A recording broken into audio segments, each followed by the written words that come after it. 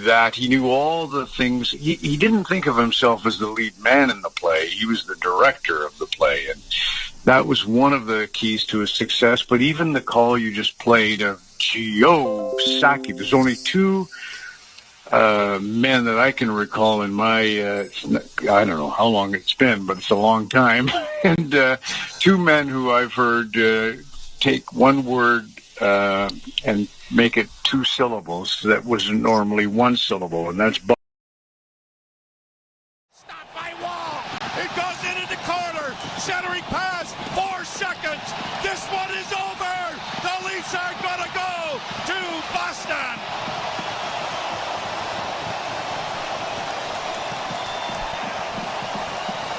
Bruins fire the puck into the net. I think it's after regulation.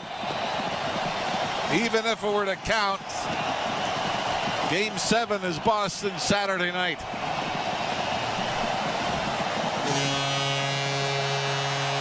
The Leafs end up out shooting the Bruins 20. Go Leafs, go! Go Leafs, go! Go Leafs, go! Thank you all for being here. Game 7 right now. Toronto Maple Leafs travel to take on the Boston Bruins. This is what it's all about. NHL Stanley Cup Playoffs, Game 7. It does not get any better than that, ladies and gentlemen. Thank you so much for being here and hanging out with us. Don't forget to hit that like button. Hit that subscribe button as well if you're new. Come back every single game. We're here. If the Leafs are playing and I'm alive, we're going to be live here on Toronto Sports Insider. Same thing, Blue Jays. We're also doing some Raptors, TFC. You know how we do here on Toronto Sports Insider. Enough about that. It's Game 7. It all rides tonight. Are you ready? Fire up that chat. Let us know how ready you are. Let us know where you're watching from as well. And go Leafs, go. Spam that chat tonight. We're going to have a lot of Bruins fans in the chat. And it can definitely get heated because Game 7's, the emotions run high. So let's keep it classy tonight, everybody. We'll see you guys in the chat. Go Leafs, go. Go Leafs, go. Go Leafs, go. Like I said, but I think we've done a good job of staying in the moment and, kind of just forgetting about the past and being in the here and now. And the final word goes to Captain John Tavares, who is looking for more of the same. I think something we can rely on here. We've been in this type of mode here for the last couple games, and that doesn't change for us tonight. So more of the same and continuing to be better and elevate, doing whatever it takes. Well, here we go. Welcome to Leafs Game Night. Jim Taddy and Mike DiStefano reporting. Let's go to the TD Boston Garden. Joe Bowen and Jimmy Rouse standing by, getting their accounts and descriptions in order. And for the benefit of those just joining us on the network, we've talked about this for the last half hour. Austin Matthews said to be ready to go. And, this is just what reports have been saying. And Joseph Woll maybe not. Bonesy, what can you add to any of that? Actually, I would probably say I have a Boston subway pass. And the buses come on a fairly regular basis. The second bus arrived 2 hours before the game, which is pretty standard for many of the players who like to come over at that time. So I have absolutely nothing. And I don't know how it would have been leaked, but we are going to wait until they come out. And we watched the practice this morning, and Jimmy, there was no indication that Wall had been hurt or anything of that nature, so unless he got hit by the bus, I'm not sure what would be part of it. Well, Ralphie, I mean, if it is going to be Samsonov over Joseph Woll, how much will that impact how things turn out tonight as opposed to maybe games 5 and 6? How different will the game be? Well, I mean, we found out that this, went all over X and everything. We found out the same way you did, so we haven't really sat and computed what the difference is going to be if a rumor coming out of Toronto is true or where it's from. And like Joe said, we're going to know in a few minutes like everybody else. Certainly it gives you a different feel if it's not Joseph Woll because, you only give up 2 goals in 2 games and have been absolutely spectacular. But again, we're talking about something we're not even sure is a fact right now. Okay, and then the other story is Austin Matthews, and we'll let sort of that story develop over the course of the warm-up. There's no way to know that right now. So the obvious question, Bonesy, is we've all been here before for Game 7. Is this any different in your mind? Yeah, I think we're going to see a team that is built more for the playoffs, a team that leads the National Hockey League in physicality during the postseason. A team that is not certainly shying away from physical activity, with a Boston team that has certainly built an aura around themselves for such activity. And I think that we're going to see a game where these guys, buckle down and get an opportunity. And if Austin Matthews is back, and it appears that that is the case, then all of a sudden the Bruins have a major league issue trying to match up where he's going to play. And that will be interesting to see where he's going to be, which line mates he is going to have when they do run line drills during the warm-up. So lots of things to hear. I'll tell you what, if the whole Wall thing is nothing but a charade and some bad news, I mean, the mind games that are going on here between dressing rooms, which are only like about, 70 feet apart? I mean, they're driving everybody nuts. And the Leafs, if they are doing this, God bless them. Okay. What a great mind game. I'm going to say this then. If they're driving everybody nuts, what bus are they driving? I hadn't thought about that. They came over on the subway with us, but they were in disguise.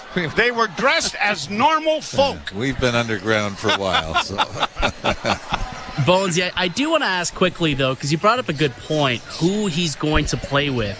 I mean, if you were Sheldon Keefe, would you mess up the lines that have looked pretty good in games 5 and 6 and insert him back up onto the top line? Or would you maybe allow him to anchor, not the third line, but a third additional line tonight with different players? No, you know what? You don't want to push a 69-goal scorer into anywhere near the top of your lineup. That doesn't make any sense whatsoever. I think he should be on the fourth line, and maybe they could penalty kill a little bit here. Of course he's going to play on the top line.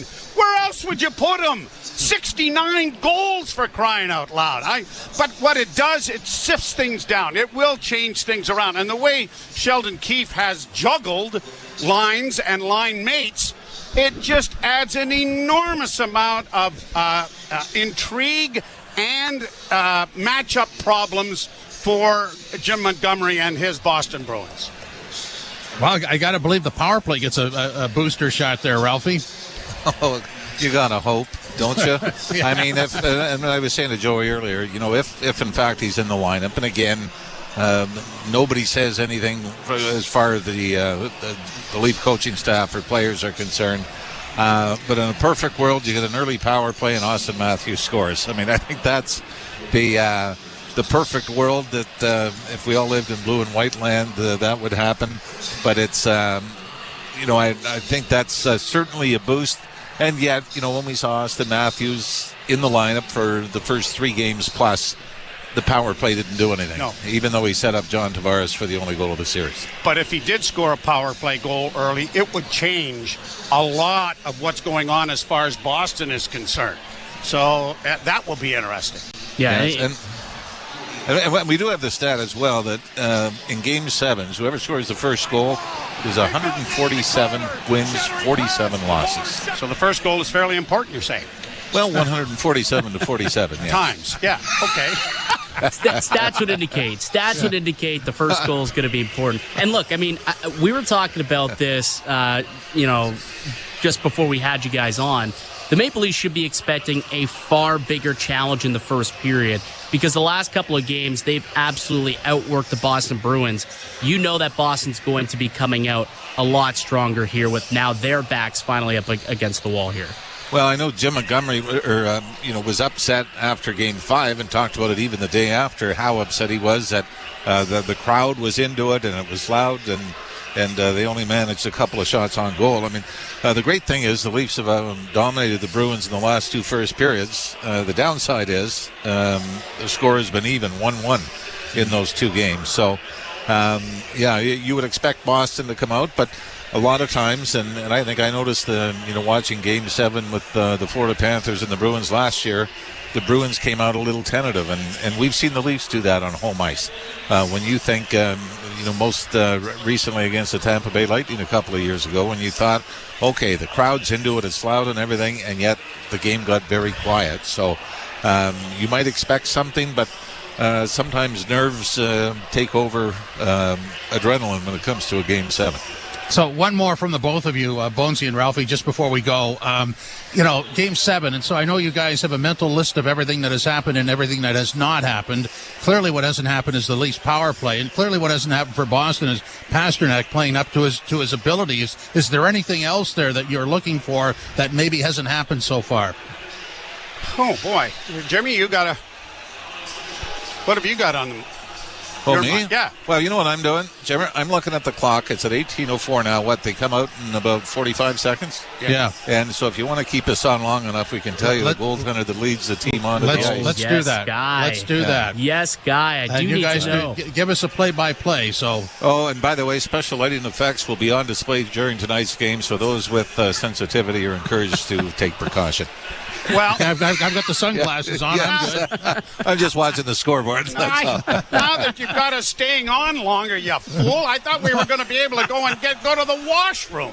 But no. Tell you what, we'll fill the next 20 seconds till they come on with this one. I want you to answer this one, Bonesy. The Maple Leafs will win tonight's game if blank. They score one more goal than the Boston Bruins. That was pretty simple. Gee, you got any other difficult questions there, dude? No, that works. That works. I think that'll be a winning formula. You score one more than the other. Typically, statistically, I think you win more than not when you do that. So yes, you do. I don't follow it all that closely, but I think even in overtime that is the case. So you're right, 100%. I think they win if they play disciplined. They play physical, they stay out of the penalty box, and they play 5-on-5 against this team. I think they win the hockey game. Yeah, and that's been a huge factor the last two games as well. They've only taken 2 minors. Now, if you're a Boston Bruins fan, you're going to be saying that should have been a lot more than 2 that the Leafs had taken, including the Pontus Holmberg hit on Mason Lohrei. Yeah. We're getting a look right now. We got the Raw TV feed, and the Leafs getting ready to come out. And all we can tell you is Nick Robertson's there. No, I can tell you that Samsonov is leading them out of the dressing room. Okay. There we go. That's breaking. Sounds like Ilya Samsonov. Yep. Sounds like he'll be the starter then. Can you see Matthews? No, but I see Ryan Reeves. Okay. Revo back in the lineup. We're actually now going from the monitor, and it is Ilya Samsonov. Okay. Interesting. That is breaking. Keep an eye out there for Austin Matthews. Well, and really quickly, actually, guys, now that we know that it's going to be Ilya Samsonov, do you think that will there be a little bit of nervous energy with the Maple Leafs? Like, do you think that maybe puts them on tilt, considering how different these two goaltenders have performed to this point? Yeah, Matt. Sorry. No, yeah, go ahead. Oh, the other thing, I mean, he started the first 3 games and he won a game here in Boston. Mm-hmm. They have as much confidence in him as anybody else. So Matthews is on the ice for warm-up as well, guys. Okay, that's great. Thanks very much. All right, guys. Appreciate it. Okay, we look forward to your call, as always. Joe Bowen and Jimmy Ralph giving us the answer to those questions that we've been talking about now for 41 minutes. Austin Matthews is warming up, so that's not confirmed that he plays, but it's a pretty darn good indication, and Samsonov led them out, which means that Wall will not start tonight. And do we know if he's even dressed? No, he's not. Leafs PR just tweeting out now, breaking news. Maple Leafs goaltender Joseph Wall will not dress tonight for Game 6 due to an injury for Game 7 due to an injury sustained in Game 6. It will be Martin Jones serving as the backup to Ilya Samsonov. Well, they hit that one well. That was good. And they actually camouflaged the Austin Matthews stuff pretty well, too. So we'll take a break, come back, and we've got plenty of stuff to talk about. This is Leafs Game Night on TSN 1050, the iHeartRadio app, and the Leafs Radio Network. An American tradition for 150 years. They're up in the Kentucky Derby. And you can hear the Run for the Roses live on Sirius XM. And it is going to be Leach to win the Kentucky Derby. Join us tomorrow at 10 a.m. Eastern for Down the Stretch with Dave Johnson. Then at 2, Steve Bick is live at Churchill Downs for the pre-race show. And at 5 Eastern, hear the 150th Kentucky Derby on NBC Sports Audio Channel 85 in the car and on the all-new Sirius XM app. The Power Play with Steve Koulias. You either put up or shut up. Marchand does, Doughty does, Stone does, and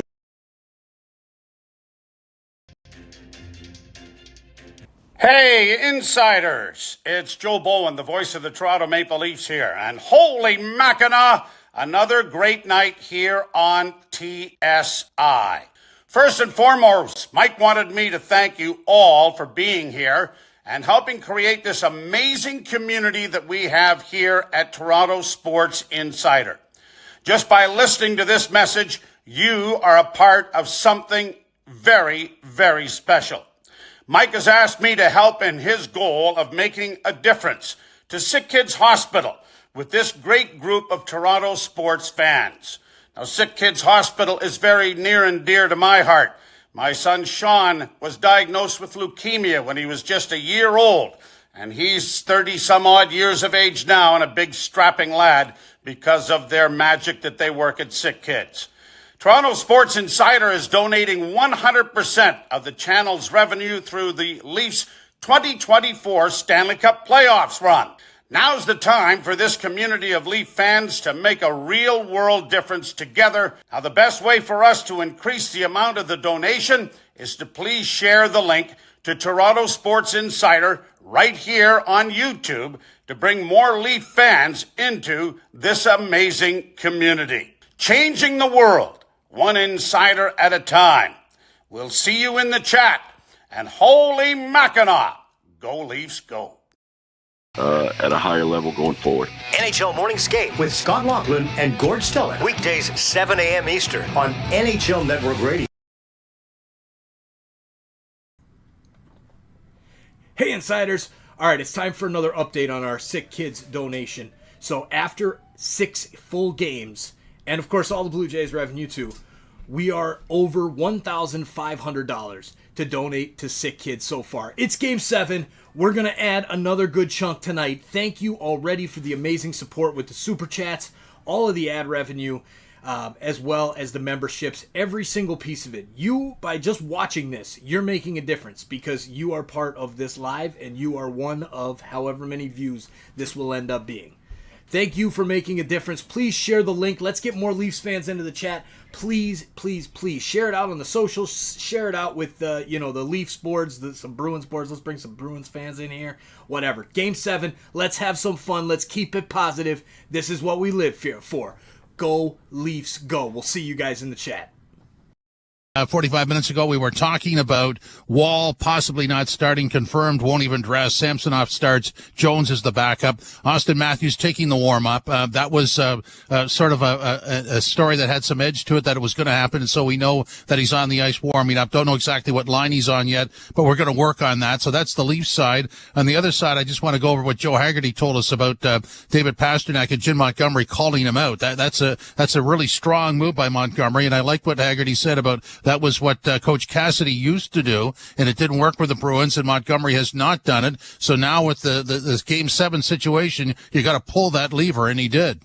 Yeah, he did, and we'll see if it presses the right button. But he's been held very much in check throughout the duration of this series. I'm looking at it now on Natural Stat, just 45% expected goals. So he has not been winning a whole lot of his minutes and shifts. The Leafs have done a really good job at making sure that he is kept at bay as much as possible. I mean, he's somebody who obviously is one of the best goal scorers in the game and one of the most dynamic players in the game. He's a good playmaker as well.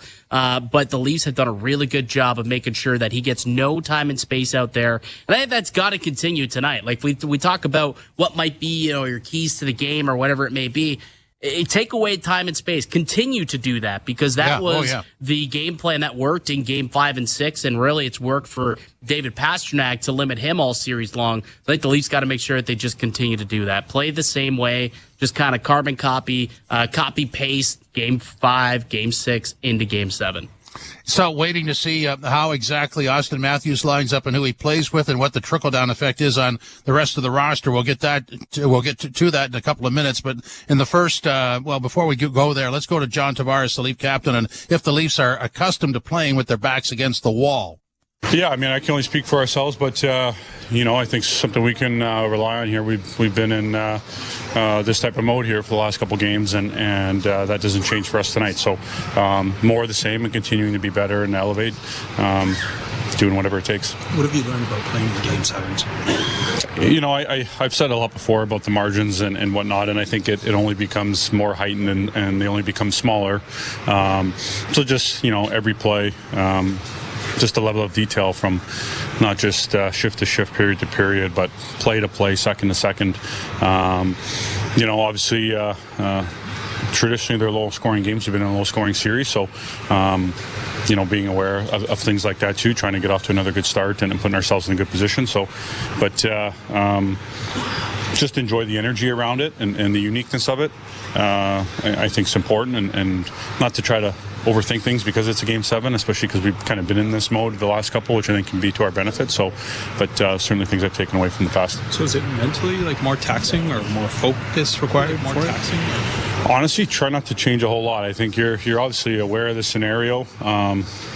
Those things kind of will happen naturally, subconsciously, but I think just trying to stay with the same habits, level of preparation and detail, and just staying on top of yourself individually and as a group of just how we have to play.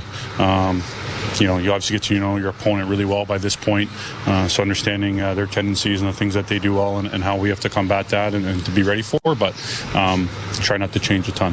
What, for you, do you think is the key for the power play breaking through?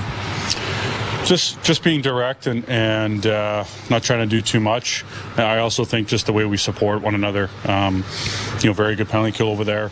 Not every play is going to be perfect or clean, and just the way you recover pucks, especially when you have the extra man, can go a long way to creating some open lanes, some open looks, and just have to converge on the net. Okay, that is John Tavares, and as he's wrapping up there, we're getting the Leaf lines and warm-up, and you weren't far off, Mikey. Matthews between Yarncroke and Holmberg, Tavares centering Nylander and Nyes, Domi centering Marner and Bertuzzi. So, in effect, although I don't think anybody would call it the third line, that's where Matthews starts the game. Camp is between Gregor and Dewar. So, I mean, you had it, actually. You nailed it.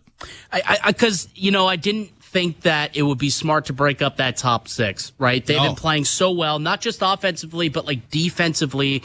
They have been solid. And when you're on the road, you want those matchups, or you don't have the ability to play the matchup game. You have three solid lines. You make it difficult for Boston to match up with. And now all of a sudden, if you're Boston, you got to make the decision. Okay, do we send out our top guys to defend this Domi, Marner, Bertuzzi line? Or what about the Nylander line with him finally firing? Oh, wait. Now we've got to worry about 69 goal scorer Austin Matthews driving a completely separate line of his own. And look, I think that you look at Yarncroke, and Yarncroke's a 20 goal scorer. And Holmberg, when he's had the opportunity to play up in the lineup this season, he's shown that he has the ability. He's got a little bit of, I know he's Swedish, but he's got some finish to him. You know what I'm saying? Yes, and I think that this will work out. I really do. I kind of like the decision there. And it also looks as though the fourth line, Noah Gregor going to be sticking around. So no Ryan Reeves in Game 7 either.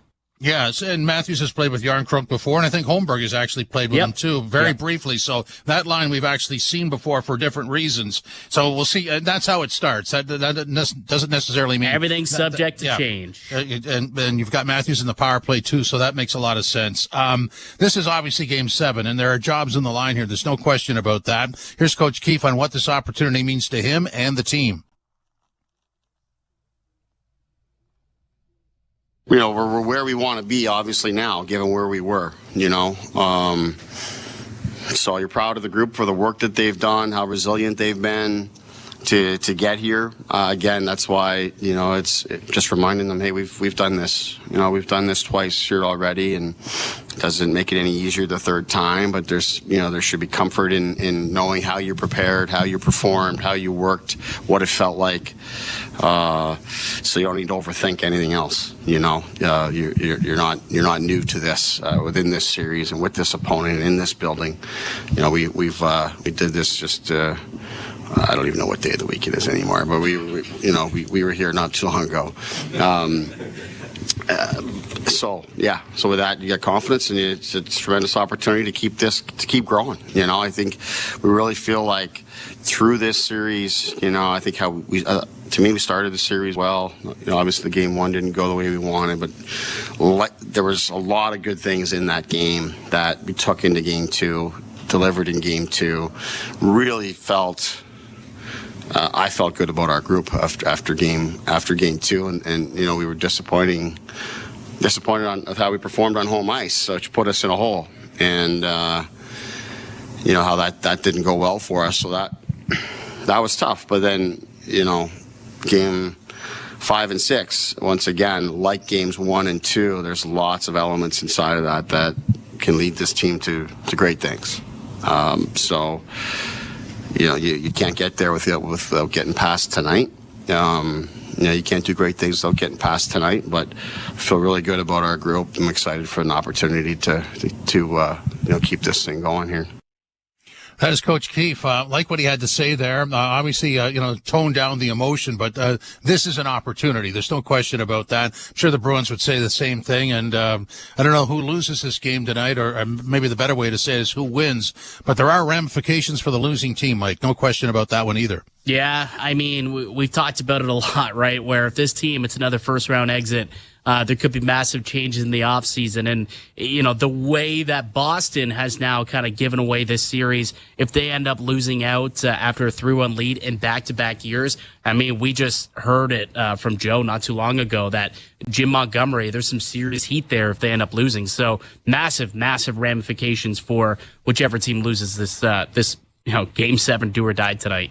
Yeah, we tend to look at the Leafs story for obvious reasons, but the Boston story is, I mean, as we said, they fired their coach because he was a little terse with his players. He went on to win a Stanley Cup in his next season, and then the new guy comes in and is softer with his players, and if they were to lose tonight, that's, as we've detailed, 2 3-1 series leads blown in back-to-back years. I mean, obviously something's not right there. I wonder how much they're missing Patrice Bergeron right about now. Oh, sure they are. Like, he was a real pro, and not only on the ice, but obviously in the locker room. And now not having Patrice Bergeron again down 3-1 to maybe collectively get the guys back in the right headspace. I bet you they would really, really love for him to be back out there. But he's not. He's not, right? So it's on to guys like Marchand and Pasternak and Charlie McAvoy to try and reverse the trend that they've seen over the last couple of games here. But obviously, the Maple Leafs, they've had their demons as well, and they're going to try and reverse some trends themselves. Yeah, I'm just thinking from stuff that we've said as we get ready to wrap it up for the top of the hour. I mean, we've gone over a lot of ground, and one of the things we said is, sure, Boston's going to get 1 or 2 shots on goal again. Not likely. No. That's got to be a no guy. Auston Matthews is in. The power play's got to be better. I mean, I don't see a 2-1 game here.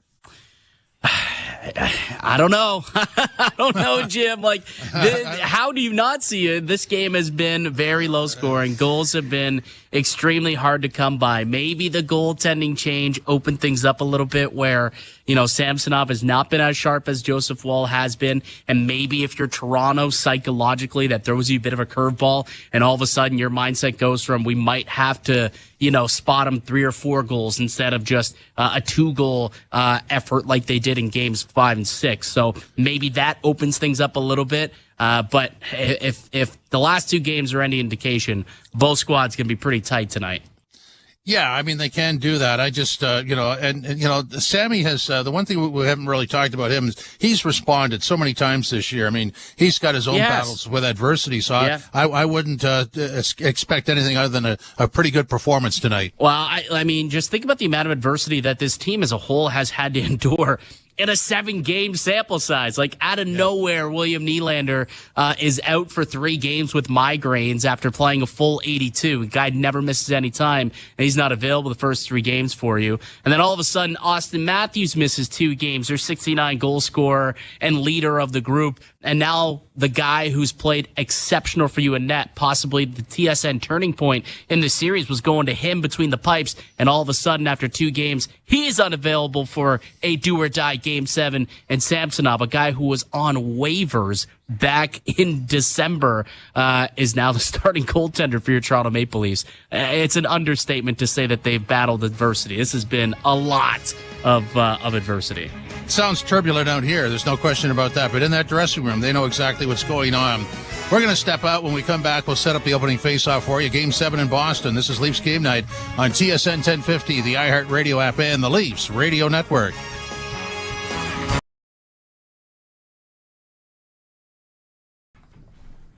Hey, Insiders, remember Game 6 when we were just pushing to pass 17,000? Well, we're already at 17,200 plus. We're on our way to 18.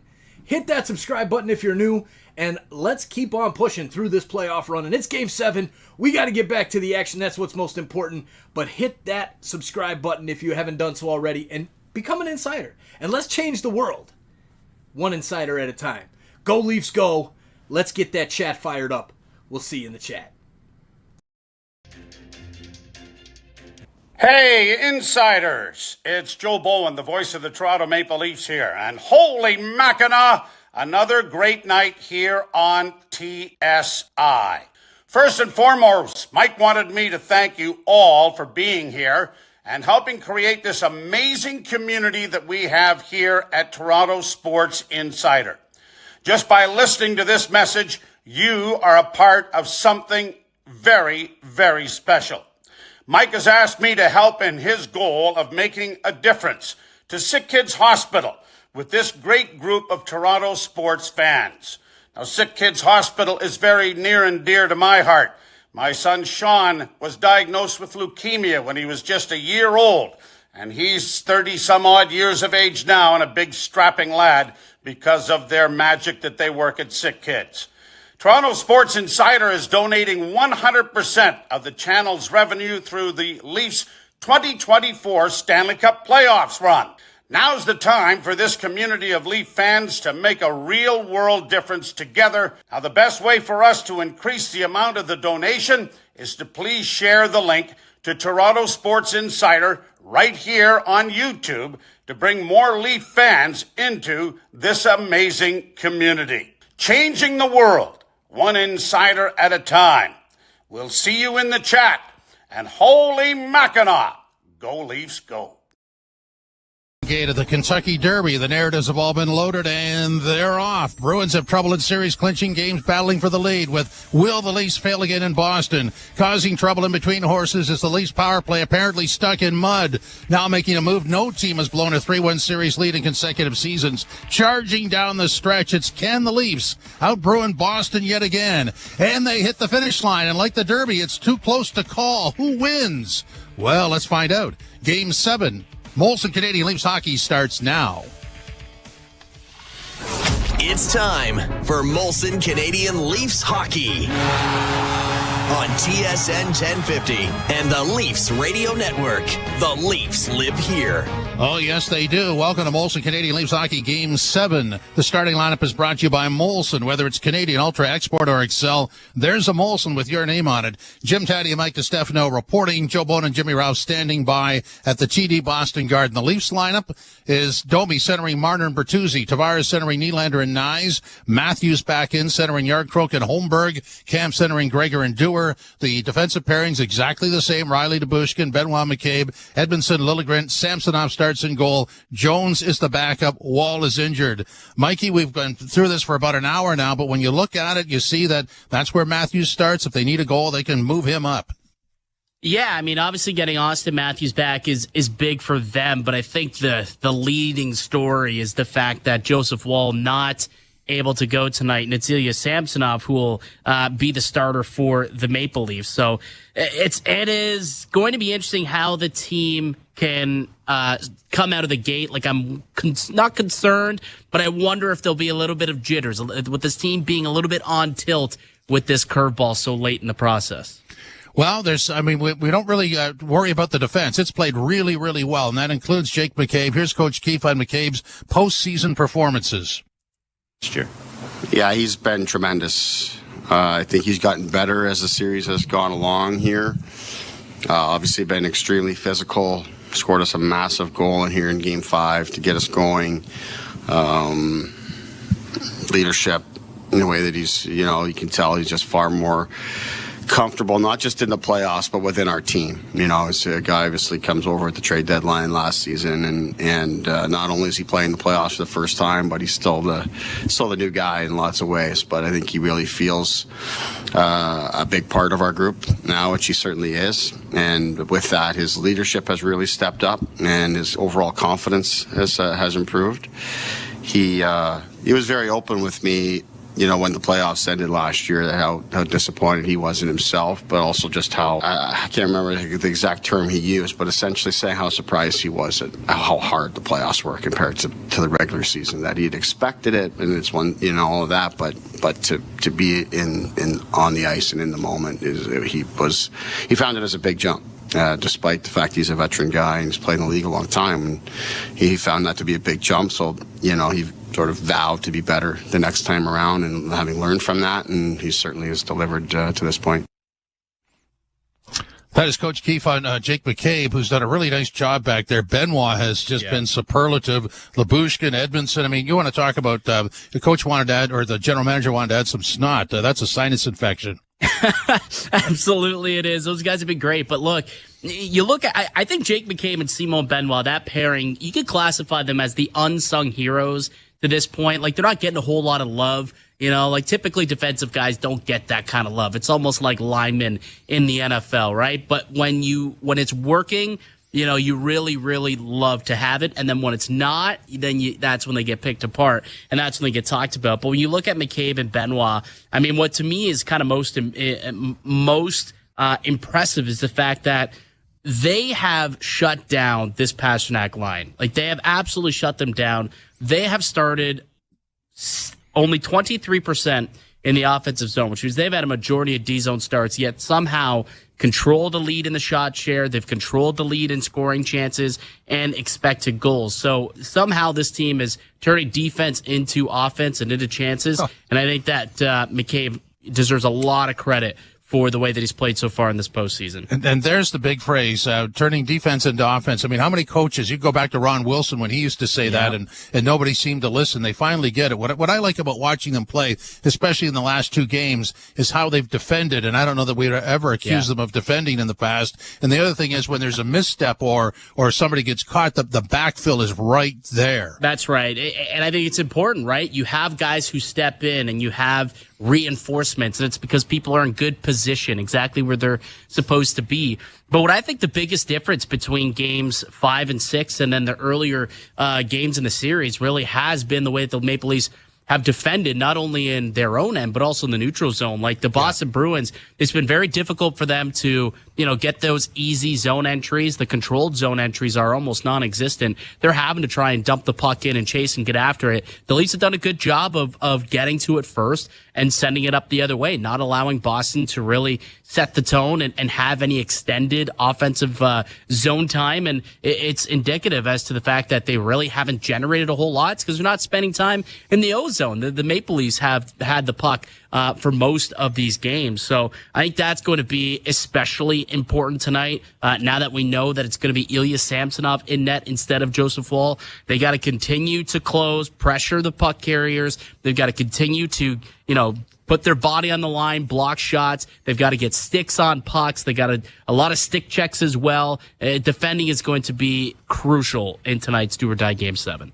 Yeah, they have to play like there is no tomorrow, because there isn't one. So, and it's just a level of relentlessness that we haven't seen before. But boy, it's been just fun to watch, hasn't it? Well, it's playoff hockey, right? Yeah. That's when you think about playoff hockey, that's what you think about. Guys who are willing to go into battle and win some puck battles along the boards. And, I'm looking at a stat right now that came out. And through the last 2 games, the Maple Leafs have won 63 puck battles. The Boston Bruins just 48. So when you're winning those puck battles along the wall, and you're gaining those extra possessions and shutting them down when you're defending, I mean, that's a recipe for success, right? So that's one thing that I think the Maple Leafs have done really, really well the last couple of games that they got to continue into game 7. So here we are, game 7. Mitch Marner, and how it feels to play in a game 7. Yeah, it's always fun. Obviously, we've been on the wrong side of it, but, not thinking of that. We talk about just being in the here and now, and that's what it is. So we're excited about it. We're excited for the opportunity and excited for the challenge. You guys have played 2 elimination games in this series. This will be the first one. I'm curious, how does it change when your back's against the wall like you guys have had it for the last 2 games? Well, everything's obviously desperation. You know what's on the line. You don't want to go home early. So we've done a good job of that, like I said, but I think we've done a good job of staying in the moment and, kind of just forgetting about the past and being in the here and now. What was it like to have Austin and Bobby out there today? It was great. Obviously, those 2 guys have done some great things for us all year long. So it's always nice to get those guys out there with us. Obviously, bring a great vibe to our team as well. So it's great having them out there. Outside of the urgency and desperation you guys have been playing with, what do you think you're doing better in general to have turned this series around? Not giving up a whole lot to them offensively, not giving them a whole lot of rush chances, making them come through 5 a lot of times. So we got to keep doing and continuing to do. Do you feel like the power play is due? Like, what are you feeling with the power play right now? Yeah, obviously it's a little out of sorts. I think we've done a good job of entering their zone with it. And then just from there, it's about us making plays. Not always the prettiest of plays, but just second opportunities. More pucks around the net, laying there. I think we did a better job of that last game. It's just about sticking with it, knowing that it will drop eventually, and just keep continuing to our tools. How tough has it been for Austin to miss these games? Sure, very tough. I think also on the other side, they're getting asked 1,000 times a day how you doing, probably by a bunch of people. It's annoying too. So obviously he wants to be out there. He's a hell of a competitor. You see it in every level that he's been at. So he wants to be out there for sure, but we'll see. Edmonton's undefeated in Game 7s. I'm just curious, has he said anything heading into this one? No, Eddie just brings a calm, cool, collected self. He's been great in the locker room. He's been great on the ice. And, like I said, he just brings that calm, collected self of his. What do you make of the way Jake McCabe's played this series? Yeah, great. Closing quickly on people. Great sticks. When need be, he puts his body in the lane and obviously blocks a lot of shots for us. And he's done a great job on the kill, too, the last 5 or 6 games. So he's been a real force for us out there, and it's been great to see. Mitch Marner talking about playing in Game 7 and some of his teammates. Earlier in the series, this guy was maligned. He's developed a defensive layer that most people didn't expect him to do, but he's done that. And the flip side of that is Pasternak has just faded right out, really at Marner's expense. Yeah. And so, the question is, what does Pasternak do tonight, and does Marner continue on? Well, he's gonna try his darndest best. I can tell you that. I know that listening to Pasternak speak after postgame the other day, he said he needs to shoot more, and that's something that is definitely going to be on the top of his mind. When he gets the puck, he's going to try and rip it through. So the Maple Leafs got to make sure that they do exactly what they've been doing, and they close on him quick, get those bodies and sticks in those shooting lanes, and don't allow those shots to get on net. That's been a big difference between the Maple Leafs in the first couple games and in these last 2, right? The way that they've been able to get in front of a lot of those shots, 31% of their shots have been blocked, of their shot attempts have been blocked. So that's been a massive difference here. So they're going to have to do the exact same thing when they're taking on David Pasternak. Just looking at the goal scores, and this my unofficial count is 16-11 for Boston, and I may have miscalculated, but bottom line is nobody's really filling the net here. This is John Tavares and the difficulty of scoring in the playoffs. As series goes on, as I just mentioned, the margins just keep getting smaller, right? And things get tighter and tighter, and you're playing the top teams in the league that defend extremely well. Obviously, goaltending's been extremely strong in our series, so just all those things kind of factor in. So it's just, it's funny, the ebbs and flows and the way things go throughout series to series or just year to year, different sort of things. So, but it's being comfortable in whatever the situation brings. And if it's a tight, low-scoring game, just staying with your game and not trying to do too much or push the envelope or force the issue, just sticking with the way you need to play to earn the opportunity to get what you need to earn the result. So there's the Leaf captain, and it has been tight. 16-11 is, in fact, correct. 16 goals for Boston, 6 in the power play, 11 for Toronto, 1 on the power play. Tight series, more of a Boston-type series than a Leafs series, and just because it's Game 7, you would expect that to continue on. But I don't know if it does, Mike. I've said this before. I don't know if it does. Well, we'll see. We'll see, Jim. I do think that a more high-scoring series, I guess you would think, favors Toronto because this is a team that was second in the league in goal scoring this season. But I do also think that Jeremy Swayman is the better goaltender, the two between Swayman and Samsonov. So if it becomes a bit of a track meet, I have more faith in one goaltender making that extra stop than the other. You never know, though. It's why we play the games. But, if history shows us anything, what we've seen over the last couple of games, I think it'll be very similar to how it's been played. And if there was a game where the Leaf power play could atone for just being vacant for 6 games, this is the time. That could be a huge sway in this thing. Yeah. The time is nigh for the power play to get going here. I mean, to be operating at 5% seems unbelievable. Like, it honestly does. It is astonishing that it's 5%. Like, there's so many talented players that are on this power play unit, and they've had some looks, but just haven't been able to get going. I will say this, the last couple of games, they've at least, had a few more opportunities. I like the way that they're passing the puck around. It seems like it's up the tempo at the very least on the power play, but they still got to find a way to convert. I think, Jim, if they can get a power play goal tonight, that'll go a long, long way to getting the victory. Yeah, and just sitting here as we're getting set to throw to break and start the proceedings, I was just thinking, the Leafs season has been filled with injuries and voids in the lineup, and somebody figuring out what to do about that. So early in the series, Nylander goes out, misses 3 games. Then Matthews goes out almost as soon as Nylander returns. Matthews misses 2 games in a period. Now Wall's out after he took over the series, and it's just this is the Leafs season, isn't it? It's madness, Jim. Yeah. It's madness. Only the Maple Leafs give you pure chaos right from start to finish in a series like this. But hey, that's why we love playoff hockey. You never know what's going to come. And if the Leafs finish it off, come back from 3-1, despite all the injuries that they've had to overcome, boy, they'll have earned this second round entrance when they have. This is much more legitimate if they're to win this than last year's first round, for sure. There's no question about that. So, just seeing how the players are taking to the ice, we'll break in about a minute or so. So I expect a cautious start, but maybe things just go, and maybe pucks just get in the net. And I know what you're saying about Swayman. Obviously you can't beat him low, so that would seem to be a Maple Leaf power play, and hopefully Sammy responds. Certainly there's a lot of pressure on him and the Leafs to protect him as well. Gotta hope, right? Because you give up an early goal here, you allow Boston and that crowd to get on you, and it could go south pretty quick. So you gotta hope that Toronto, that they defend well, and when they do get through the defense, the Boston Bruins attack, that Samsonov can be there to stop more goals than Jeremy Swayman on the other side. Ultimately, that's what it's going to come down to. Which goaltender allows one less goal than the other? Well, as I've said before, my Raptors Game 7 record is much better than my Leafs.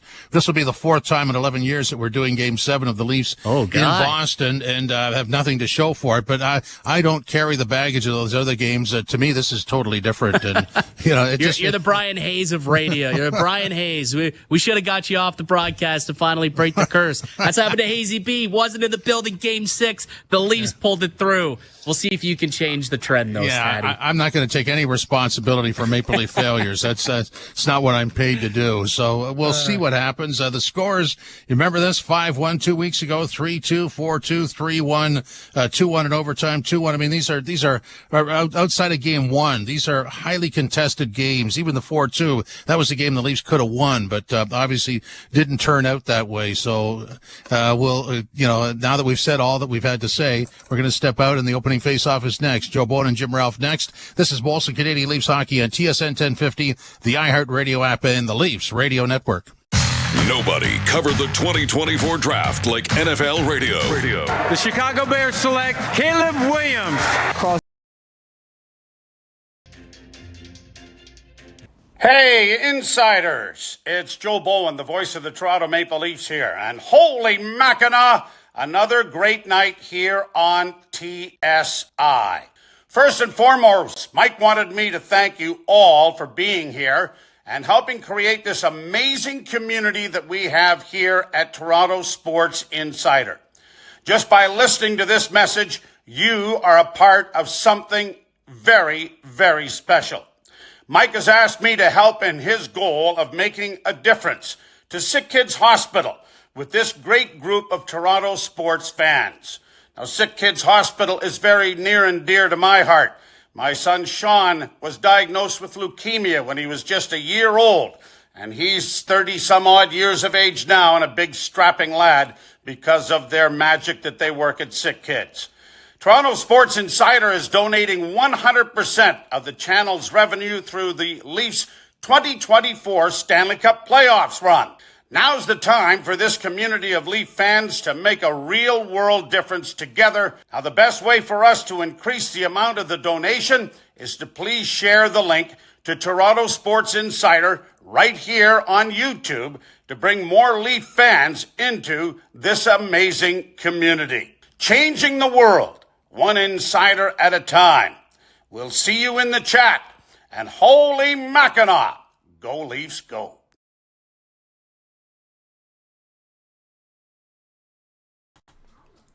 Go Leafs, go! Go Leafs, go! Go Leafs, go! Come on, guys. I can't hear it, but I can see it in the chat. Spam that chat with Go Leafs, go. GLG. Hit those emojis if you got them as a member. 99 cents a month. Come on, it's nothing. Cheaper than a cup of coffee. Less than a loony. Go Leafs, go! Let's fire up that chat. See you guys in a minute. A lot of assets. We're looking for those opportunities to maybe use some of those assets to set us up at a higher level going forward. NHL Morning Skate with Scott Laughlin and Gord Stellick. Weekdays 7 a.m. Eastern on NHL Network Radio, Sirius XM 91, and the Sirius XM app. On and off the ice. Steven Stamkos. You wonder, is that it for him with the Tampa Bay Lightning? He's the guy that's probably, with Marty St. Louis and Vinny LeCavalier, recognized as the all-time greatest Tampa Bay Lightning players. This is all about deciding whether or not the price is going to be right to keep your captain around and potentially keep him a Tampa Bay Lightning member for his entire career. Sirius XM, NHL Network Radio, Sirius XM 91. and on your schedule with the Sirius XM app.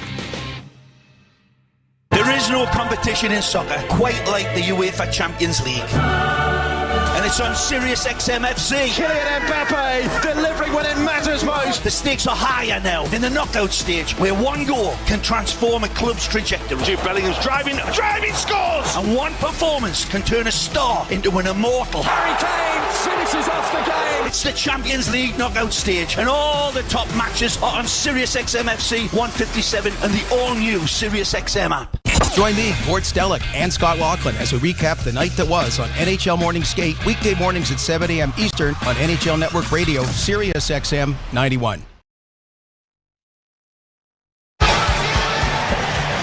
Finish the job. Get the job done. Shoulder pressing close to shoulder. Let the odds make each heart bolder, Mr. Ralph. The Leafs and the Boston Bruins. A Game 7. Is it deja vu all over again, or is there a new chapter to be written? Well, the next 60 minutes, or maybe longer, will dictate that. We're ready to go, and the puck is dropped.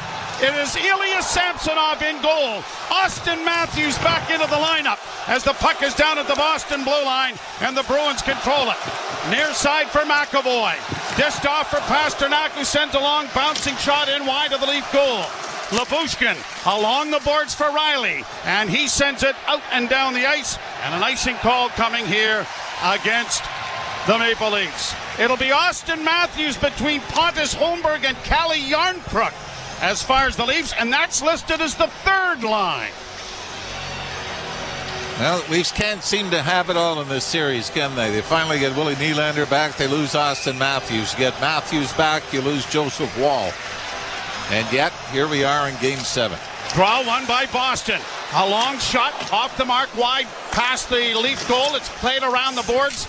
Pinching down here is McAvoy. Got it into the corner. Riley is able to punch it back, but it'll come to the line, but not out. Pasternak sends a shot wide of the goal into the far corner. Labushkin does a nice job along the boards, and the Maple Leafs get it to the line.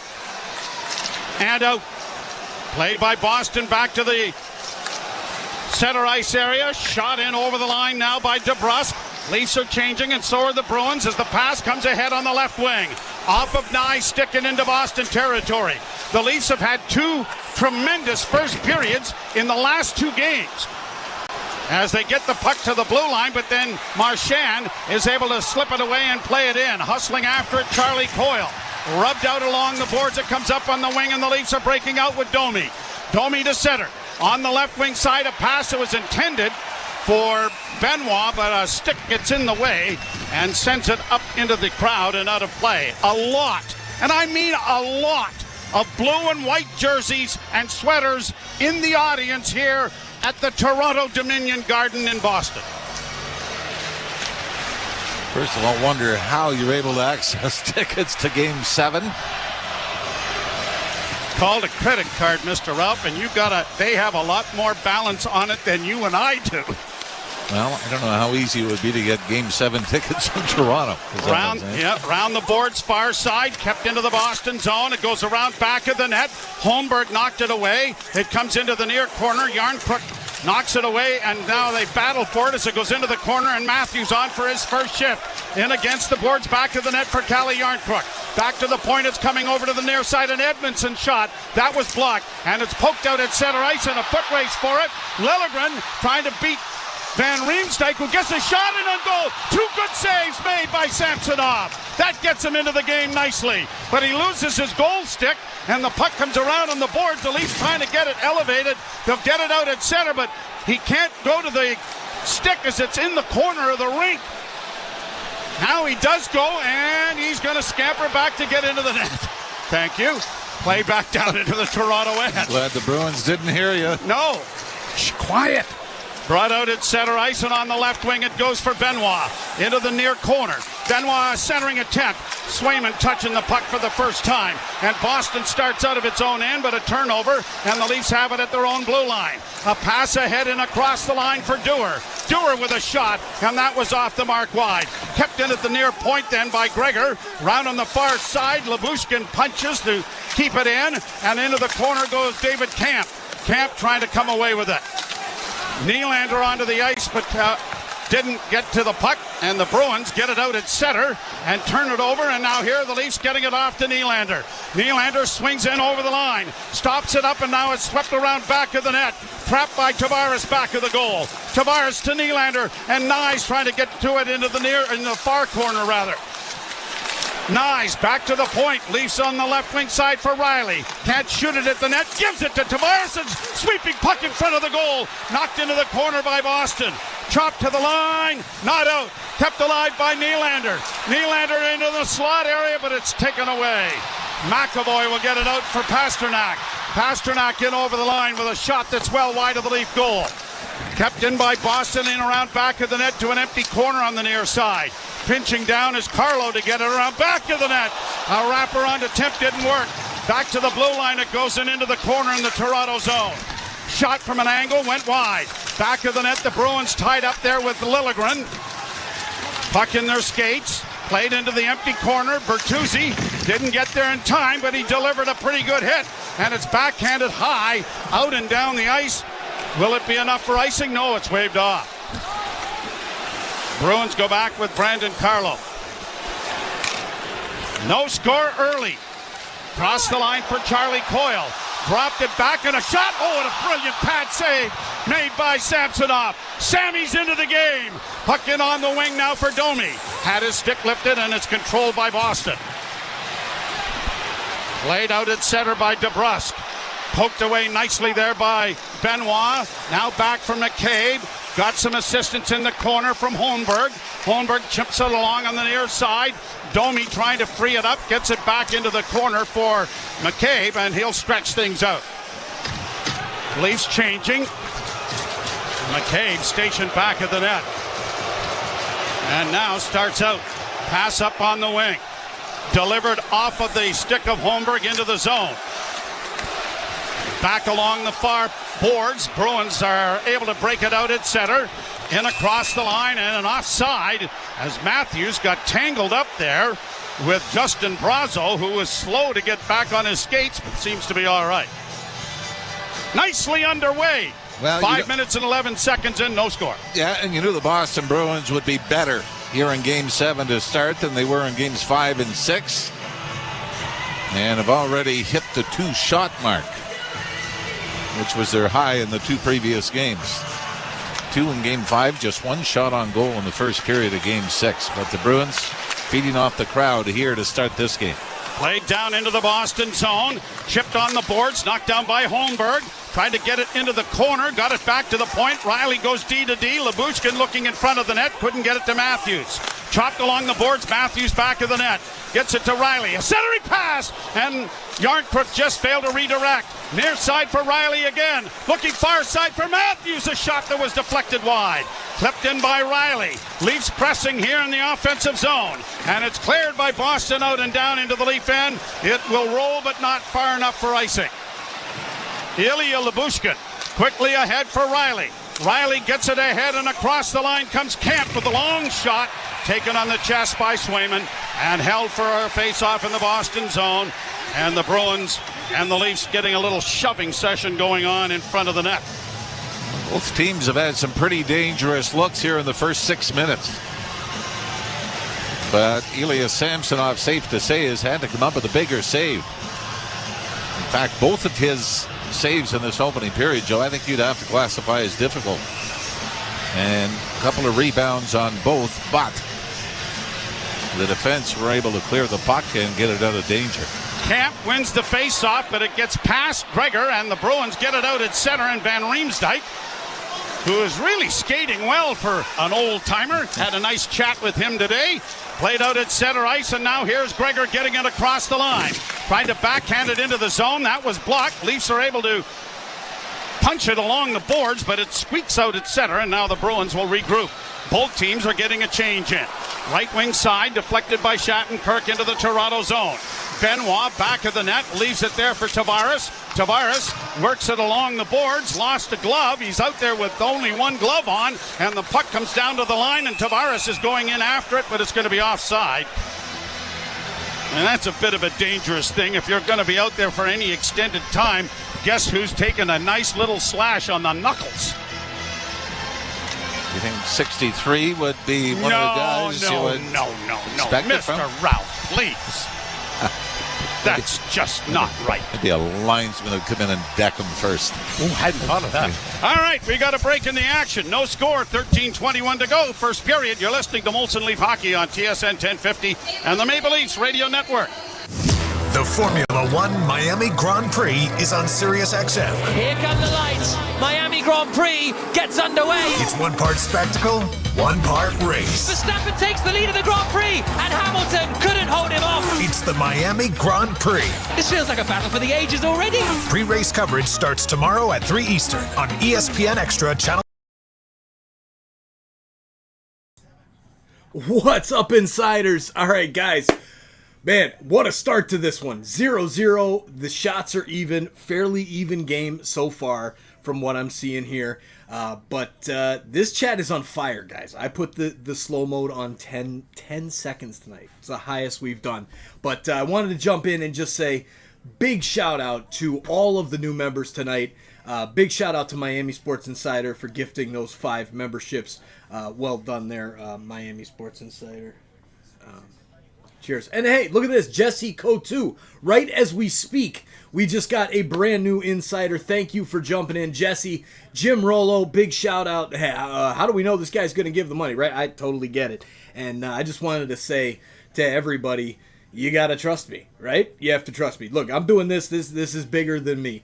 I found a way to try and get the best thing I could out there to the sports fans. This is what I've got, and it's been a gift to me and my family so far, so I wanted to give that back. And Sick Kids has done a lot for me and my family, and I know has done a lot for almost every single person that's here listening on this stream. So thank you for being here, and I can't wait till the fall. I'm going to bring my kids up there, and hopefully Joe Bowen will join us. Haven't proposed that to him yet. But hopefully Joe will join us. So let us know in the chat, should Joe Bowen join us at Sick Kids to donate. And let me tell you, if this goes to round 2, what we're seeing tonight, over 20,000 views already, ladies and gentlemen. We got to get back to the action. But wow, it's going to be something special. Go Leafs, go. Game 7. This is what it's about. Back to the chat. See you in a bit. McPherson are the linesmen, and they're not sure what it is. An escape problem? Maybe? Or a door problem? Or maybe it's a skate problem for one of the linesmen.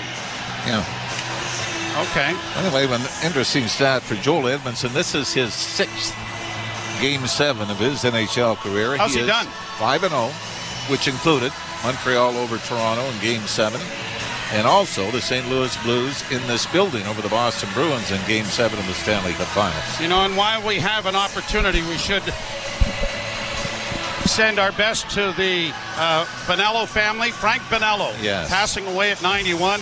Long-time executive with the Toronto Marlboros back in the OHL days, and former head of scouting in the National Hockey League. Just a wonderful individual. Puck cleared off the glass by the Leafs, and it gets down into Boston territory, but McAvoy, who I thought touched it, did not. And so an icing call coming here against Toronto. 13:07 to play first period. Yeah, we mentioned Joel Edmondson. Not quite what Justin Williams has done in Game 7. He's 8-1 lifetime. Yeah, and he scored a lot of goals in them, too. Tied with Glenn Anderson for most Game 7 goals. McAvoy placed it to the side of the goal. Bruins trying to come out in front of the net. They do. Backhand was stopped. Another chance now into the corner. Comes back to the blue line. On the right side, McAvoy mishandled the puck. In along the boards, Tavares trying to get it away from him. Centering pass into the slot area, low high, with a shot that was blocked there. It comes again, a centering pass, knocked away. Leafs are going to get to it, but not clear it. It's down into the corner. Benoit chipping it around on the boards to the near side. Nyes couldn't get there. Kept in at the blue line with a shot that was deflected wide. Pounded around the boards again. And Tavares is bowled over from behind by Pasternak. And it comes back to the point. Good pressure here. Pass in front is intercepted by Toronto. And it'll be cleared by Nyes into the center ice area. Much needed change coming for Toronto. Missing a hit on Marchand. There was Benoit. Now Nyes, who needs to get off, has flipped it out into the center ice area. Leafs unable to get to a loose puck. Marchand quickly ahead on the right wing for Coyle. Coyle in on the right side, plays it around back of the Toronto goal. Labushkin, who has been absolutely sensational at 5-on-5 for the Maple Leafs here in this series. Pass in on the left wing goes to DeBrusk. From a sharp angle, he tried to roll it in front, and that is swallowed up by Ilya Samsonov, who will hold on for a face-off in the Toronto zone to his right. Leafs have really got to be careful with the cross-ice passes. A couple of times now, including this last attempt, to go cross-ice, picked off, and the Bruins turn it back the other way. I thought where the Leafs, Joe, were very good in Game 5 and 6. Try to keep the passes short. Get it to somebody moving, and the Bruins are anticipating the cross-ice pass. And I believe it was Jake DeBrusk was the one that picked this off and turned it back the other way. 11:44 to go, first period, no score. Draw to the right of Ilya Samsonov, who is a surprise starter as Joseph Wall injured. A late shot is snared by Samsonov's left hand, and he's looked very confident here thus far, Mr. Ralph. Yes, and it was almost as if you just needed that first big save. But the Boston Bruins continue to look a lot more like the team we saw in Game 1, don't they, here on home ice? 4-3, they're out shooting the Leafs. There's a shot on goal, stopped by Samsonov. The puck comes free, and the Leafs are bringing it out at center ice. To the line and in is played for Yarncrook. Yarncrook goes around back of the net. Matthews will trap it, sends it back from whence it came. Near side for Holmberg. Pinching down was Edmondson, but he gets trapped. Matthews is back into the back checking, but the Bruins cut it in on the shot, and it's swallowed up by Samsonov off the wing. Boy, and Joel Edmondson, an ill-advised pinch. Some shoving in behind the Toronto goal that has got the Bruins faithful on their feet, but nothing more developing. Boy, you got to be careful. Well, I mean, the Leafs have to be very careful with the way their penalty kill has been as far as taking any extracurricular activities. Maroon was in there trying to stir things up. And still is. Face off in the circle to the right of Samsonov. And let's face it, the last couple of games, Maroon, Marchand, they've been non-factors. And I think a big part of that was the Leafs finally let them alone. Didn't make them the focal point of scrums, slashes. We'll always remember the Bertuzzi-Marchand thing that led to the Trent Frederick goal in Game 3. Stay away from the sideshow stuff. Leafs have 315 hits coming into this game. The Bruins 304. Leafs leading the National Hockey League playoffs in that department. Here's Dewar launching it high to the Boston line. Corralled there nicely by the Bruins and played off the boards out at center. And bringing it into the zone is Brazo. Played it off a body in front of the net. A bouncing puck backhand in front, hit a leg. And it comes up on the near wing. Leafs come out with it. A bank pass ahead for David Camp. Camp will play it deep into the left wing corner, and Dewar goes into the forecheck. Camp along the boards, trapped it, sent it around back of the net, tried to play it off. Pinching now is Gregor. Gregor gets it back, and a centering pass went wide. It comes all the way back to the blue line, far side. Labushkin into the corner for Camp. Camp steps around smartly back of the goal. Looks in front. Drops it off for Morgan Riley. Riley tried to play it in front, but it was intercepted. And now Witherspoon will play out at center ice, and the Bruins will send it high and deep into the Toronto end. Hustling in there after it was Brazo, but Riley took it away from him. Pounds it off the boards to center. Grabbed off then by Nyes. Couldn't get around the defense of McAvoy. McAvoy has iced the puck, and it will be brought back into the Toronto end. Or, excuse me, into the Boston end. 10 minutes and 4 seconds to go. Scoreless first period. You talk so much about during the course of a series to stay away from the highs and lows, try to remain consistent. I think that is really put to the test in Game 7, isn't it? Absolutely. And both teams have to be cautious, right? Yeah. You got Matthews back in the lineup. The Leaf power play is just as liable to score 3 or 4 on a night. A centering pass goes high off the far glass. Nyes using his body well over on the far side. Scrums the puck to the boards, and Tavares couldn't help out. And now it is the Bruins getting it out at center ice. Pasternak has it taken away, and Nylander's in over the line. Nylander with a pass into the slot area, and Tavares couldn't handle it. Tavares into the corner, back of the net for Willie. Here's Nylander back to the point. The one-timer! Set by McCabe, went just wide. Leafs keeping the puck in on a shot. Big rebound in front, and it's knocked to the far boards, and the Bruins are going to try to get it out, and they do. Brought on now by Pavel Zacha. He'll play it down into the Toronto end. Leafs nothing and the Bruins nothing. Here's Domi. A rink-wide pass. Backhanded in over the line by Marner. In goes Bertuzzi after the puck. Cleared high to center. And Marchand starts away. Got it ahead for Coyle. Coyle on the right wing side, an easy shot that went well wide of the Leaf goal. Puck on the near boards, battle for over there with Bertuzzi. Coyle wins the battle. It comes back to him in the corner. Coyle to the point now. Witherspoon with a shot, stopped by Samsonov, and he sprawls to cover up and hold for a face-off. 7 shots on goal for Boston. The Leafs have had 3. There's no score. 8:45 to go first period from the Toronto Dominion Garden in Boston. You're listening to Molson Leaf Hockey on TSN 1050 and the Maple Leafs Radio Network. Breaking story from Alpine News Network. Ron is a teacher helping bright minds, but this time he needed help. Alpine Credit sent a cosmic superhero with a debt consolidation loan. She conjured a magic book, Debt Consolidation 101. Lesson 1. Consolidate debt into one low.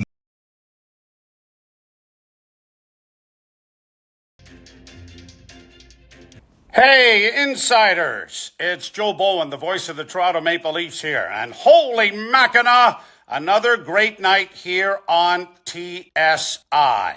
First and foremost, Mike wanted me to thank you all for being here and helping create this amazing community that we have here at Toronto Sports Insider. Just by listening to this message, you are a part of something very, very special.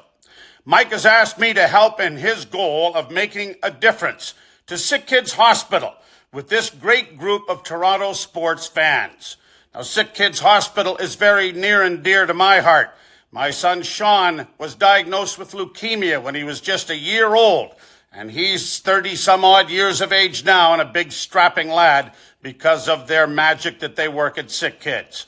Toronto Sports Insider is donating 100% of the channel's revenue through the Leafs 2024 Stanley Cup Playoffs run.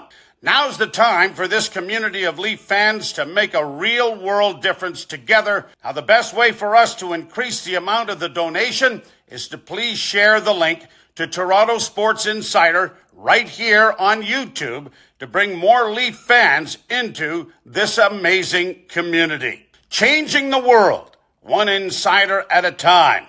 We'll see you in the chat. And holy Mackinac, go Leafs, go. But left game 3 in Florida. Joe Wall came in and then played Game 4 as well. Draw to his left, won by the Leafs. McCabe sifts to the right wing side, banking the puck out at center. It'll be played off the boards and into the zone. Dewar in pursuit.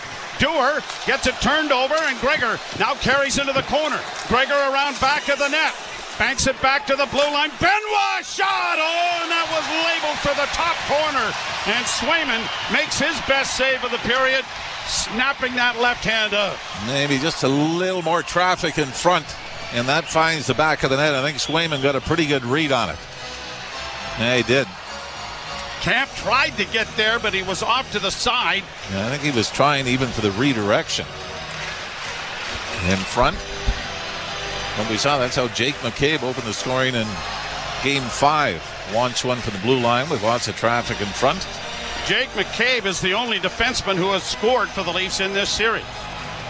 Matthews out there between Yarncrook and the draw one. Now here's, with Marner. Back to the point. A shot by Edmondson is blocked. Backhand attempt in front of the goal. Matthews down, trying to come away with it. Matthews and Bertuzzi now for the Leafs with Marner. Around back of the net, Bertuzzi couldn't get to it. Matthews rubs out his man. Matthews not looking anything like a Lady Bing winner.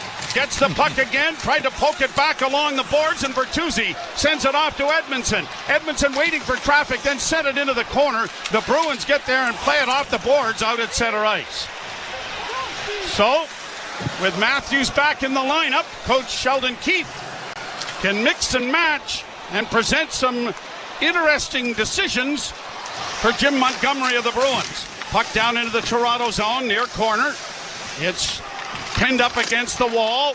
Nyes dug it free. Lyubushkin around on the boards, far side for Nylander. Nylander cuts in front of his own goal, played it ahead for Tavares. Tavares will bank it out at center, but couldn't get it ahead to Nyes. And now the Bruins start through center ice. McAvoy in on the right side. McAvoy with a shot, and there's Samsonov, and McAvoy drives into Samsonov. Lyubushkin has none of that and drags him into the corner and says, "Not on my watch, mister." Face-off coming in the Toronto end. I don't know if he said that. I'm just... Not in English. And yeah, I really didn't catch much of Samsonov, but kind of threw his shoulder into Lyubushkin. 7:12 to go. The Bruins now out shooting the Leafs 9-4, so a little bit of a script reversal from the last two games that we saw coming into this one. Face-off in the Toronto zone, 9-4 as you mentioned the shots. Face-off to the left of Samsonov.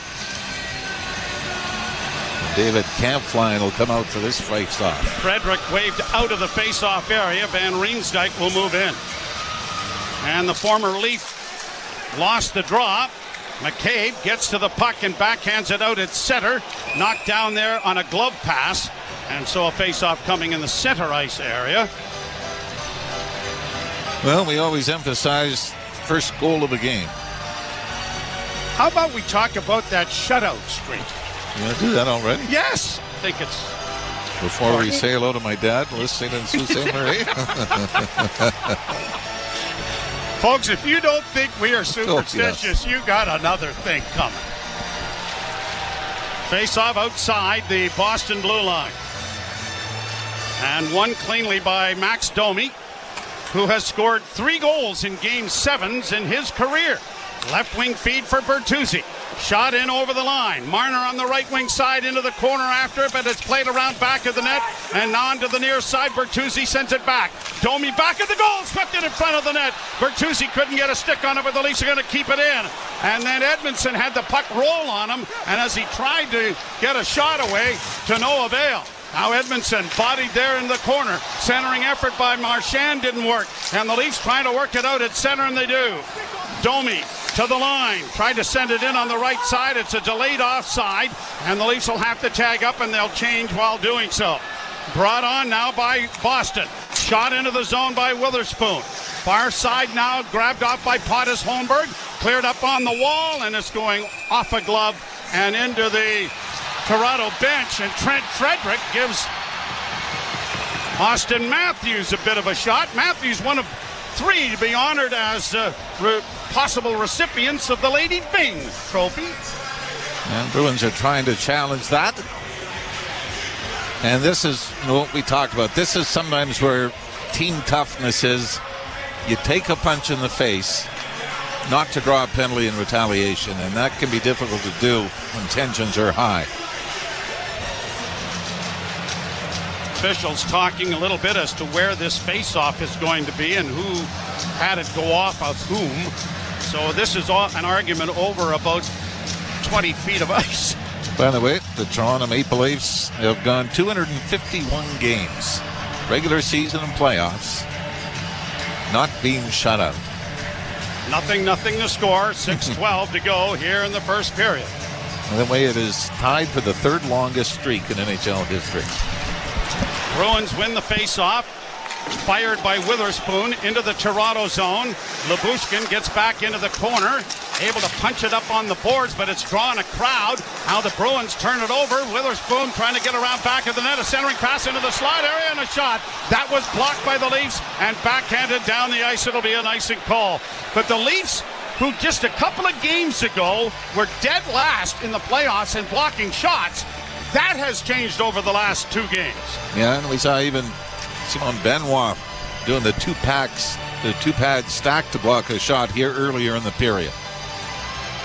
Face off in the circle to the right of Ilya Samsonov. If you joined us late, Joseph Woll unable to go with some undisclosed injury. And Samsonov is the man. Matthews wins the face-off, but the Bruins get to it in the corner. Lyubushkin had it go off his stick. Matthews does a nice job, a centering pass, then went right by everybody. Comes all the way down into Boston territory. McAvoy starting out of the Boston zone. Works his way up on the right wing, shoots it in from the blue line. Round on the far side, Nyes. Back of the net, McCabe. Quickly into the corner now for Benoit, but he had to take it off his skate. Couldn't get away. And now the Leafs are able to. It's a nice play by Tavares in tight to take the puck away. Played in on the right side. Chipped into the corner then and set around back of the net by McCabe. Back of the goal it goes from Nyes. Too far for Tavares. And the Bruins send a long rink-wide pass for Pasternak, who does well to just send it into the Toronto zone. McCabe sending it back on the boards, and Nyes couldn't get to it. Round on the far side, trapped by Lumpus. Lindholm got it back to the point to Carlo, sent around back of the net. Lindholm gets it again on the left wing, and a long shot from an angle was swallowed up by Samsonov, and we get more shoving going on in front of the net. McCabe right in there with the Maple Leafs. And I love that. Just peels away. This is not, sometimes early in the series, Joe, you kind of have to establish yourself that you're not going to back down. Game 7, you got to be a little smarter. McCabe doing just that. No score, first period. You're listening to Molson Leaf Hockey on TSN 1050 and the Maple Leafs Radio Network. Did you know you can get home and away feeds for every MLB, NHL, and NBA game on your phone? 3 for the win. He got it! Every game, all season. It's all on the SiriusXM app. It's out of here! Sports, the way they're meant to be heard. With your hometown announcers just a tap away. It is gone! An incredible finish! Search for your team and tap the plus sign to add it to your library. Every game, all season. Get closer to your team with the all-new SiriusXM app. He shoots, he scores! The Power Play with Steve Koulias. You either put up or shut up. Marchand does, Doughty does, Stone does. And if you don't have enough of those players, get rid of them, because they'll make you lose. They'll frustrate the fan base. I want people that are with me, rowing in the same direction. And if you can't, get out of town. We'll find someone who can. The Power Play, weekdays 3 p.m. Eastern on NHL Network Radio, SiriusXM 91, and the SiriusXM app. And there's still time left here as Martin backs it in. He scores!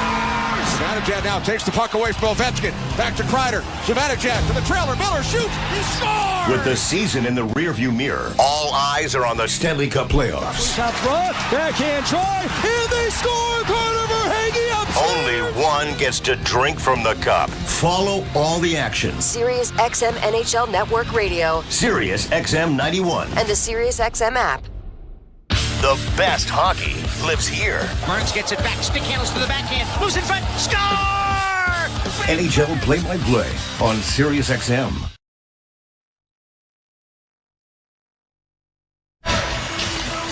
Face-off in the Leaf zone brought to you by Alpine Credits. Do you own your own home and need a loan? Alpine Credits can help. Get approved at alpinecredits.ca.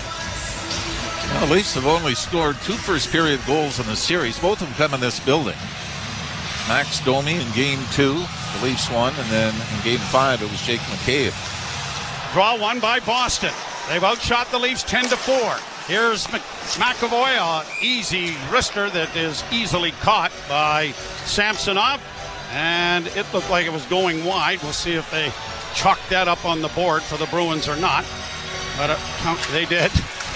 Well, I mean, coming into this series, you felt that the Bruins, with both Allmark and Swayman, might have had an advantage, but the way it's played out, the Leafs, Joseph Wall and Samsonov, the way he is right now, have equaled that advantage. Play to the line, but the Bruins keep it in. McAvoy trying to send it over to his defense partner, has it go off a stick and into the Toronto bench. So once more, it'll be deep in the Toronto zone. Face off in the circle to the right of Samsonov this time, with 4.5 minutes to go in a scoreless first period. Bruins have been much better. They have taken that shot away, by the way. It's back to 10-4. But the Bruins have been listening to us. Yes, the Bruins have been better here in the opening period, more dangerous than we've seen them in the last 2 games. Draw to the right. Tavares lost the draw. It comes back to the point. McAvoy on the right wing side, down to the half boards and into the corner. Slides it back towards the blue line to Marchand. His deflection goes around to the far side. Tavares trying to get there in time. Created enough of a disturbance to get the puck ahead, but not out. Back to the point. McAvoy fanned on the shot, and it is going to be pushed out at center, and Nyes racing away on the left wing. Is he going to get there in time? He does. Nyes centers. Nylander! Big save by Swayman. What a play by Matthew Nyes. One-on-one battle. Lifts the stick, takes the man, and maybe fortunate not to get a penalty. I mean, that could have been a hook. But looking at the replay, it looks like as it's Jake DeBrusk is coming back, that stick gets into the hands of DeBrusk. That's a penalty. And the Leafs dodged the bullet there for sure. And so did the Bruins. Yes. Face off to the right of Swayman. Domi lost the face-off. Bruins play it off the boards to center. Knocked down there by Liljegren, but cleared now into the Toronto zone. Joel Edmondson bangs into Frederick in the corner. Liljegren comes away with the loose puck, but couldn't get it up on the boards, and it's around back of the Toronto goal again. Chipped along the wall. Good play on the boards by Brazo to Stale, and a centering pass. Van Riemsdyk is stopped by Samsonov. There's so much, and we've talked about this, you love about Simon Benoit. Physical play, block shots. But as we saw in Game 5, sometimes has trouble making that play to get the puck out of his own zone. So a big save by Samsonov and a face-off in the Toronto zone to the left. Now there's 11 shots to 5 on the board. John Beecher taking the face-off for Boston is waved out.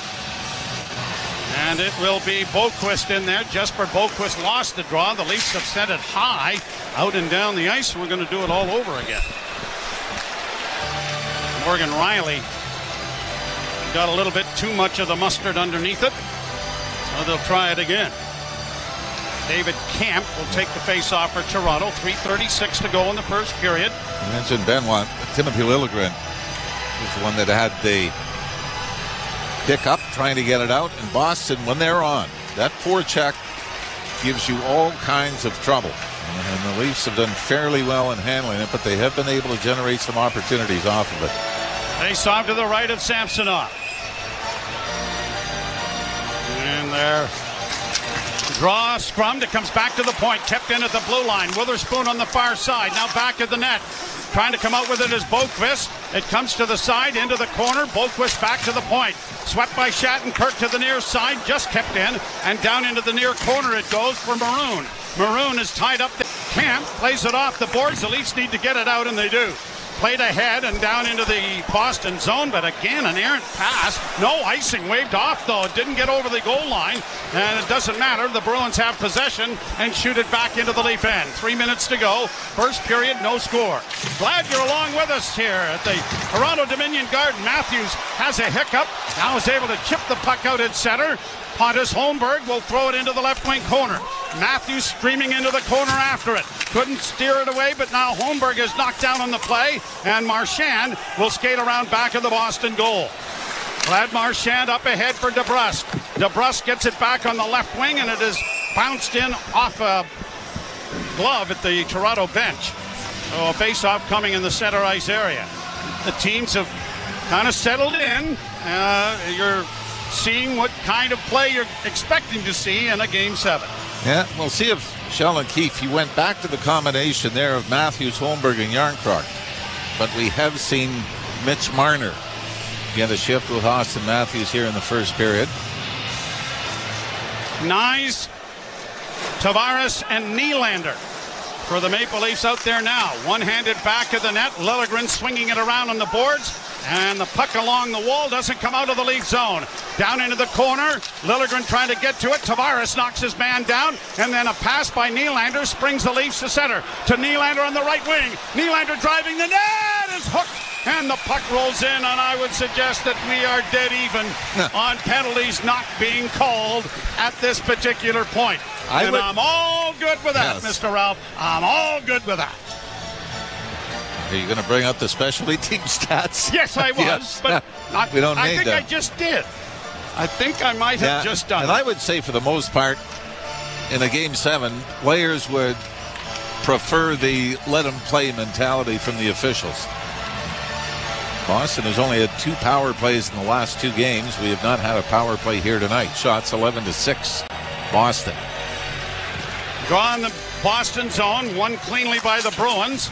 Chipped along the wall, brought back in now by Domi. Domi with a shot, juggled, but held by Swayman. Bertuzzi roared to the front, hoping that something a little more might develop, but it did not. This is the 7th shot on goal from the Leafs standpoint. Crowd was into it. Bruins were into it early, and the Leafs may have weathered the storm early. And the longer this stays tied, sometimes the crowd gets louder, sometimes they get more nervous. And Domi won the face-off cleanly, but it was whistled down by the linesman, and he's going to get waved out. Marner will take the draw for Toronto. Bertuzzi on the far wing, and Domi now in the slot area. Bruins moving early in Marchand.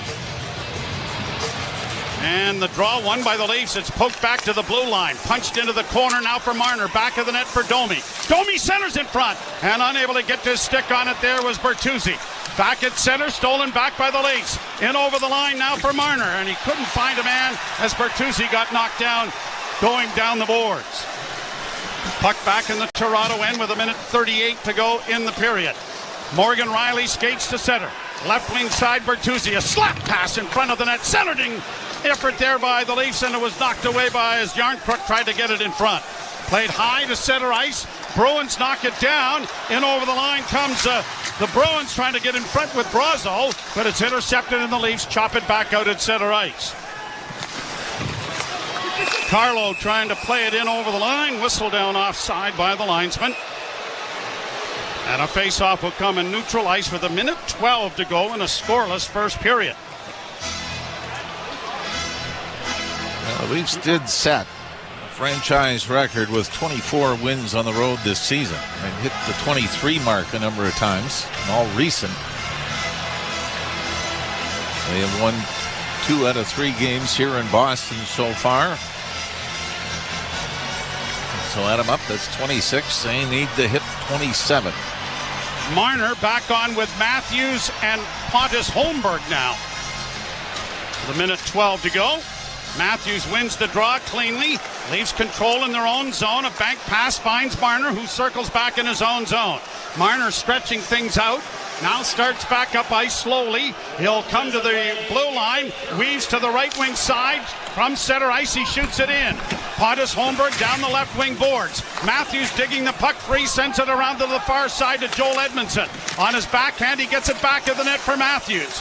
Matthews curls into the corner to Edmondson at the point. Now to Marner, shot! And that was deflected wide. Rebound goes to the Leafs, trying to center, and it was broken up, and Boston starts back. Pasternak being caught up there by McCabe. Now just shoots it into the Leaf end with 30 seconds to go in the period. Couple of chances. Like the idea how Sheldon Keefe is keeping things fluid as far as his line combinations are concerned. Here's Nylander and across the line to Tavares. Tavares tries to step in front. He did. Got a shot away and it went off a stick and up into the screen. Oh, you like that. Johnny Tavares, right wing side. It looked like he was going to wait and try to throw it back to the point where there were some openings, but Tavares, maybe thinking there wasn't a lot of time on the clock, decided that in a phone book type of stick handling, get himself in position, but couldn't get it past the stick of the Bruin defenseman. 10.3 seconds left to play in the period. Draw in the Boston zone.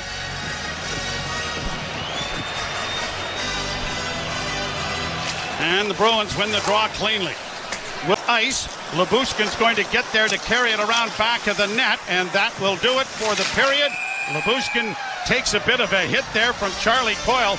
Boy, I'll tell you, Ilya Lyubushkin has been a marvelous addition to this Leaf defense corps. And playing with Morgan Riley, it's been a real good pair. Well, and the other thing is, and it kind of gets lost in the fact that Matthew Nyes had the overtime winner in Game 5. It was Lyubushkin that made the diagonal pass from inside the Leaf blue line to John Tavares at the Boston line that eventually allowed Matthew Nyes to bang in a rebound and keep the Leafs alive in that. So we talk about the physical side, the defensive side, but he's made some pretty decent outlet passes that has led to some offense. Jim Taddy and Michael DiStefano coming along with our first period intermission. Nothing decided in the first 20, and it is a 0-0 tie. You're listening to Molson Leaf Hockey on TSN 1050 and the Maple Leafs Radio Network.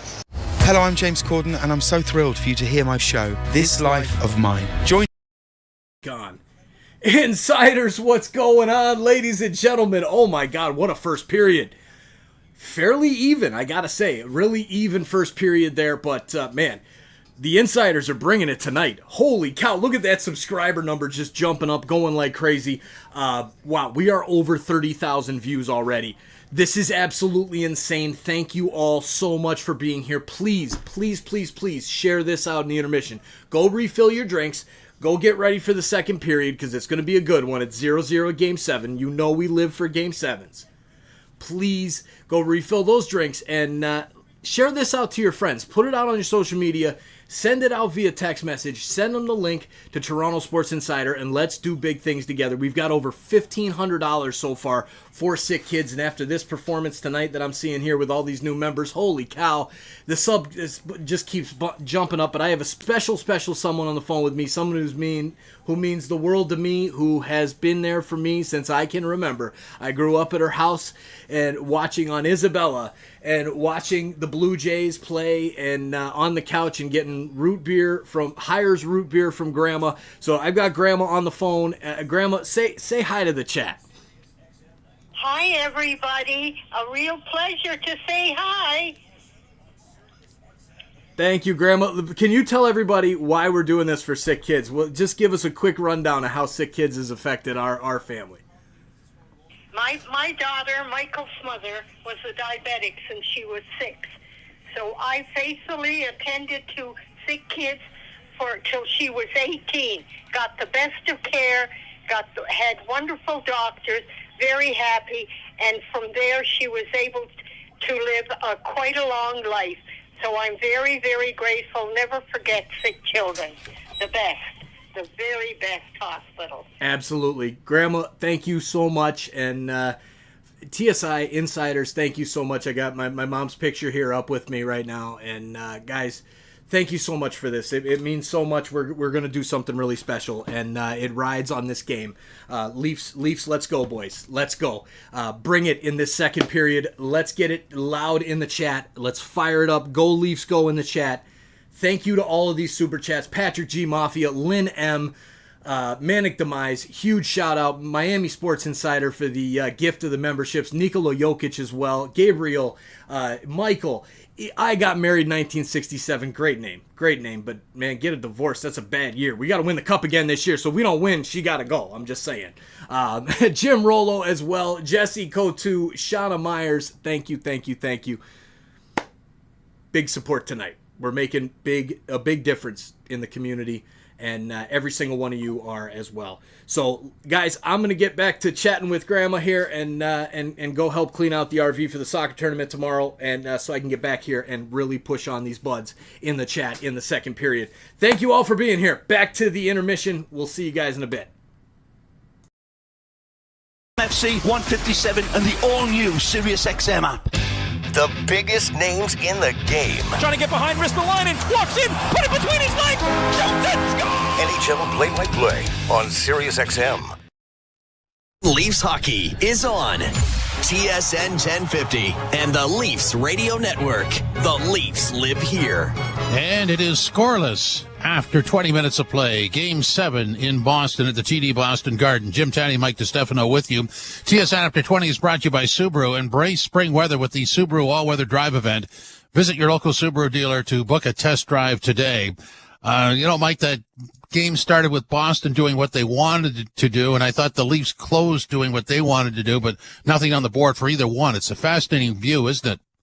Yeah, and we knew that, right? Coming into the game, we fully expected for the Boston Bruins not to lay down like they did in games 5 and 6. We knew they were going to come out with a lot of energy, and they certainly did. You look at the first 10 minutes, there was a barrage of chances that they had, and credit the Maple Leafs for being able to weather that storm and just staying, keeping to their structure. Like, yes, they're on their heels a little bit, but they didn't look shook. They kept their structure, and they still got themselves into shooting lanes, got sticks on pucks, and kept the puck out of the net. And I think we got to give a lot of credit to Ilya Samsonov, who faced a few good high-grade looks there in that period, and he was there to stop each and every one of them. So far, so good, I would say, for the Maple Leafs through 20 minutes of play.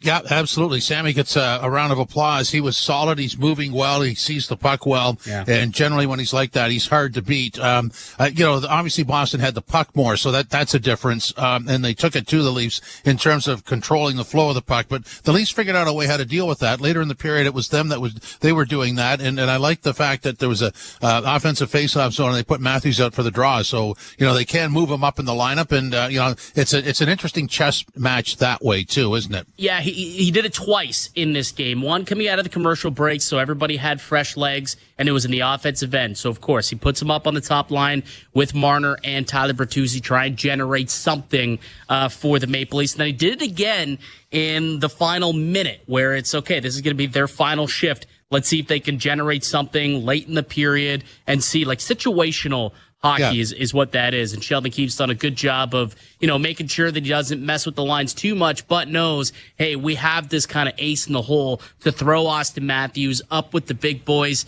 and see if they can produce something, and get him an extra shift or two throughout the hockey game in the offensive end.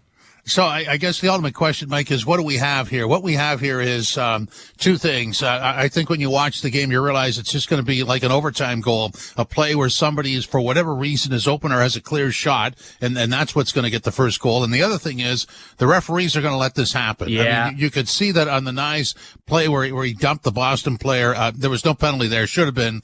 So there's some leeway there. So this is a situation that somehow somebody's going to get out of position for whatever reason. Somebody's going to be open and score it, and that's your lead story in this game. Probably. Are you changing your tone, your stance based on the opening 20? You think it's going to be status quo now? Yeah, it is. It's going to be a squeaker, yeah.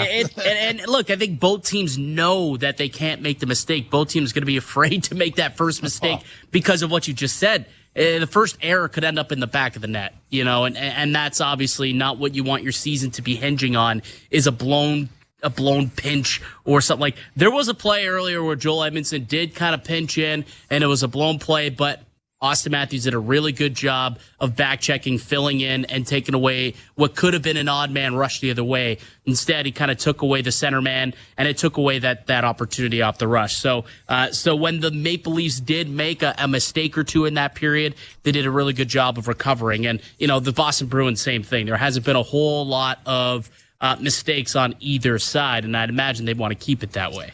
Yeah, and remember what I said about somebody getting caught. So this is the long change period, the second period, and this is where I think the goal happens. If there's only one or there's two, whatever, I think that it's going to be either a long change, somebody gets caught out of position, just because that happens, and that's sometimes what happens in overtime. Somebody just gets caught, they're switching, and all of a sudden there's open ice, and boom, it's in the net. I mean, these guys are that good. Well, it's either that or, the one team has just a sustained pressure, a couple of shifts, they throw waves, right? The first line goes out, has a good shift, and it rolls into the second line, third line, and all of a sudden, the opposition has been out there for 2 minutes, and either that's going to allow them to break down this defense, or sometimes what they'll do is they'll ice the puck, and now they got to stay out there. They've already been there for 2 minutes, and you get some fresh legs out there. That's when you would kind of load up. You throw out or you throw out an Austin Matthews with Mitch Marner and Tyler Bertuzzi, and you see if maybe you can get something off of that. So there is multiple ways where that could be the case and could happen. So definitely both sides got to be wary of what happens with this long change coming into the second period.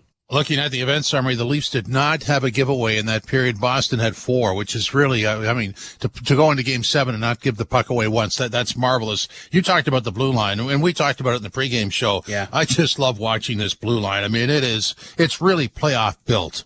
It is, and it's exactly what these are Brad Treliving's fingerprints all over this blue line, right? You talk about what Joel Edmondson has been able to do. Went out there and laid an absolutely thundering body check on David.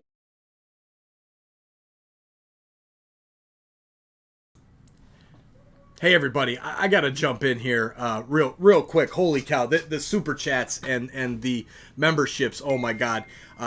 Carlos Vasquez, Mark Duffney with the $20 matching super chats. Mark Duffney, thank you, sir. I am so appreciative of you bringing the heat every single chat, man. We bringing those waves. Thank you. I love it. And Carlos Vasquez, my man, Austin FC, been here for a long time. I'm so glad you found me on that Austin FC versus LA Galaxy live 4 years ago, brother. You rock, man. Keeping it real down there in Austin.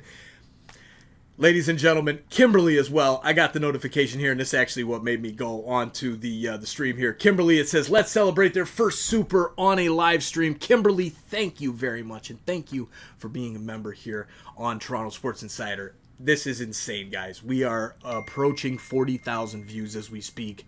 Please share this out to as many people as you can. I've got to go get on that RV and get some cleaning going here because I'm struggling. But guys, we'll talk to you real soon. Go Leafs, go! Big second period. Let's bring the heat. Fire up that chat. Spam it up. Go Leafs, go! Go Leafs, go! Go Leafs, go! In that chat. Let's go, bees! Woo!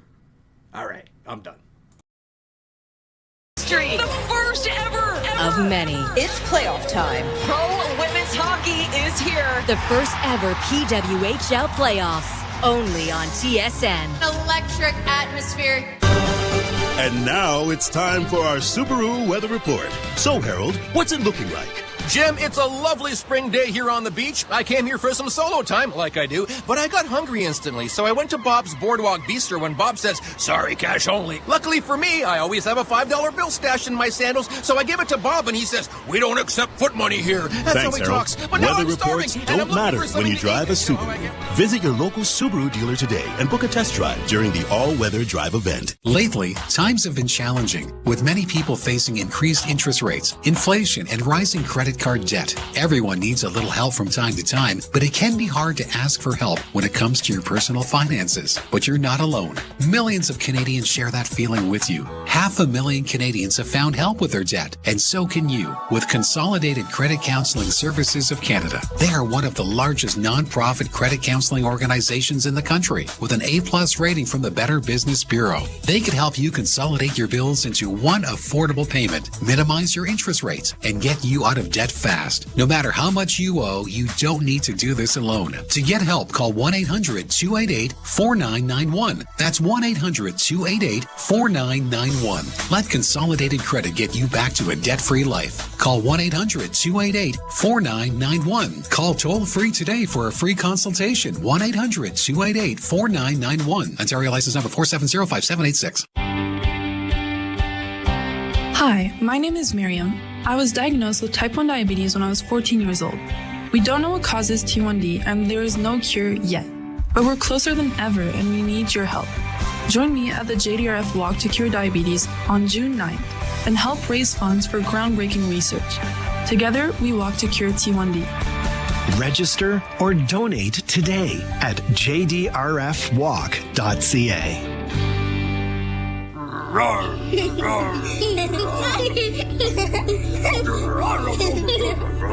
This is the sound of medicine.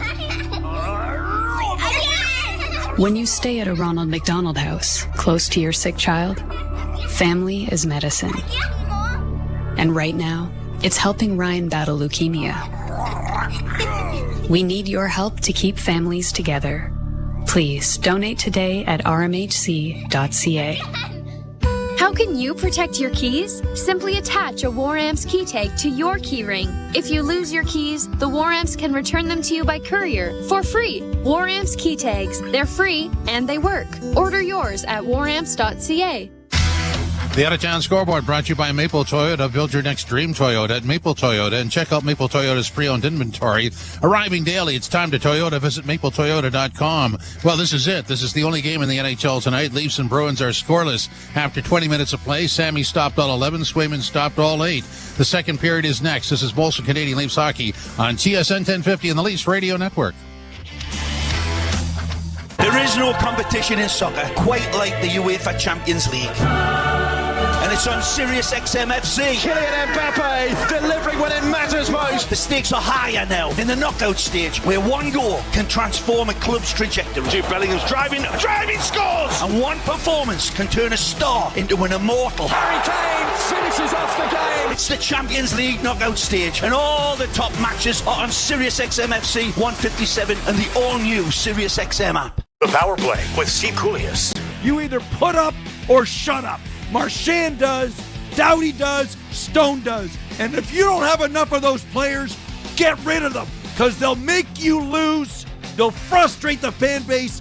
I want people that are with me, rowing in the same direction. And if you can't, get out of town. We'll find someone who can. The Power Play, weekdays 3 p.m. Eastern on NHL Network Radio, Sirius XM 91 and the Sirius XM app. And there's still time left here as Martin backs it in. He scores! Zibanejad now takes the puck away from Ovechkin. Back to Kreider. Zibanejad to the trailer. Miller shoots. He scores! With the season in the rearview mirror, all eyes are on the Stanley Cup playoffs. Up front, backhand try, and they score! Carter Verhaeghe up! Only one gets to drink from the cup. Follow all the action. Sirius XM NHL Network Radio. Sirius XM 91. And the Sirius XM app. There is no competition in soccer quite like the UEFA Champions League. And it's on Sirius XM FC. Kylian Mbappe delivering when it matters most. The stakes are higher now in the knockout stage, where one goal can transform a club's trajectory. Jude Bellingham's driving scores! And one performance can turn a star into an immortal. Harry Kane finishes off the game. It's the Champions League knockout stage, and all the top matches are on Sirius XM FC 157 and the all-new Sirius XM app. Join me, Gord Stellick, and Scott Laughlin as we recap the night that was on NHL Morning Skate, weekday mornings at 7 a.m. Eastern on NHL Network Radio, Sirius XM 91. Getting set for the second period. It's brought to you by Molson. Whether it's Canadian, Ultra, Export, or XL, there's a Molson with your name on it. And for a lot of the folks up in Stouffville at my son's house, those things are now empty. So if you could get a truck organized, I'm sure the boys would appreciate it. When we go back to last year when the Boston Bruins lost Game 7 here at the TD Boston Garden to the Florida Panthers, everybody thinks about the blown lead that the Bruins had. They were actually down 2-0 early in the second period and came back with 3 straight goals from Krejci, Bertuzzi and Pasternak to take the 3-2 lead before Brandon Montour tied it with a minute left, and Carter Verhaeghe won it in overtime. Leafs to the left and the Bruins to the right. Our vantage point here at the Toronto Dominion Garden is just inside the Toronto zone right now. We're just about the blue line area. And it will be Tavares with Nylander and Nye starting for Toronto. And the Bruins counter that with Geekie. And thought the puck was dropped. Now the puck is dropped, and Tavares won the draw cleanly, but on the fresh ice, it slides down into the Leaf end. Riley stops up on the far boards and gets it off the wall, and out comes Tavares. Tavares to center, will shoot it in and around the boards. It's going to come. Nylander trying to get to it as it goes back of the goal. Chopped up on the wing, and the Bruins start out. Here's a pass onto the left wing side. It comes down to Zacha into the slot area shot. And again, Samsonov with the save. How he saw that, because Nyes was right there in front of him, but he managed to get a glove on it. And then taps Nyes on the seat of the pad with his stick. But this was, the Leafs shoot it in, unable to get it, and the Bruins turn it right back the other way in an odd man rush, and Samsonov has to be sharp to start period number 2. Oh, this is redirected, Joe, right in front as well by Pasternak. Yep. Face off to the right in the Toronto zone. Camp will take the draw against Beecher. Beecher wins the draw, back to the point it goes. Shattenkirk trying to play it to his defense partner, had to go out over the line. Now Shattenkirk will shoot the puck in. Down the boards is Benoit, chipping it around back of the net. Got free now, and it is grabbed off by the Leafs and played to the line and just out. Witherspoon intercepts and sends to the open wing.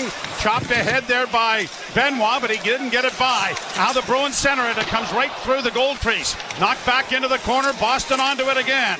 Trying to get it freed up there is Maroon. Back of the net goes McCabe. And Jake McCabe starts out of his own end with a bank pass that's deflected in over the line there by Gregor. Down into the corner goes Camp. Puck around the boards to the far side. Charlie Coyle for Boston. Starting up the right wing side. Engaged there, but the puck comes off on the left wing for Beecher. Beecher with a shot. That was well wide of the goal, and it comes out at center ice. Off a stick and to the near boards, and it is pushed by Liljegren in across the line. Domi couldn't get to it. Liljegren will try again. This time Domi is able to settle it down. He's going to flip it in on the left wing, and in goes the Maple Leafs. Bertuzzi after it. Domi settles it. Bertuzzi got a shot away from a sharp angle that was handled there by Swayman. Puck in the near side, and the Bruins bring it out. DeBrusk to the line and in with Coyle. Coyle had to hold up on the blue line where it would have been offside. DeBrusk tries to get a hit in on Liljegren but failed, and the Leafs play it ahead but didn't touch anybody, and it's going to turn into an icing. So it'll come back into the Toronto zone. Shots on goal in that first period favored the Boston Bruins by an 11-8 count. They might have changed that to 11-9. No. Regardless, right now 12-10. The shots favoring the Boston Bruins. Face off to the right of goaltender Ilya Samsonov. Frederick facing off with Domi. And the number 11s scrum the draw. It comes to the near boards. Domi trying to get it freed up. Frederick got it out in front of the net, and it bounced over top. And taken down is Van Riemsdyk. There's going to be a penalty to Toronto. And it's Timothy Liljegren trying to play the puck. The Bruin player went down. And that is going to be the first power play of the game. 37, tripping. And tripping is going to be the call. Puck bounced out into the slot. Liljegren turned to go after it. Took his man down, and the Bruins power play, we haven't seen a lot of in the last couple of games, has an opportunity to open the scoring here in Game 7. Penalty kill brought to you by CMC Markets. Take your trading to the next level with $0 commission on stocks. Leafs huddle to the right of Samsonov. The face-off will be taken. David Camp leaning in against Pavel Zacha. Pasternak looking for a loose puck, but it is scrummed. It comes out in front of the net. Van Riemsdyk couldn't backhand. It comes into the slot. A shot. Down is Samsonov to make the save. And he'll hold on. Point shot taken by Kevin Shattenkirk. Draw in the circle to the right.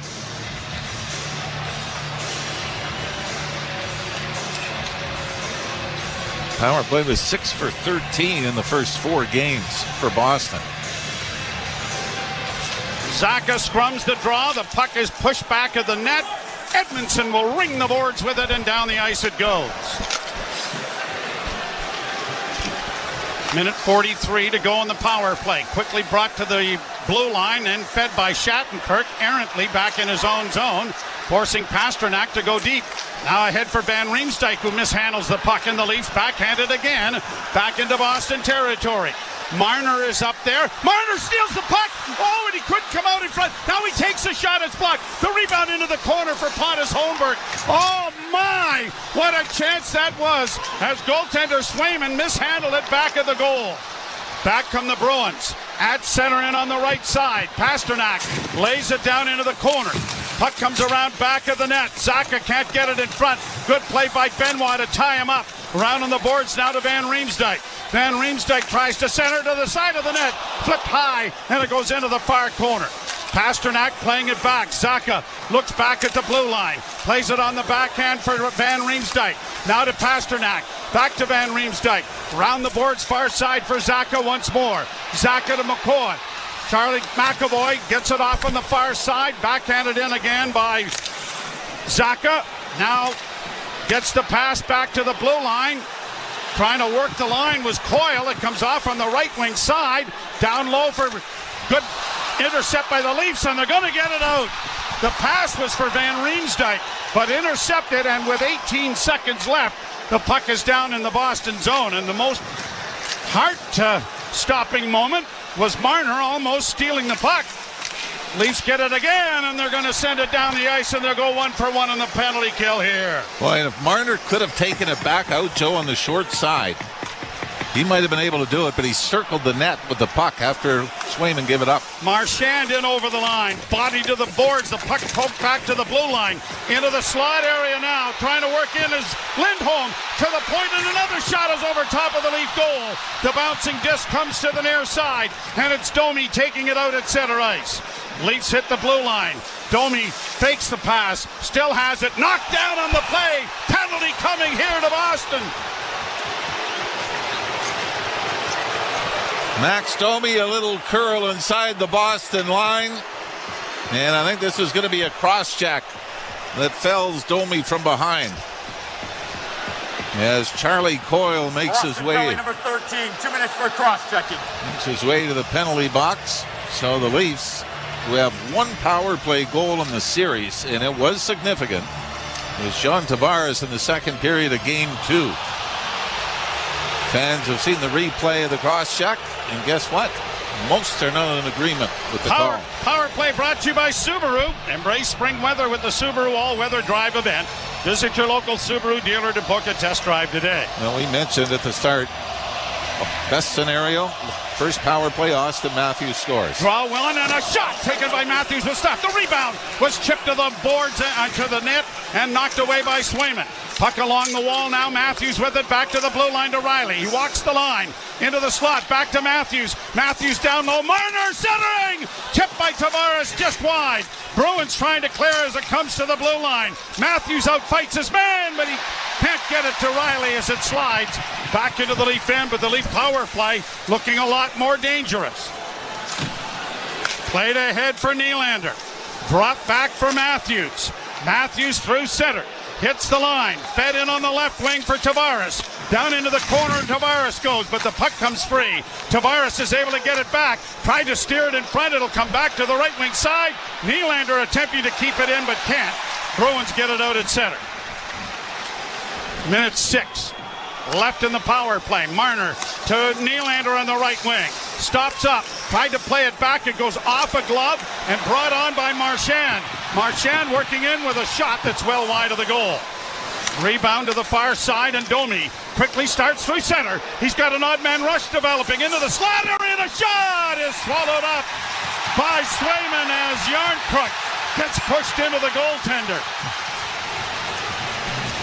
Hopefully this is not going to result in anything, No, I don't think Yarncroc is going to be on the hook for goalie interference, but he went right to the net after.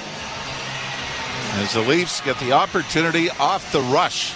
The Yarncroc really just buries this right into the midsection of Swayman. Trent Frederick gave him a shot from behind, which propelled him into the goaltender. So with 45 seconds left to go in the penalty, the face-off in the Boston zone, and the power play has looked better. Yeah, John Tavares might have had the best opportunity, right?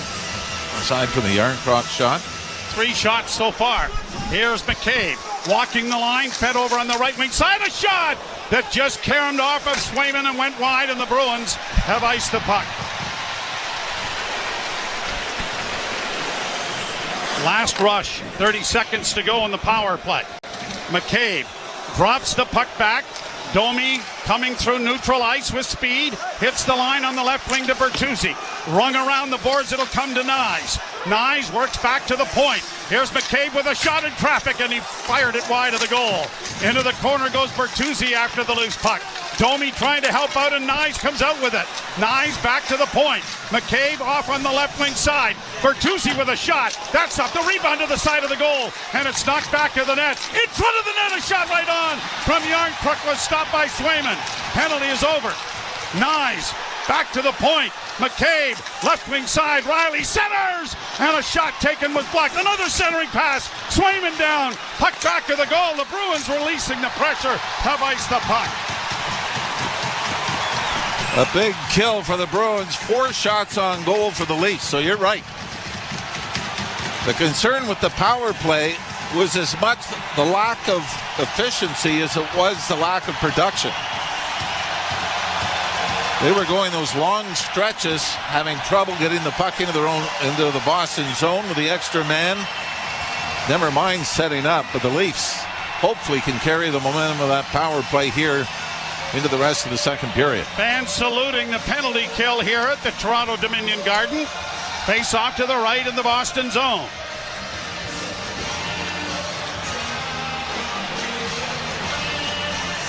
Nylander, Marner,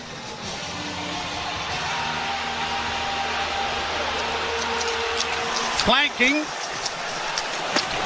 the Leafs Matthews, and it comes to the line and played into the corner. Matthews after it but can't get to it. Marner keeping it in with the assistance of Liljegren. Comes high in the air and knocked with a high stick to center ice. Right back in off of Nylander's stick, but the Bruins come away with it. Long lead pass to center, off a skate. Riley steps back up and shoots it right back in again. Marner down the boards trying to keep it in, and he has. In along the wall, Nylander couldn't come up with it. Matthews does. Leafs get it back to the blue line. Right wing side, Liljegren. Liljegren shot deflects wide of the goal. Nylander around back of the net makes a nifty move to come out with it, but then had it knocked off his stick. Bruins releasing pressure, getting it out and down into the Leaf end. Kind of neat, haven't seen that line come out after the power play's over. Oh yeah, here come the big boys again. Long lead pass for Noah Gregor. He says it was touched by a Bruin, but the linesman is denying that, or are they? No, they're going to say now, yeah, it's going to be a face-off at center ice and not in the Leaf zone. 12:04 to go here in a scoreless hockey game. And I'd like to say hello to my father, who's listening, Sault Ste. Marie, Douglas Ralph. One of our favorite listeners. Who's been with us through the last 2 wins that got us back into this series. You're listening to Molson Leaf Hockey on TSN 1050 and the Maple Leafs Radio Network. Breaking story from Alpine News.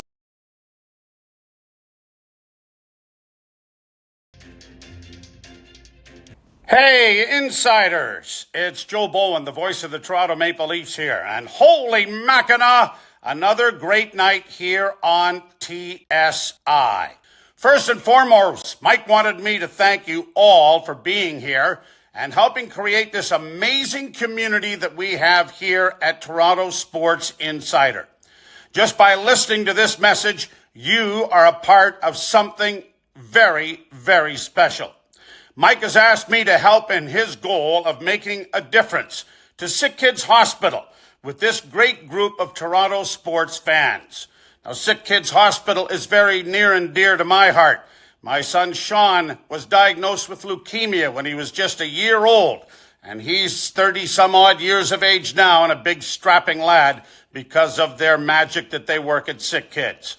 Toronto Sports Insider is donating 100% of the channel's revenue through the Leafs 2024 Stanley Cup playoffs run. Now's the time for this community of Leaf fans to make a real-world difference together. Now, the best way for us to increase the amount of the donation is to please share the link to Toronto Sports Insider right here on YouTube to bring more Leaf fans into this amazing community. Changing the world, one insider at a time. We'll see you in the chat. And holy Mackinac, go Leafs, go. And that round of applause is for Jack Edwards, who's not doing the game, but is in one of the private boxes revving up the crowd. His final broadcast the other night in Toronto. Yeah. Big ovation. I think Jack just gave the finger to one of the referees.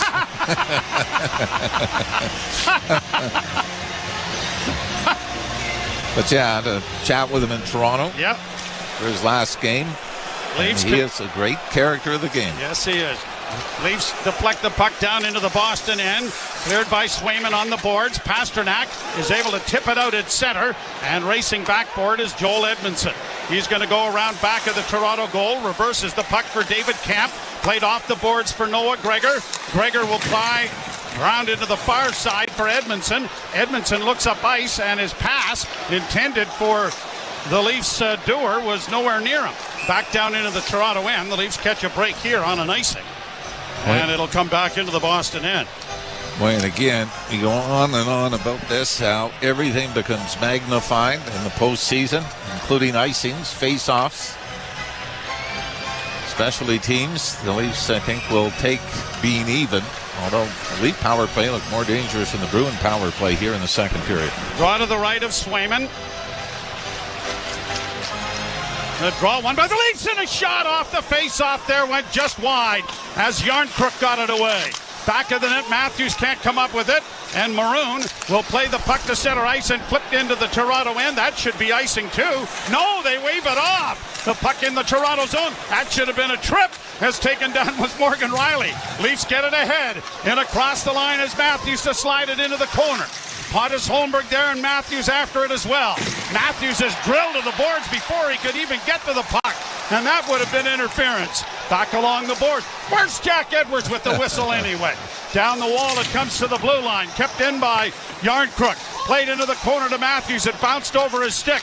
Matthews is able to pry it away. Trying to help out is Pontus Holmberg. Matthews out of the corner. Got it back to the blue line. D to D. It comes to Benoit. Into the slot now for Tavares. Tavares into the corner. Tavares trying to one-hand it along the boards. Had it knocked away. Bruins get it to the blue line, but a good pinch there by Benoit. Keeps the puck alive, and now the Bruins will punch it out at center ice. McCabe brings it back. Leafs now out shooting the Bruins 17-13. Down back of the net, too far for Tavares. Kept in at the point, though, by Labushkin. To an open corner on the near side. And Mason Lohrei will get it out at center ice, and the Bruins get it ahead for Pasternak. Pasternak in over the line, into the slot. Pasternak being bothered, but the puck is played to the far boards. Now Pasternak trying to drive the net, and a penalty coming to Toronto. The officials have been... Well, they were quiet in the first half and a little trigger happy. As it was Pasternak got over the Leaf line, pulled up. And we'll try that again. Took it towards the net, and it looks as it going to be McCabe or Nylander. Doesn't seem like anybody knows right now who's got the penalty, but the Bruins will go to their second power play of the night. You're listening to Molson Leaf Hockey on TSN 1050 and the Maple Leafs Radio Network. Here's what's happening on Sirius XM Sports. Two-time defending Miami Grand Prix winner and reigning F1 champion Max Verstappen has the pole for the running of the Miami Grand Prix on Sunday at Miami International Auto.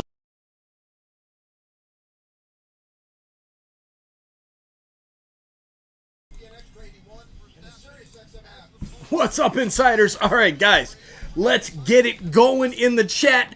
Come on. Go, Leafs, go. Go, Leafs, go. Go, Leafs, go. Go, Leafs, go. We've got to get the breakthrough here. Let's get this kill. Hey, let's get a shorty, right? It's Game 7. It's time to do big things, right? Let's go, boys and girls. Let's cheer on our buds. Let's get loud. Go, Leafs, go. This is what it's about right here. Game 7. If you're not excited, if this doesn't get you pumped up, if this doesn't get your nerves all whacked out, right, Roboto? Get me nerves, right? Like you say. Cheers, Roboto. Big shout out to you. Hey, Junior, good job on the membership there, brother. And, hey, go, Leafs, go. 45,000 views and counting. Let's keep it going. Keep sharing that link, guys. Let's keep pushing. And, buds, let's go get the lead. All right? Go, Leafs, go. Let's get it. Oh, there's Sarah in the chat. What are you saying? All right, with that, back to the action. Hockey lives here. Suzuki sweeps it. There's a chance. Rebound, Caulfield shoots and scores. NHL play-by-play on SiriusXM.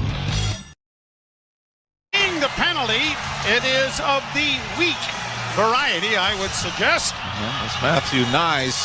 Even the official sheet has Jake McCabe. There seemed to be some confusion, but the Leafs need another big kill here. Draw to the right of Samsonov in the Toronto zone. Zaka leaning in, wins the faceoff.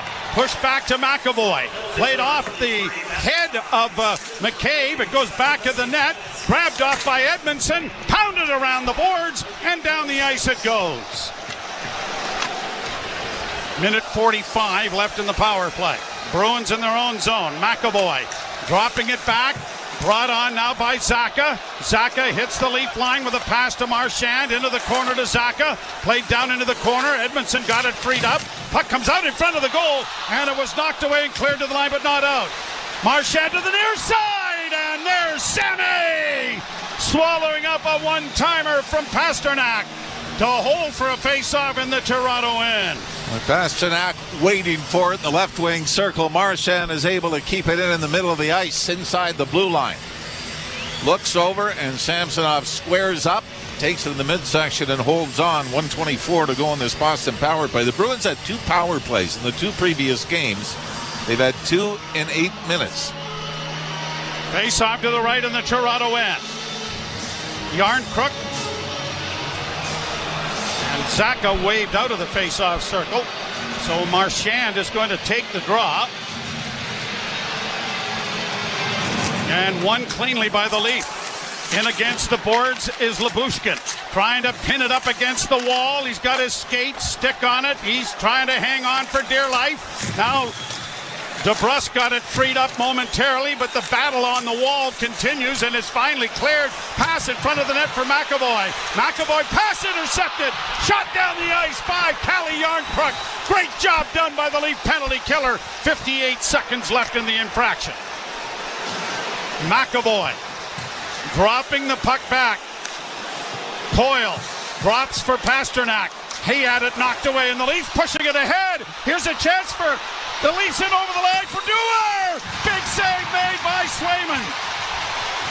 Back comes the Leafs.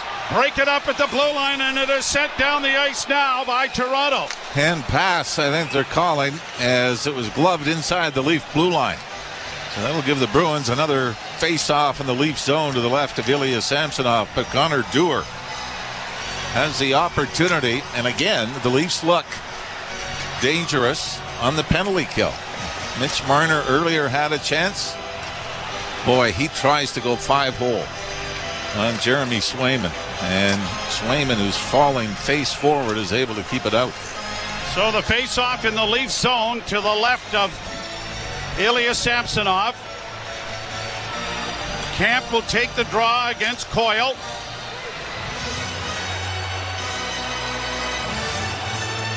And the puck is dropped. The Leafs control the face-off. Played around back of the net. Marner can waste a lot of time here before he winds it up and fires it down the ice. 22 seconds left in the power play. Played ahead at center. Broken up at the Leaf defense. Punched back into neutral ice. Then brought in by Boston. Against the boards and into the corner goes Brazo. Brazo leaves for Coyle. Back to the blue line. Shattenkirk into the right wing corner. Down low for Van Riemsdyk. He couldn't get to it. Penalty box door about to open and now does. Here's Coyle working in now, trying to get it in front. It was intercepted. They've got a man free, but they can't get it to him. Now they do. Knies out of the box, driving. Hauled down. Gotta be a penalty here. Penalty shot. He's pointing to center ice. But penalty shot. Knies is hurt. No, it doesn't look like. No, I don't know. Is this a penalty shot or is it nothing?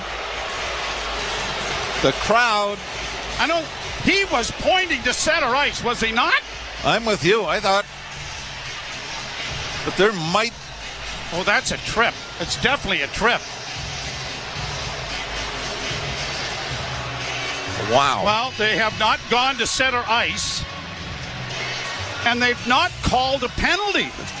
This isn't, this is just wrong. That's, wow. And, no, you know what the pointing was? To say the face-off is going to be outside the Boston zone. Oh, wow. That's unbelievable. Wow, you're going to call those hooks away from the play. Brother.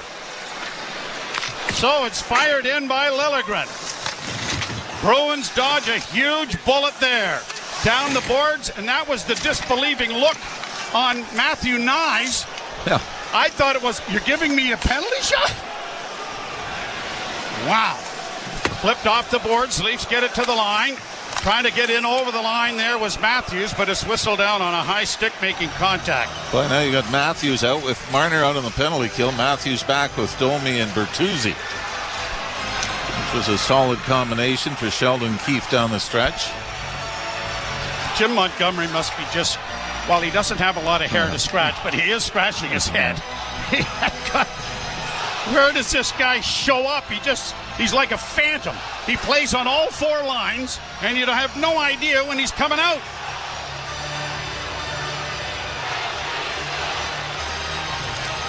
Draw one by Toronto. Riley shoots it in. A huge turn of events there. Nylander pokes the puck back of the corner, but it comes up on the wing. Lyubushkin pinches, and he was able to keep it in. Now it's centered in front of the net. Nylander jamming away at it, and the puck into the corner. A great pinch by Lyubushkin, and Willie was alone in front of the net. Now the Bruins starting out of their own zone. Brought to center ice by Lindholm. Hampus Lindholm down the left wing boards, got around Lyubushkin. Got it back of the goal, chipped to the side of the net. It comes up on the far wing. Knies unable to muscle it out. Bruins keep it into the slot area for Pasternak off his stick, and it comes to center ice. 6.5 minutes to go in the second period. Last night, Vancouver and Nashville were scoreless till the last couple of minutes. At the point, McAvoy keeping it into the corner for Coyle. Coyle had it knocked away, and it goes into the near corner for Domi. Slid up on the boards, pinching his Lowry. A pass in front, deflects wide of the Leaf goal. Grabbed off by Marchand with a shot that's blocked. Kept in at the point by the Bruins. Left wing side, Lowry, and a shot wide. Rebound is going to carry him all the way down into Boston territory. Bruins have only had 3 shots on goal here in the second period. The best chances have not hit the net. Played high into the left wing corner. In goes Brazo. Played into the slot. Leafs get it out into the center ice area. And Lindholm will bring it right back. Lindholm banks it off the boards and around to the far side. Cut off there by the Leafs. Marner played into the corner on the far side. And out comes Benoit to center. He'll shoot it into Boston territory. Slowed up back of the net by Swayman. And the Bruins have it under control. Sending it around on the wall for Brazo. Brazo tipped it ahead. Leafs engaged the Bruin there. And it is one-handed out at center ice by Pontus Holmberg. Marner and Yarncrook with him. Brought in over the line by Trent Frederick. Got a rolling shot in on goal that is swallowed up by Ilya Samsonov to bring a face-off in the Toronto zone with 5:02 to play in the second period. And this game is scoreless. It is Game 7. One team is moving on. The other is not. You're listening to Molson Leaf Hockey on TSN 1050 of the Maple Leafs Radio Network. Alpine News Network is here live with one of our superheroes. I just helped Tom with a business loan. He needed to soup up his mechanic shop. Not to brag, but I once modified a car to match my ultra speed. It went so fast, it broke the speed of sound. At least no one was inside. I hope no one was inside. I guess I'll just stick to approving business loans. Own your home? Need a loan? Alpine Credits can help. Alpine Credits, where homeowners get approved. Just for license 12616. And now it's time for our Subaru weather report. So, Harold, what's it looking like? Jim, we can expect more thunderstorms as the evening approaches, and then overnight... Oh, hold on. Yeah, can I get 2 number 6s with a side of curly fries? Hold the onions, please. Yeah. Harold, are you in the drive-thru right now? Jim, no one listens to this. Oh, thank you. Yeah, great. Weather reports don't matter when you drive a Subaru. Visit your local Subaru dealer today and book a test drive during the all-weather drive event. Do you love deli meat but are careful about your sodium intake? Try new Schneider's Deli Meat with the delicious taste you've come to expect from Schneider's. Now with 25% less sodium than regular deli meats. They're crafted in Canada using only Schneider's premium cuts of meat, and they're an excellent source of protein. Try all 5 new deli meats, including smoked Black Forest ham and herb turkey from Schneider's. Trusted by Canadians for over 130 years. Brand power helping you buy better.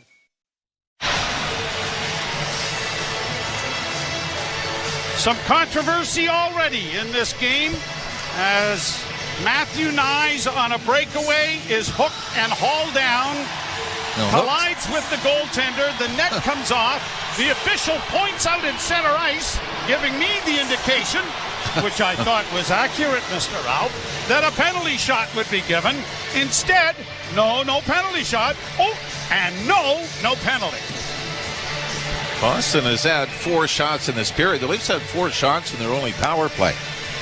With a big draw here by David Kampf. And they win it, and the Leafs bank it off the glass to center, and racing after it is Gregor. Gregor with a man going to the front of the net, and Swayman came across to make the save. Leafs get it around back of the goal. Onto the near boards, it'll be backhanded by McCabe, back of the net for Kampf. Kampf gets it off on the wing. Benoit sends it back. He'll get it again in the far corner. Benoit looking to center. Chips it back of the net for Gregor. Gregor ties up his man. Kampf hoping for a loose puck to materialize, but the Bruins are going to get it and launch it out at center ice. Benoit playing it back, but brought on now by Maroon. Maroon into the zone, drops it back. Boquist had it knocked away. Cleared ahead by Toronto, ahead for Domi. Max Domi holding, now with teammates changing, gets it in over the line. Into the slot, dropped off on the wing, and a shot is deflected just wide. Rebound trapped at the blue line and kept in by Lyubushkin. Lyubushkin now for Bertuzzi. Down low, Domi coming to the front of the net. Marner trying to get it in front. Bertuzzi along the boards on the near side. Domi gets it back to the point. Lyubushkin to Riley, to Marner. Back to Riley. Riley with a shot, blockered away by Swayman. Puck in the Boston zone. Leafs pressing. Back to the point, it goes to Marner. Marner with an easy shot in, looking for a redirect that went wide. Lyubushkin pinches. Played back of the net for Bertuzzi. Now to Lyubushkin. Lyubushkin holds. Back to the point, it goes to Riley. Now to Marner. Marner holds. Works it back. Drops it off for Domi. Back to the point, it goes to Riley. Leafs with good pressure here and good puck pursuit. Back to Riley, looking in front for Burt. The shot by Riley blocked. Got it again, trying to come away with it. Riley still with it, and the Bruins trying to relieve pressure, get it out. Now Boston, in on the left wing with DeBrusk. DeBrusk can't shoot it. DeBrusk trying to play it back into the slot. Lohrei off the glove of Samsonov and went wide. Lohrei again a shot, Samsonov the save. Teams taking turns having pressure. Cleared by Toronto to center. McAvoy got it ahead. In on the left wing comes Pasternak. Tried to find a man into the slot, but it comes back to the point. McAvoy holds. Shot going high off his stick. Finding screen. End of play with 2:40 to play in the second period. I'm not enjoying this. You're not supposed to, Mr. Ralph. It's game 7 and your nerves are on edge. Leafs with some great opportunities at one end, can't get it to go by Swayman, and they had a tired group of Bruins with the long change here in the second period. Mitch Marner with a number of setups. And maybe the best chance, Joe, was the attempted redirection when Marner threw it towards the net. The deflection just went wide of the near post. Face off in the Toronto zone to the right. Matthews will take the draw. He's out with Yarncrook and Pontus Holmberg. Matthews won the draw. Benoit back of the goal. On to the left wing side, and Holmberg will bring it to center. Pontus Holmberg to the red line, backhanded it in over the line. Couldn't keep it in, but then Matthews knocked it away, and the Bruins get it back at center. Quickly played off and up on the wing. It goes too far for Holmberg. Brought back by Boston with numbers in with a shot by Marchand with high and wide. Holmberg will just play it out and down into Boston territory. 2:13 to play in this period. Still looking for the opening goal. Brought by Lorei to the line. Weaved in on the left wing on his forehand. Took a hit there from Benoit and was knocked down. Matthews against the boards. Centering pass intercepted and quickly played by Pontus Holmberg high to center ice. Bruins back after it. Pass off a stick. Chip back out into neutral ice. Pasternak trying to lay it in. Played by the glove of Benoit to the far boards, and then he pastes his man up against the wall as Pasternak finds it in the near corner. Got around. Camp tries to come out in front, and that was stopped by Samsonov on the short side. Camp is able to bring it out. Brought to center ice as Pasternak got tangled up there with Benoit. Down into the corner in the Boston zone it goes with 1:26 to play. Carlo lays it up on the wing, and the Bruins with an errant pass at center. Quickly brought by Liljegren, set high, and it's going to go over the glass and into the third row of seats, landing on Curtis Joseph, who is in the building. Well, the guy wearing his jersey is anyway. The Bruins did have Patrice Bergeron wave the flag, big Bruin flag, before the game. And if you're a Leaf fan, you might say, oh no, but remember, he's in the stands. Yes! He's not on the ice.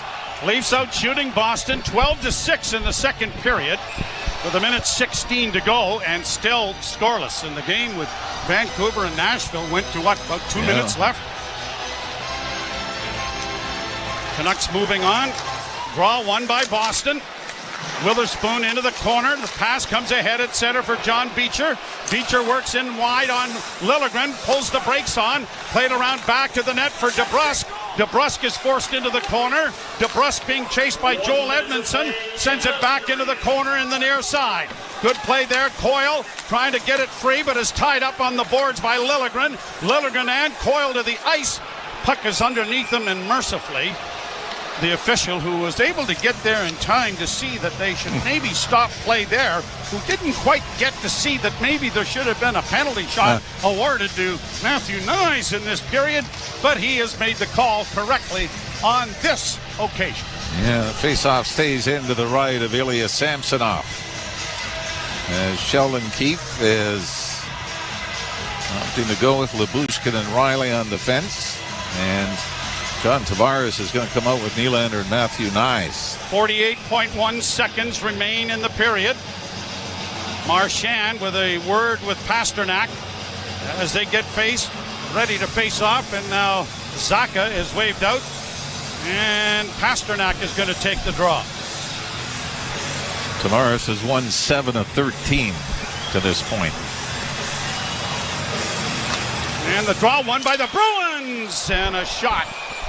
Karam's off Riley's stick and clears the screen and goes up about 55 rows here at the Toronto Dominion Garden into the lap, I think, of another Leaf fan.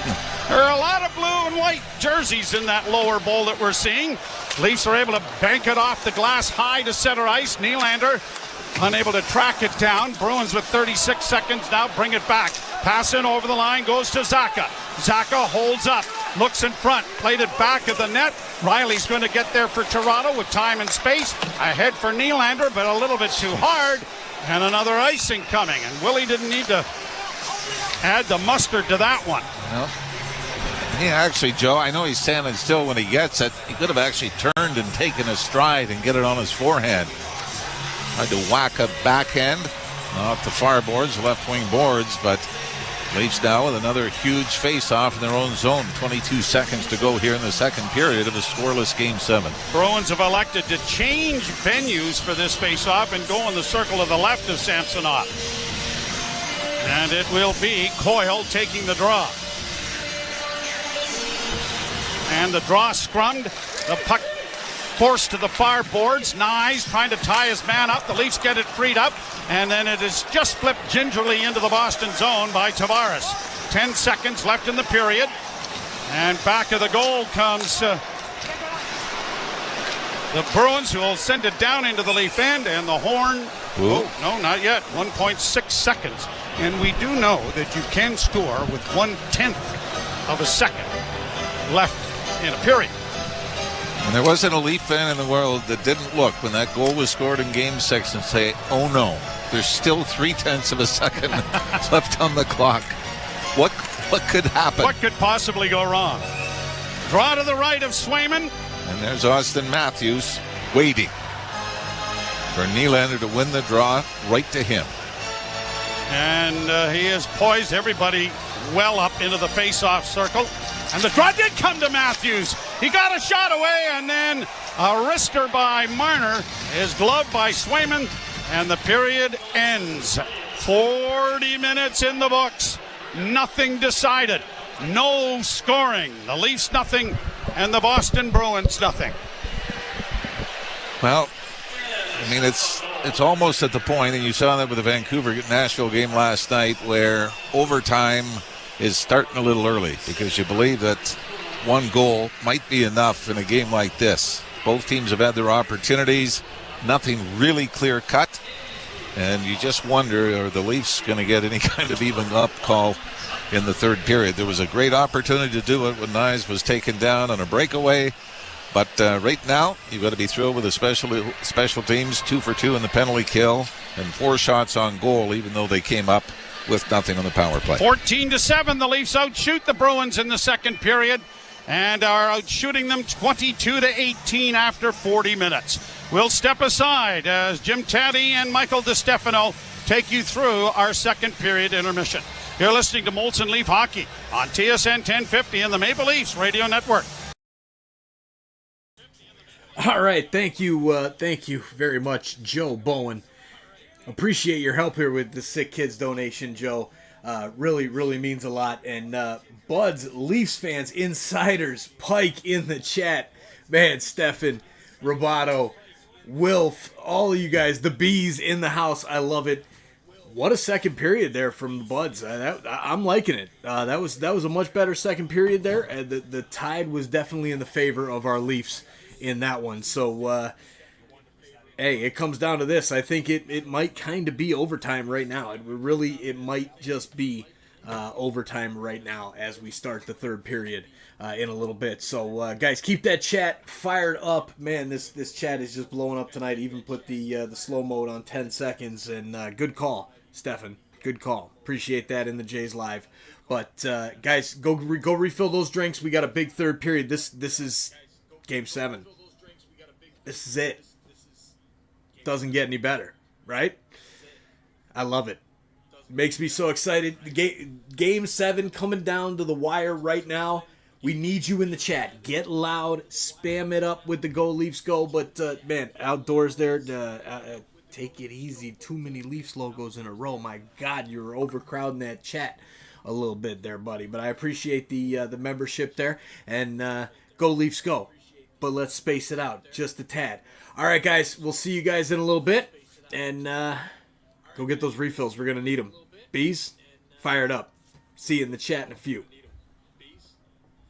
On the Stanley Cup playoffs. Top front, backhand try, and they score! Carter hanging up! Only one gets to drink from the cup. Follow all the action. Sirius XM NHL Network Radio. Sirius XM 91. And the Sirius XM app.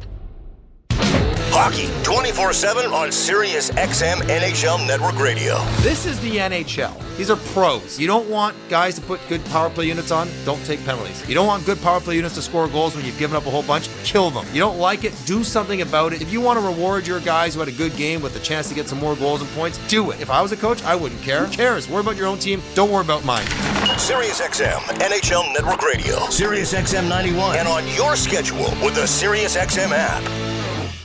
NHL Morning Skate. Montreal's Executive Vice President of Hockey Operations, Jeff Gorton. Do you have some priorities here heading into the offseason? We're going to definitely let it blossom, but, we're looking for maybe ways to move it along, too. We have a lot of assets. We're looking for those opportunities to maybe use some of those assets to set us up at a higher level going forward. NHL Morning Skate with Scott Laughlin and Gord Stellick. Weekdays, 7 a.m. Eastern on NHL Network Radio, Sirius XM 91, and the Sirius XM app.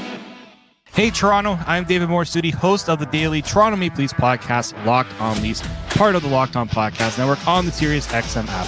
Every weekday, we bring you the latest Leafs news and analysis, break down all the action, including this game you're listening to right now, and preview the next one. We're giving you everything a Leafs fan could want, all in a daily 30-minute podcast. Download Locked On Leafs right now on the Sirius XM app, available with all trials and popular plans, or where you get your podcasts. Search Locked On Leafs. The biggest names in the game. Trying to get behind, wrist the line, and walks in, put it between his legs, shoots it, score! NHL play-by-play on Sirius XM. TSN 1050 and the Leafs Radio Network. The Leafs live here. Oh, yes, they do, and it's still scoreless now after 40 minutes of play. TSN After 40 delivered by 241 Pizza. Order a pizza and wings combo, 1 large pizza, 3 toppings, and 10 wings. Only $29.49. Try their new Thai sweet chili wing sauce at 241pizza.com. Jim Taddy and Mike DiStefano with you. So, scoreless after 40 minutes of play, 2 penalty kills and a pretty good power play, and here we are. Yeah, it's pretty much approached into next goal wins territory, hasn't it, Taddy? Yeah. It's basically starting, as Ralphie said, starting overtime when we get finished this this discussion, because whatever happens in the third period, if there's a goal, I mean, I don't know how you even that out, because they're so stingy at both ends of the rink. I mean, there's no extra ice. No, and look, it's been like this for the last couple of games, right? Goals have been very, very hard to come by, and we're seeing some good goaltending performances, but defensively, neither side really giving up a whole lot. Like you're looking at the Leafs. Yes, they outshot the Boston Bruins. I would say they controlled most of the play in that period. They gained some momentum off those penalty kills for sure, but a lot of them still coming pretty perimeter, right? Like you're seeing Yarncroc shoot from, at the top of the circles as opposed to trying to go low and get one inside, or they're not really feeding pucks inside. Bertuzzi, typically he's been a menace in around the net throughout this series. Haven't seen him really do a whole lot inside tonight. So I'd still really like in the third period to see the Leafs, they battle a little bit more compete in front of Swayman to try and get some more pucks in tight. Yeah, there's Nyes coming out of the penalty box, and that one didn't work. And Pasternak in tight almost jammed one in too. What did you make of the Nyes no call there, Jimmy? Well, it's almost like as he got contacted, he didn't have the puck. So it's like he lost it. Well, it's tough. Like I looked at the replay 4 or 5 times, and at first it looked totally like a trip, and 100% I was surprised. Even Bonesy, he was beside himself that didn't end up being a penalty shot or a penalty. Yeah. But especially when you look at the ticky-tacky hooking call that they called him for 2 minutes earlier, it's like one of those two look way more blatant than the other. But upon further review, the rest might have gotten it correct. It looks like there might have been a very slight touching of the puck by the defender before tripping Matthew Nyes, but that may have been, that was just a great defensive play, obviously, to take away that threat, because Matthew Nyes has been a beast all series long, and he might have been able to finish that one. Well, but the point is, the Nyes penalty was the one that shouldn't have been called. Yes. That was ridiculous. That was stick on stick. I mean, I don't know what that is. I don't know. I don't know what to tell you. So here's like a weirdo fantasy type question. If you could be anointed as an NHL player for the next hour or so, and you're in that dressing room, you pick your dressing room and pick which team you want to suit up for. I mean, who's actually got a slight edge here, or does anybody? It's dead even, Jim. It really is dead even. Like, I don't know if I could pick a side at this point. Like the Bruins definitely controlled play a little bit earlier in the game, and then the Leafs seem to have come on here in that second period. So it's 1-1 in terms of who's won 1 period each. We'll see how the third period gets decided. But, I'll say this. I think that Toronto, when you look at how the special teams has come to play today, does that give them a little bit more boost? They're like the penalty kill has not been great at all this series. It's been borderline awful. But now you look, the last couple of games, they stayed out of the box, but they killed off the lone 2 penalties that they took in the last game. They took 2 penalties in that period right there, killed them both off. And I don't know about you, but they look like the more, scary team. Like you had the Mitch Marner opportunity when he took the puck away from Swayman. And then obviously you had another opportunity shorthanded as well coming out of the box. So it's like the power kill is coming back for the Maple Leafs, and maybe that gives them a little bit more momentum with some success on the special teams. Well, that's kind of why I asked that. I mean, because I don't know. I don't see the Leafs getting 2 more penalties. I mean, maybe there's 1 there, but I just thought that, and there's no guarantee that what we've seen so far continues on. But I like the Leafs' last 7 minutes of the first, and I liked a lot of what they did in the second period. I think they played slightly better, although it doesn't mean anything because there's no goals. But Right. the Leafs seem to be trending in the right direction. Now, that could stop right away, but at this point, as we're speaking between periods, I like where they are. Yeah, and look, all it is going to take to change this game is 1 goal. 1 goal somehow either side, because both teams have shown that they're not willing to give you a whole lot. They're taking space away on both sides. They're clogging things up in the neutral zone, clogging things up in front of the net, getting in front of pucks, getting sticks on pucks. It's very difficult to find pucks to get through to the goaltenders tonight. So if you get 1 goal, teams have shown that they've been able to shut things down. So that's going to be very, very important going into this third period. I mean, the goal is going to be like an overtime goal. It's either going to be like Nyes and what was that earlier in the week, and or it could be just some stupid lousy bounce that goes the wrong way, and the team that lets it in just looks awful. You know who I think has been really quiet tonight that concerns me a little bit? Brad Marchand's been awfully quiet tonight. Yeah. I'm looking at the stat sheet, seeing a lot of 0, 0, 0, zeros out there. If there's a guy to, maybe try and help come alive for the Boston Bruins, he might be someone who could step up. But conversely, there's also got a lot of guys on Toronto who have an opportunity to make a difference. So there's 20 more minutes, Jimmy, 20 more minutes, possibly more at the rate we're going. It's going to be a great final ride. It will be. Mike, thanks very much. I was just looking at the event summary, and the most shots by a Leaf is Yarncroke with 4. Most for Boston is Lindholm with 4. Matthews has 1 and 2 that didn't get through. So, opportunity is knocking, but not very loudly. This is Molson Canadian Leafs Hockey on TSN 1050 and the Leafs Radio Network. Breaking story from Alpine News Network. Ron is a teacher helping bright minds, but this time he needed help. Alpine Credit sent a cosmic superhero with a debt consolidation loan. She conjured a magic book, Debt Consolidation 101. Lesson 1, consolidate debt into 1 low monthly payment. Lesson 2, nothing. It's a short book. Own your home? Need a loan? Alpine Credits can help.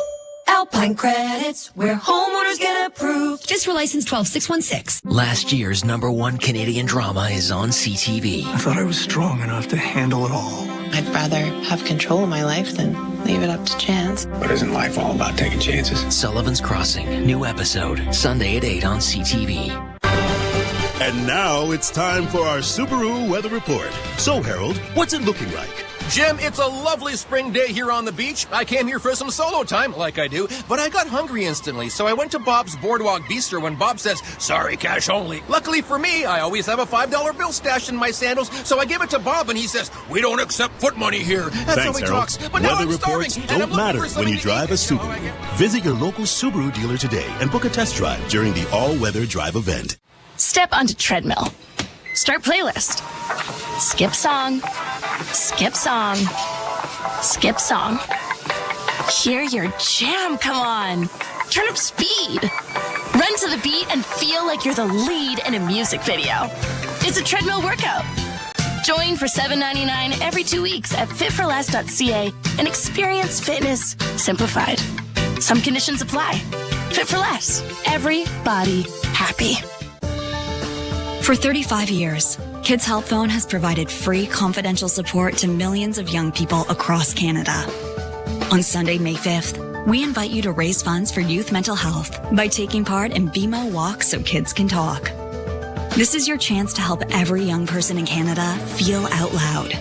Register, fundraise, donate, or walk. Join the movement at walksokidscantalk.ca. In business, service is everything. Cintas delivers what you need to better serve your customers. Whether it's freshly laundered work apparel for almost any job imaginable, first aid and safety supplies, professionally installed AEDs and eye wash stations, floor mats, or mops and restroom products, stocked and ready when you need them. Better work days happen together. So visit Cintas.ca and get ready for the workday. Walmart's Saving You More Since 94 event is on now. Save on a head of iceberg lettuce, a 284 milliliter can of Campbell's soup, or a 455 milliliter bottle of Kraft barbecue sauce. Now only 94 cents each at Walmart. The Out-of-Town Scoreboard is brought to you by Maple Toyota. Build your next dream Toyota at Maple Toyota and check out Maple Toyota's pre-owned inventory. Guy, it's arriving daily. And it's time to Toyota. Visit mapletoyota.com. Out-of-Town Scoreboard, well, it's in Boston, the only game, and it's scoreless after 40 minutes of play. Swayman has stopped all 21, and Sammy has stopped all 18. The third period is next. This is Molson Canadian Leafs Hockey on TSN 1050, the iHeartRadio app, and the Leafs Radio Network. Moved to 3 decades of undeniable rhythm from a salsa icon. Mark Anthony's Muévense Radio. Essential hits, timeless influences, and personal stories from a star known for conquering the big stage and the big screen. Mark Anthony's Muévense Radio. A limited run channel now on Channel 107 and in the SiriusXM app. The Power Play with Steve Koulias. You either put up or shut up. Marchand does, Doughty does, Stone does. And if you don't have enough of those players, get rid of them, because they'll make you lose. They'll frustrate the fan base. I want people that are with me, rowing in the same direction. And if you can't, get out of town. We'll find someone who can. The Power Play, weekdays 3 p.m. Eastern on NHL Network Radio, SiriusXM 91, and the SiriusXM app. There's still time left here as Martin backs it in. He scores! Zibanejad now takes the puck away from Ovechkin. Back to Kreider. Zibanejad to the trailer. Miller shoots. He scores! With the season in the rearview mirror, all eyes are on the Stanley Cup playoffs. Top front, backhand try, and they score! Carter hanging up. Only one gets to drink from the cup. Follow all the action. SiriusXM NHL Network Radio, SiriusXM 91, and the SiriusXM app. There is no competition in soccer quite like the UEFA Champions League. And it's on SiriusXM FC. Kylian Mbappe delivering when it matters most. The stakes are higher now in the knockout stage, where one goal can transform a club's trajectory. Jude Bellingham's driving, scores! And one performance can turn a star into an immortal. Harry Kane finishes off the game. It's the Champions League knockout stage, and all the top matches are on SiriusXM FC 157 and the all-new SiriusXM app. The biggest names in the game. Trying to get behind Ristolainen, walks in, put it between his legs, shoots it, scores! NHL play-by-play on SiriusXM.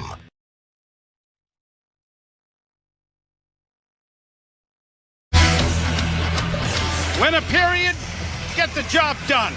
Leafs and Bruins scoreless after 40 minutes of play. All right. Just occupy myself. And I realize this is totally irrelevant to what's going to happen in the third period here.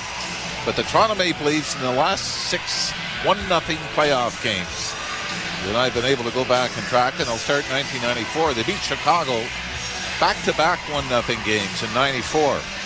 Game 5 and Game 6 to eliminate the Blackhawks. Sergei Berezin in 1999 with a power play goal, a minute left in regulation, eliminated the Flyers 1-0. Sundin, Game 1 against Ottawa in 2001, and Darcy Tucker kept the Leafs alive in Game 5 in Carolina. So, of all those, 5 of them have been on the road. There's nothing more I can do. Yes, you can. You can mention again how long the streak of not being shut out was. I think it was, 251 games? Yeah. Just reiterate that for a second, would you mind? Leafs will be to the right. Bruins to the left as we start the third period, scoreless. Leafs out shooting Boston 21-17. They've taken one away from them after video review. Too bad they didn't video review. Maybe that was the penalty shot. Maybe that was the shot they took away. No kidding. We're ready to go. Puck has dropped. We're underway. Leafs control the faceoff. Riley banking it ahead. Chopped down into the Boston zone by Knives. Around the boards it comes to the near wing for McAvoy. He'll play it out at center, and it's tipped ahead and now played by Zacha in on the left wing. Knocked down on the play there by the Leafs, and Nylander playing it off the boards, gets it out at center. To Knives on the left wing. Knives works in, got a shot away. Pad save made by Swayman's right leg. McAvoy back the other way. I thought he was short of the red line, but he shot it in. They've waved off icing. Puck comes back on the wall, played into the slot, knocked away by the Maple Leafs. Brought on by Benoit. He'll get to center and shoot it in. Swayman stopping it up back of the goal. Cut off there initially by the Leafs, but now played high off the glass to the line and out. Bruins get it to center, and a long shoot in goes wide. Chipped along the boards, cut off, and the Leafs start back. Here's Domi working nicely to the line and in. Trying to get some assistance and does to Marner. Marner with a man going to the front of the net, and the pass was off the skate of McCabe. Domi against the boards in the far corner. Dug out by Bertuzzi. Bank pass goes to McCabe. Left wing side Edmondson. Drop for Marner. Marner stepped around one. Steps around a second. Pass off under the wing and a shot. Swallowed up by Swayman. Nifty little bit of work done there by Mitchell Marner. He gives it to Joel Edmondson, a left-handed shot on the right wing side. And Edmondson from the right wing dot had to stop it before delivering it to the net. Maybe in hindsight, Joe, you try to fire that far side off the right pad of Swayman. Instead, it got right into the midsection. You had Tyler Bertuzzi sniffing around at the top of the crease for a rebound. Face off in the circle to the left of Swayman. Yarncrook taking the drop. Matthews is out there along with Pontus Holmberg. Leafs keep the puck in. Edmondson had to go off his body and has to go back to center ice. He'll get it to his defense partner. Liljegren sending it in. Down on the left wing boards it comes. Back of the net, almost intercepted there by Pontus Holmberg. He got it again. The Bruins have played it out, and Edmondson is back in his own zone. Bank pass for Liljegren. Return to Edmondson. Edmondson will bank it back of the goal, and Liljegren has it again. Leafs are making a change. Out comes Joel Edmondson to Liljegren. He'll step up to the red line and punch it down off the glass and into the zone. Gregor after the puck, but it's cleared around on the far side and out at center ice, and the Leafs go back to recover. A pass up the middle. Left wing side, chipped in now, and Dewar goes into the corner. He had a glorious chance in the second period.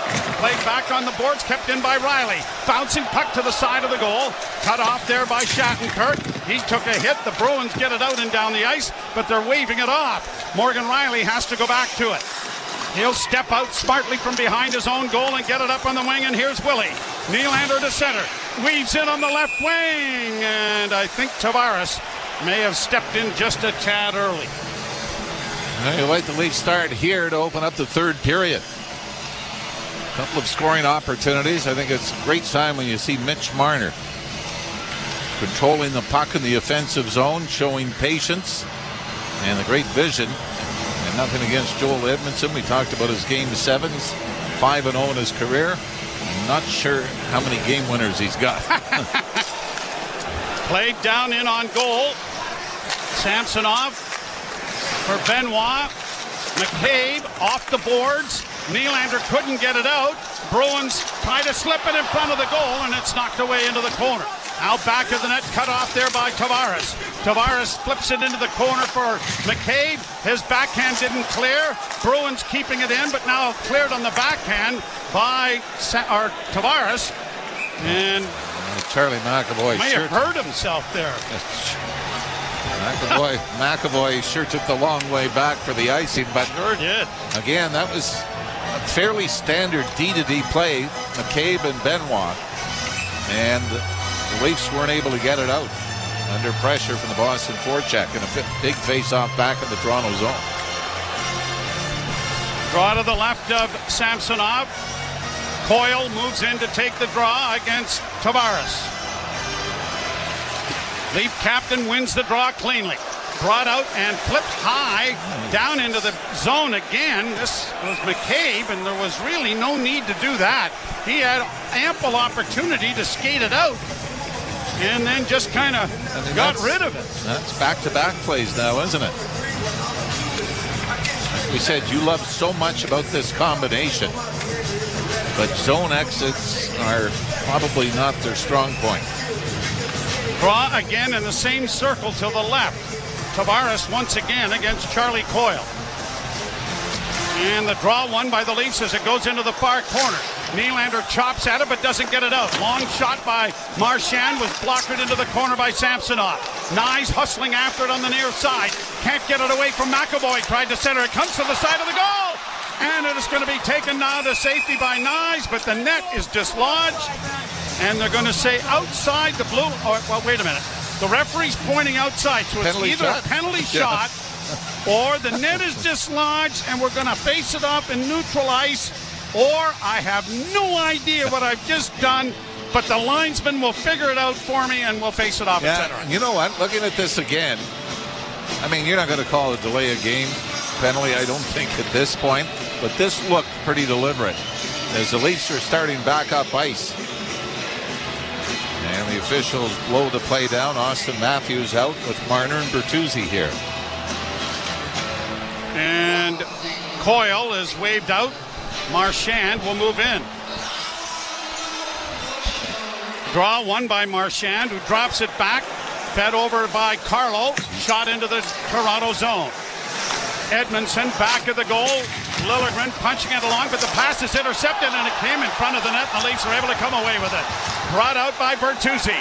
Left wing sided in with a shot that is going high to the far side. Matthews sends it to the net, and it is gathered up there by Swayman. I like that, though. Matthews throws it to the net. Bertuzzi coming in looking for the rebound, but Swayman doesn't give one up. So who's more nervous? Me.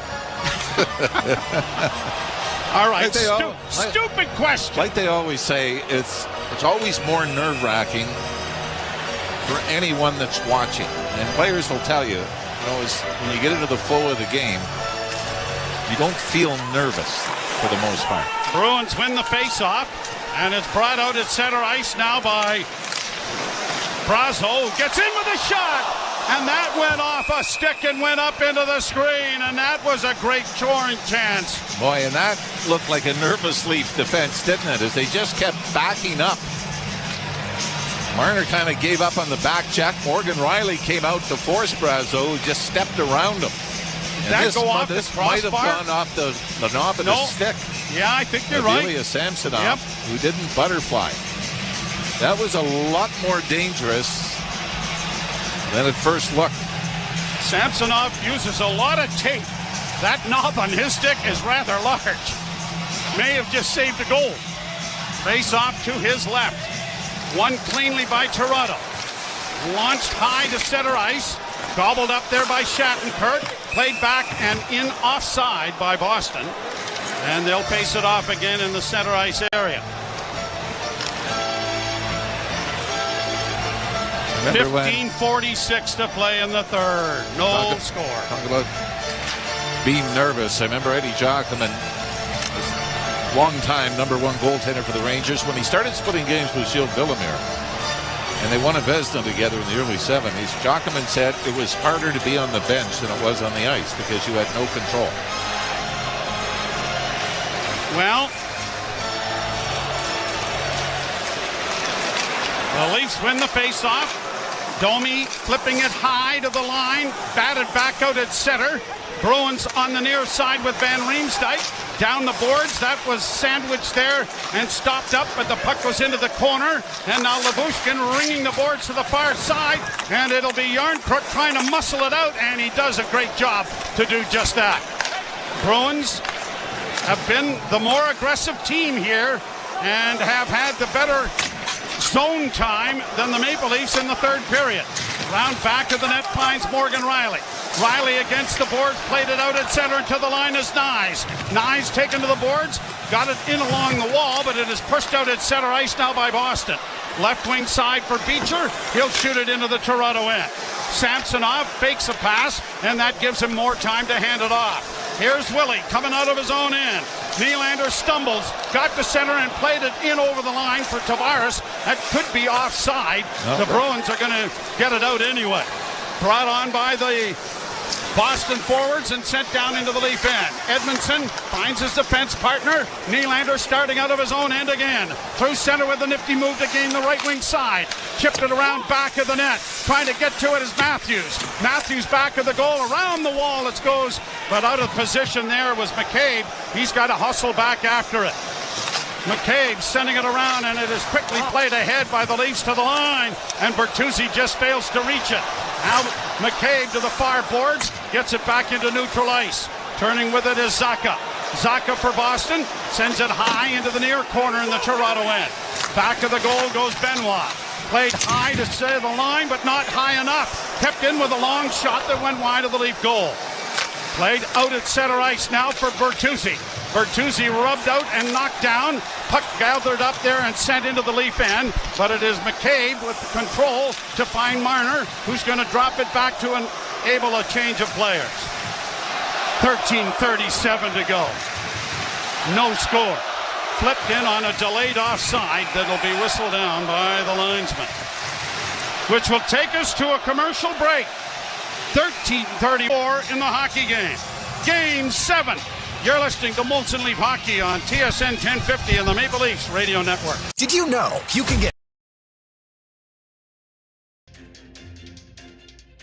Hey, insiders. It's Joe Bowen, the voice of the Toronto Maple Leafs here. And holy Mackinac, another great night here on TSI. First and foremost, Mike wanted me to thank you all for being here and helping create this amazing community that we have here at Toronto Sports Insider. Just by listening to this message, you are a part of something very, very special. Mike has asked me to help in his goal of making a difference to Sick Kids Hospital with this great group of Toronto sports fans. Now, Sick Kids Hospital is very near and dear to my heart. My son Sean was diagnosed with leukemia when he was just a year old, and he's 30-some-odd years of age now and a big strapping lad because of their magic that they work at Sick Kids. Toronto Sports Insider is donating 100% of the channel's revenue through the Leafs 2024 Stanley Cup playoffs run. Now's the time for this community of Leaf fans to make a real-world difference together. Now, the best way for us to increase the amount of the donation is to please share the link to Toronto Sports Insider right here on YouTube to bring more Leaf fans into this amazing community. Changing the world, one insider at a time. We'll see you in the chat. And holy Mackinac, go Leafs, go. 91. Joe Bowen and Jim Ralph. Owen Hall running the operation. Doug Lane here pushing buttons. Cameron Moore, we're not really sure what the hell he's doing. Face off in the center ice area. 13:31 to go, third period. Game tied, 0-0. Game 7, nowhere to go yet. Tavares lost the face-off. McAvoy steps up on the right wing with a long shoot-in that went over top of the goal. Cleared into the corner, and Lyubushkin hammers along the wall. Got it freed up now to Nylander. Nylander just gets rid of it and plays it down into Boston territory. Bruins back in their own end. Being chased there as it comes off the boards. Almost intercepted, but brought on by Pasternak. Pasternak in with a nice little move and a backhand, and Sammy comes across and swallows that up. Sammy. Boy, moments earlier, Willie Nylander, if he's able to pick the puck off right at the Boston line, Bruins had forwards going the wrong way. Instead, Pasternak gets it. Makes a nice little between-the-legs move to get around Ilya Lyubushkin, but then it put himself at a tough angle on the backhand. Samsonov held the post and took it to midsection. Draw to the right. Trent Frederick will take the face-off for the Bruins. David Camp will take the draw for Toronto. Dewar and Gregor out with Camp. Leafs fourth line. And the draw won cleanly by the Leafs. Round back of the net, cleared off the boards and chipped to center ice, but knocked back by the Bruins to the line and brought in by Frederick, who was stood up there by Joel Edmondson. Round on the boards on the far side, dropped to the side of the goal, a centering pass, and it's knocked away at the blue line. Kept in with a shot that deflects into the far corner. Van Riemsdyk sends it back to the net. Trying to get to it was Justin Brazeau. Leafs are able to get it up on the wall on the near side, but they don't get it out. Van Riemsdyk back into the corner. Got around one man, a centering pass, stopped the rebound. It's taken to safety by Toronto, and they just need to play it off the boards to center, and they do. Witherspoon back in over the line. Tried to flip it into the corner and does. Benoit got to it. Leafs come away with it. Played high to center ice by David Camp. They'll get to the bench. Marchand with speed to the line and in. Marchand offside. Call by the linesman. Marchand may want to go over and give him a shove. How's that not even looked at by the league? He was trying to get off. That happened in Game 6. Trying to get off the ice. The linesman was in front of the gate, so he just shoves him away. Face-off outside the Toronto blue line. Knocked ahead and brought by Benoit to the red line. Punched across the line for Domi, but they're going to call it a glove pass. Boston has come on here in the third period. 12:07 to go. Shot still favoring the Leafs at 24-21. But the Leafs have had some trouble, haven't they? Making those D-to-D passes, getting the puck out. The Bruins forecheck has given them fits. Coyle will take the draw against Domi right at the center ice dot. Puck is dropped and it is controlled by the Maple Leafs. And it is Morgan Riley playing it ahead for Bertuzzi. And that goes off his stick. And a Leaf fan wearing a William Nylander jersey has got himself a souvenir of the contest. There's about five of them sitting right behind penalty box. A couple of Matthews jerseys down there as well. And by the way, that did not go over well with those not wearing Leafs jerseys. At center ice, Riley got it to Marner. His backhand clears down into Boston territory. Bruins punch it along the wall. Will find Coyle.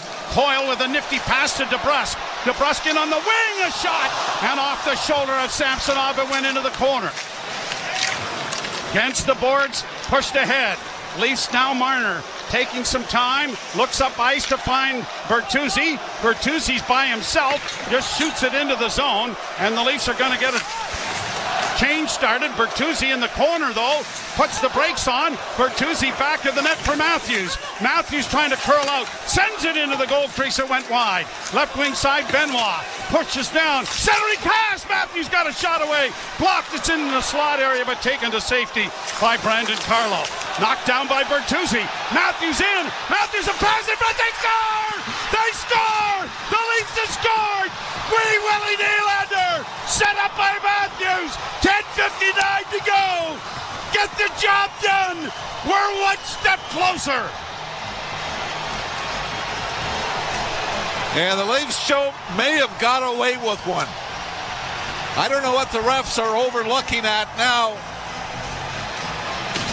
at the bench, but Tyler Bertuzzi may have got away with a trip. That forced the turnover in the corner to the left of Jeremy Swayman. Matthews picks it up, starts towards the net, sees Nylander, puts it on Willie's stick, and Nylander just snaps it into the upper part of the net past Swayman to give the Leafs the lead. 9:01 the time of the goal. William Nylander with his third. Leafs with the lead. Tavares round back of the net. Lilligren is pounded from behind. Puck comes free and the Leafs are breaking it out with Nyes to center. Nyes in over the line. Right wing side, a pass in front. Oh, and a chip there by Edmondson from Marner. The stop by Swayman. What a great chance that was. That would have really silenced the denizens here at the Toronto Dominion Garden. Nyes flattens his man. Bruins to center. 1-0 Toronto. Knocked down was Pasternak. And McCabe has it in his own zone. Pass up on the wing for Camp. Camp dropping it back, and a shot by Gregor was deflected wide by Swayman. Leafs coming back in the back check as the Bruins get it in over the line. Dropped off, and a shot goes wide of the Leaf goal. Van Riemsdyk back to the point. Long shot in traffic, knocked away by Samsonov.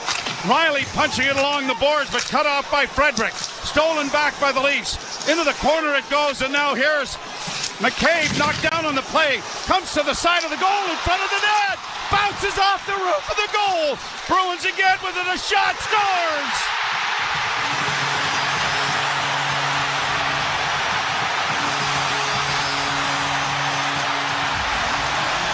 Hampus Lindholm has tied the game.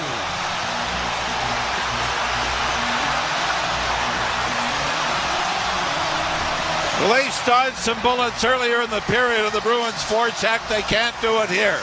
Boston relentless. The Leafs can't get it out.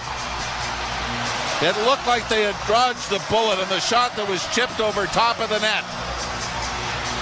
But then Lindholm, with a little bit of traffic in front, simply just throws it to the net. Maybe off his stick of David the net. It's all right, but no, it's all right. It's all right. Tie game. We got this. We got this. Buds, let's go. Go, Leafs, go. Go, Leafs, go. Let's get it in the chat. Come on, it's Game 7, ladies and gentlemen. Let's go. Game 7. Let's get behind our Leafs. Let's go get that winner. To come. 1:21 apart. Fired into the Toronto zone by Boston, and it's got this crowd revved up again. Puck into the corner for Matthews.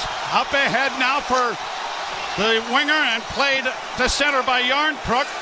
Then upended there by McAvoy, and the Bruins are bringing it back in with DeBrusk shooting it wide of the net. Holy smokes, how is that not a penalty? Leafs out at center. Off a stick and into the Boston zone. Lori gets it ahead, and DeBrusk carries to center and shoots it right back in again. McCabe up against the boards. Poke free, and Bertuzzi trying to get it out. Slams into his man. Puck goes around back of the net for Benoit. Benoit chipping it along the boards. Marner won't get to it. Puck into the near corner. Dug out there by Domi as they work the puck free. And now the Leafs trying to find a loose puck, but it's in the skates. Now played up ahead. Marner will flip it high to center ice. Domi trying to put some pressure on the defense, but Lindholm gets it ahead for Pasternak. Stolen back by Toronto. Here's Morgan Riley. Dropping it back, but it got past his defense partner. Lyubushkin has to go back after the puck. Played up on the wing, and the Leafs are going to get it out. A pass ahead looking for Nyes. He is hit there by McAvoy, and then given a bit of a high stick as well. McAvoy and Nyes having words as they skate back into the Toronto zone after an icing. Boy, if Tavares is able to get the puck to Nyes earlier, he might have had a break in off the left wing.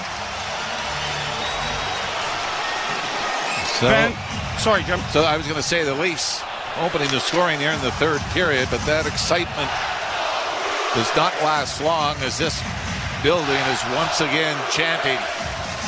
Van Riemsdyk and Brazo assist on the goal from Pontus Lindholm. Hampus Lindholm with the tying goal. Here's DeBrusk off on the wing, and a shot blockered away nicely by Samsonov. Puck is into the corner, and it's dug out by the Leafs, and now Nyes is able to play it out at center ice. DeBrusk back in his own zone. Bank pass, got ahead. Brought in over the line by Marchand. Into the corner it goes, rung around the boards for Nylander. He let it go. Cut then by Brazo, a shot in traffic. Goaltender down, but the Leafs have it. A long alley-oop looking to try and get it ahead to Tavares, didn't work. Now, I don't know what they're calling this, because Jeremy Swayman played the puck. And if they're calling it offside, I realize the faceoff still goes back. Now the linesmen are discussing something here. And this is huge. Now they're going to talk to the official. I mean, they blew the offside right away. Did not give Nyes the opportunity to clear. And now, they're bringing Riley and Labushkin but back. Joe, this is wrong. It wasn't an icing. Swayman played it. Well, they're apparently calling it an icing because they're forcing Riley and Labushkin back onto the ice. Face off to the left of Samsonov. And being waved out here is Geeky. Pavel Zacha will take the draw. Tavares taking the draw for Toronto. And Tavares got it into the corner, but the Bruins were there, and the Leafs get a hold of it and now flip it out at center ice, but not far enough to get a change of players going. And now they will, because it's shot into the screen by Boston. 7:26 to go, third period. A 1-1 tie, the Leafs and the Boston Bruins. Nylander for Toronto. And for the Bruins, well, it was kind of a strange play, but Hampus Lindholm ties the game shortly after the Leaf lead. You're listening to Molson Leaf Hockey on TSN 1050 and the Maple Leafs Radio Network.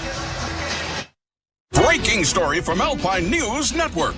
Sandra and Kabir are celebrating 50 years of marriage by turning their boring bedroom into a spicy one. Oh my. Alpine credits.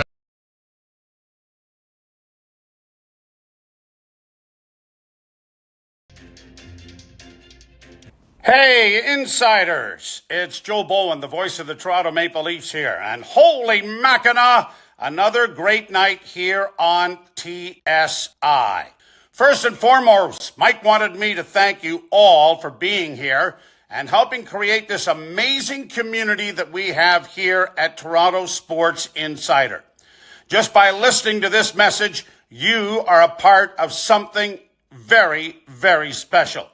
Mike has asked me to help in his goal of making a difference to Sick Kids Hospital with this great group of Toronto sports fans.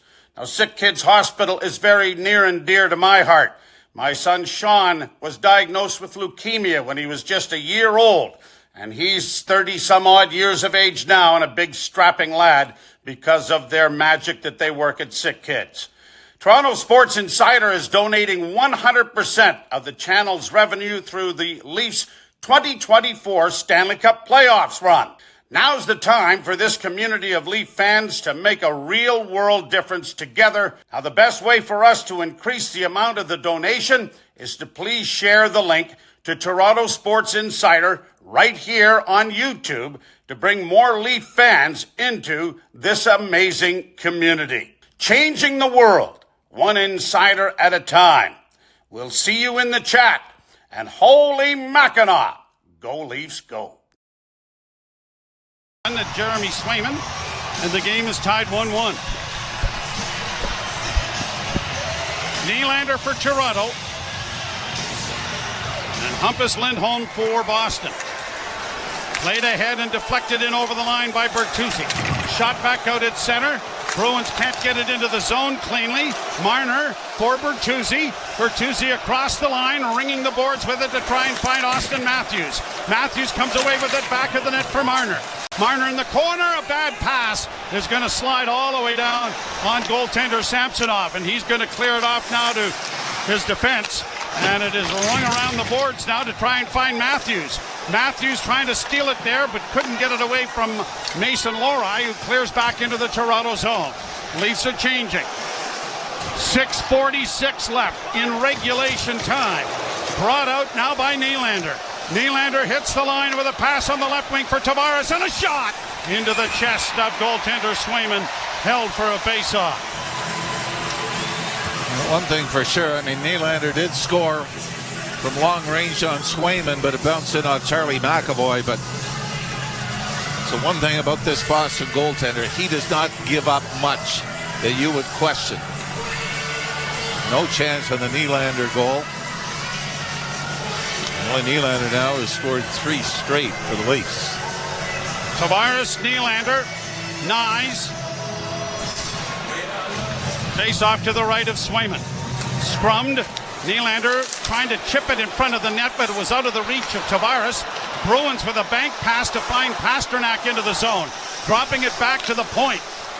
Down the boards goes Geekie. He goes to the side of the net and back of the goal. Slid around Morgan Riley. Now trying to come out in front of the net. The puck is stolen back by the Leafs. Nyes with a good play to play it up on the boards. And Nylander needs to get it out for him.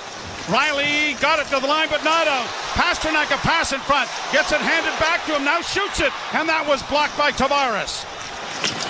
Riley pounds it off the boards to center. Leafs get one player exchange. McAvoy in on the left wing. Got around Nylander. Centering pass is going to slide all the way to center ice. Bruins have to wait for teammates to get onside before Witherspoon shoots it in. Down the boards is Brazo. Brazo around back of the net on the wing for Van Riemsdyk. Tried to center, it was blocked. Brazo a wraparound. Stopped by Samsonov. Marner leads the rush for Toronto. Mitchell is on the line. Mitch Marner across to the far side, trying to center in front, but it was knocked away by the Bruins and brought back at center ice, and Marner stole it back, but the Bruins sent it deep into the Toronto end. 5:20 left to play in the third. Long lead pass deflects by Matthews into the Boston end. Ripped around the boards, it's going to find Captain Marchand. Marchand goes to the left wing side for DeBrusque. He is rubbed out there on the boards by McCabe. The puck goes to Benoit, freed up for Matthews. Matthews with the lead pass, but it was out of the reach. It's played back in over the line for Marchand. Marchand goes wide. Matthews reaching around to steal the puck from him.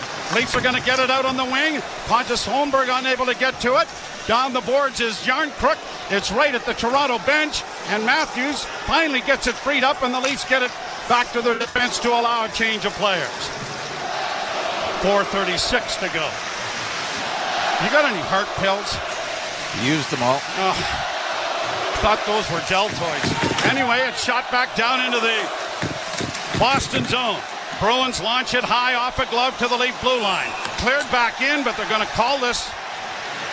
What are they going to call this? A glove pass. I don't know how that happened, but all right. 4:19 to play and a break in the action. The Leafs won, the Bruins won. For all intents and purposes, this is just like overtime. You're listening to Molson Leaf Hockey on TSN 1050 and the Maple Leafs Radio Network. Queen Bee's reign had just begun.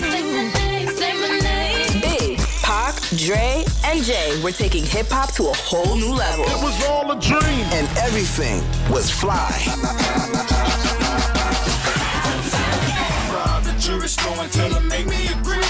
Sirius XM. All right, Leafs fans. Wow, this is like deja vu in Game 6, huh? Let's go, ladies and gentlemen. Let's get it. Let's fire up that chat. We've got 5,438 of you hanging out with us. If you haven't done so already, hit that subscribe button. Hit that like button as well. We're at 1461 on that like button. 19 new members in the house tonight. 19, you heard that right. We are at we just passed 100 members tonight, actually. So thank you all. Over 100 members. Let's get back to it. Game 7. You heard Joe Bowen himself. Stop. Please. Don't speak in other languages. It's the third period of Leafs game. I know. Say go Leafs go. Ew, why are they winning? They're not winning. It's tied. Anyways, we'll get back to the action, guys. Fire it up. Go Leafs go in the chat. Just like Lisa Hello there. Get it, Lisa? Bye. Thank you so much for hanging out with us every single night, Lisa. And let's get a goal. This is it. It's it. This is it, ladies and gentlemen. It's like overtime right now, okay? Fire it up. I see you all in the chat. Let's get it. 17707. I see you all hitting that sub button. Let's have some fun. And let's change the world one insider at a time. Look at all these new insiders hitting that sub button. Beautiful. Go Leafs go. Here we go. Big finish. Big finish. In the third period, the Leafs being outshot 11-7 in the third, but it is dead even at 28 apiece. Tavares scrums the draw. Puck is pushed in over the line by the Bruins, but Riley is there to get it on the near side for Nyes. Nyes sending it around the boards, but it'll be cut off by Pavel Zacha. Zacha back of the net to the near side for Pasternak, he was rubbed out of the play there by Lyubushkin, and it is one-handed up on the boards, and Nylander will get it out and down into Boston zone. Oh, this is a tough icing call to make. Well, it bounced over the Bruins stick in front of the Leaf bench. And by failing to make contact and keep it in, they get rewarded with a face-off to the right of Ilya Samsonov. Leafs have had the advantage in the face-off circle, barely. 57%. John Tavares has won 13 of 25. Will take this draw. Coyle takes the draw against Tavares, who wins the draw cleanly. Played off the glass to center, knocked down by McAvoy. He'll take it back with Nyes chasing him, and Nyes almost stole the puck from him. Now he does steal it. Looks for a man in front, but it rolled off his stick. Marner helps out. Swings it around the boards. It'll find the left point. Benoit trying to send it to the front of the goal, and Domi couldn't come up with it. Pinching down is McCabe. Cleared to the line, not out. Kept in by Toronto. Played into the left wing boards now. Slipping and falling there was Domi. And the Bruins, four of them come to center. But DeBrusk loses his footing. And it comes back out at center. And Domi works in on the left wing. Here's Max holding, looking to the left wing side. Finds Joel Edmondson, a backhand that was deflected wide of the Boston goal. Cleared to the line and out. Marner will go back. 3 minutes left to play, third period. A pass up on the wing shatters the stick of the Leaf defenseman Liljegren, but the Leafs have time and space with it now, and it'll be Edmondson waiting for teammates to change. Now works up on the wing with a pass ahead for Nylander. He'll shoot it in. Swayman out of the goal to leave it there as it comes around on the near side. Riley pinched but couldn't keep it in. Lyubushkin backs up the pinch adroitly and gets it ahead to Matthews. Played in on a high stick, knocked down by the Leafs and sent in around the boards. No one on that side to help out, and the Bruins are able to bring it out. 2:23 to play. In on the left wing. Around the boards and back of the goal. Frederick trying to come out of the corner. Rubbed out there by Matthews. Back of the goal it goes to Van Riemsdyk. Van Riemsdyk plays it off the point, and a drilling shot goes wide of the Leaf goal. Near side, McAvoy into the slot again. Oh, Samsonov may have got a piece of that, but he's lost his goal stick. The puck is back to the goal. Samsonov has got his stick again. The Leafs are going to get it out. It's going to roll just wide of the Boston goal for an icing. Oh, heart-stopping moment there. Samsonov was in full soccer goalie mode there as he came sprawling over towards the middle of the net. I see what it was now. He actually made contact with Morgan Riley, trying to get to his right for the Leafs. Fortunate for now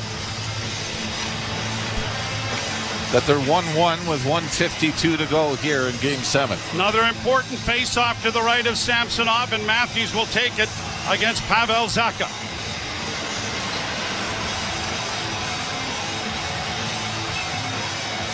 Puck is dropped, and Matthews won the draw cleanly. Lyubushkin back of the goal. Chipped along the wall to the near side. Flipped high, but knocked down by McAvoy. McAvoy steps in on the right side with a pass. Knocked down by the Leafs and fed ahead. Nylander's just going to airmail it into Boston territory to get a change. Bruins with a pass up on the right side. Pasternak couldn't get it in initially, but does on the second effort. Stopped there back of the goal by goaltender Samsonov. Nyes gets the pass ahead, and the Leafs are out. On the left wing side, brought in by Yarncrook. He fakes a shot. Plays it around back of the net. Tavares trying to get to it. Tavares on the far side along with Nyes. Nyes trying to get it into the slot area. Bruins play it up on the wing and bank it out at center. Minute 8 left in the third. Benoit bringing it to center. Left wing feed for Domi. Max is in, and he got a shot away, but he lost the handle on the stick. Puck is played to Boston to center ice. Coyle sends it into the zone. Back of the goal, Lyubushkin. Lyubushkin plays it on the bank to get it ahead, and Domi is out. Domi trying to play it in for Marner. That was broken up, but he gets it again.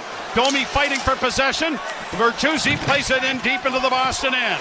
34 seconds left in regulation. Along the boards, the Bruins out at center and into the Leaf zone. It's play. Samsonov out of the goal to Lyubushkin. Back of the net to find his defense partner.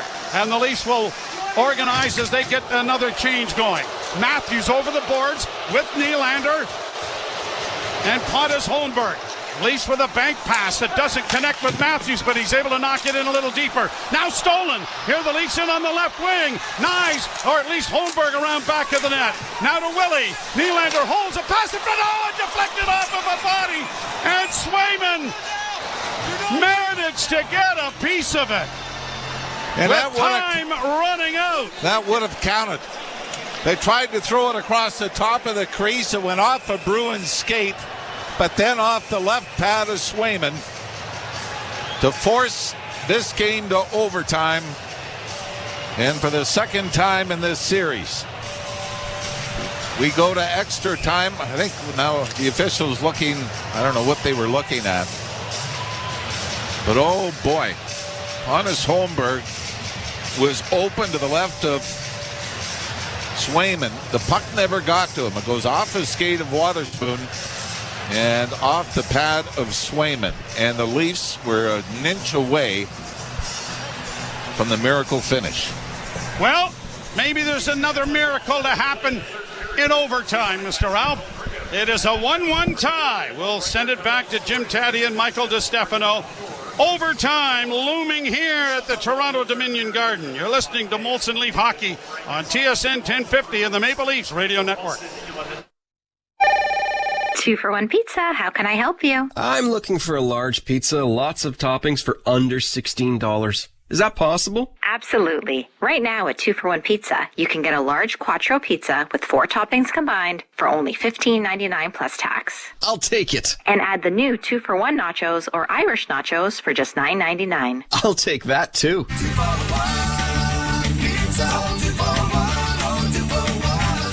Maple Toyota is celebrating the playoffs with Red Tag Days. Transform your ride with the 2024 Toyota Camry SE Upgrade. With its athletic styling, great power and fuel efficiency, Toyota's safety sense, and high levels of innovative technology, you'll be sure to enjoy wherever the roads take you this spring in this fun-size ride. The 2024 Toyota Camry SE Upgrade is in stock and available now for immediate delivery at Maple Toyota. Make it easy. Make it Maple. Visit mapletoyota.com. Part of the Zankin Auto Group. Do you have an invention idea but don't know what to do next? Call InventHelp now for free information on how to get started today. InventHelp provides invention services that help everyday inventors get started with their idea. We have representatives nationwide who will explain the InventHelp process step by step. Over 10,000 patents have been secured through InventHelp's patent referral services. Our services include professional materials needed to showcase your invention and 3D animation and prototype modeling that help you demonstrate your idea. Get down to the details of your idea with a technical drawing. The InventHelp Databank includes thousands of companies who have agreed to review new ideas. We've been helping inventors since 1984. Let's help you next. Take advantage of the opportunity to get started today. Call 1-800-353-6013. That's 1-800-353-6013. Again, 1-800-353-6013. Getting quality employees to fill positions in your company is essential. But finding those people can be a major hassle, unless you use ZipRecruiter. ZipRecruiter makes finding quality people a breeze. And right now you can try it for free at ziprecruiter.ca/free. With ZipRecruiter, one click sends your job to hundreds of top job sites. But more than that, ZipRecruiter's advanced technology identifies the candidates with the skills you need, sends you a list of great matches to review, then actively invites them to apply for your job. And the results speak for themselves. 4 out of 5 employers who post on ZipRecruiter get a quality candidate within the first day. That's right, the first day. Now you can focus on your business and let ZipRecruiter do the work finding the best people for you. See for yourself. Experience the ease, efficiency, and power of ZipRecruiter for free. Just go to ziprecruiter.ca/free. That's ziprecruiter.ca/free. ziprecruiter.ca/free. Have you ever walked into a room and forgotten why you went there? Do you ever experience brain fog? Improve your memory and think clearly again with Clear Brain from New Nordic. Clear Brain is specifically formulated to help maintain cognitive function and help support memory. Using a powerful combination of clinically proven all-natural ingredients like ginkgo and walnut extract, New Nordic's Clear Brain is Scandinavia's #1 selling cognitive health supplement. Available at Shoppers Drug Mart, Walmart, Loblaws, Jean Coutu, and London Drugs, or online at Amazon and newnordic.ca. First up with Korolnik and Koliakovo. Weekday morning 6 till 10 on TSN 1050. You ain't first, you're last. Molson Canadian Leafs Hockey is on TSN 1050 and the Leafs Radio Network. The Leafs live here. Oh, yes, they do. It's tied at 1 after regulation. Game 7, Toronto and Boston. Jim Taddy, Mike DeStefano with you. And Mikey, I don't know about you, but I didn't like how the Leafs, after they got the lead, I didn't like what happened there. No, giving up the quick response goal. It seemed like it was going to be next goal wins, like there would only going to be one goal scorer, and whoever gets it should end up moving on to the second round. But Toronto unable to win a puck battle at the side of the net. It was JVR, too, who ends up winning that puck battle to get it to Lindholm. Didn't love the goal either. It didn't even seem like he was trying to shoot to score. It just kind of got some lift on it and softly placed it toward the net. And I don't know if there was too much traffic in front. Samsonov didn't see it, but next thing you knew, it was 1-1, and here we are going back to overtime once again, just like when you and I were sitting here on Game 5. It's the exact same situation. 1-1, OT, next goal wins. And we'd like the speedy end to it, too. But I don't know that happens tonight. And, I'm not concerned about the Leafs, but I didn't like what happened in the second half of the third period. I thought they looked a little weary at times. And I could see how Boston tied it. And, 1-1, here we go. And this could go on for a bit. Yeah, it got a little disjointed in probably the middle part of that first period. And that's where you saw teams kind of trading chances a little bit and things opened up. But it got bottled up, I guess, a little bit toward the end there. I mean, Toronto had a really good chance right at the end. Almost went off the skate of, I think it was Wotherspoon out there. And wouldn't that have been something if they were able to score that way to end the game as like time was expiring? That would have been something special. But I don't know, Jimmy. You think that we got a long night in store here? Doesn't it feel like it could be a double, triple overtime kind of night? It does, just because the goals they were so close together. And if you take that 2.5 minutes out, actually it's 1:21. If you take that time period out, there's not a lot of opportunity to score elsewhere. So that's the kind of game it's been, where the opportunities were few and far between. So I don't see that changing. No, I think it's going to be very similar. I've got Calle Jarnkrok as my overtime winning goal pick. Calle Jarnkrok. I've liked the way he's played.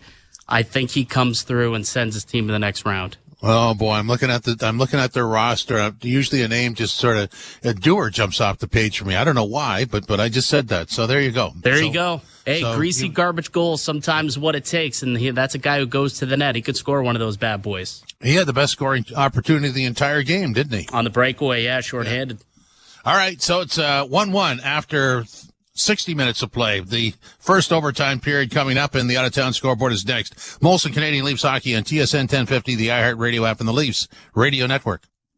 Breaking story from Alpine News Network. Ron is a teacher helping bright minds, but this time he needed help. Alpine Credit sent a cosmic superhero with a debt consolidation loan. She conjured a magic book, Debt Consolidation 101. Lesson 1, consolidate debt into one low monthly payment. Lesson 2, nothing. It's a short book. Own your home? Need a loan? Alpine Credits can help. Alpine Credits, where homeowners get approved. Just for license 12616. Last year's #1 Canadian drama is on CTV. I thought I was strong enough to handle it all. I'd rather have control of my life than leave it up to chance. But isn't life all about taking chances? Sullivan's Crossing, new episode, Sunday at 8 on CTV.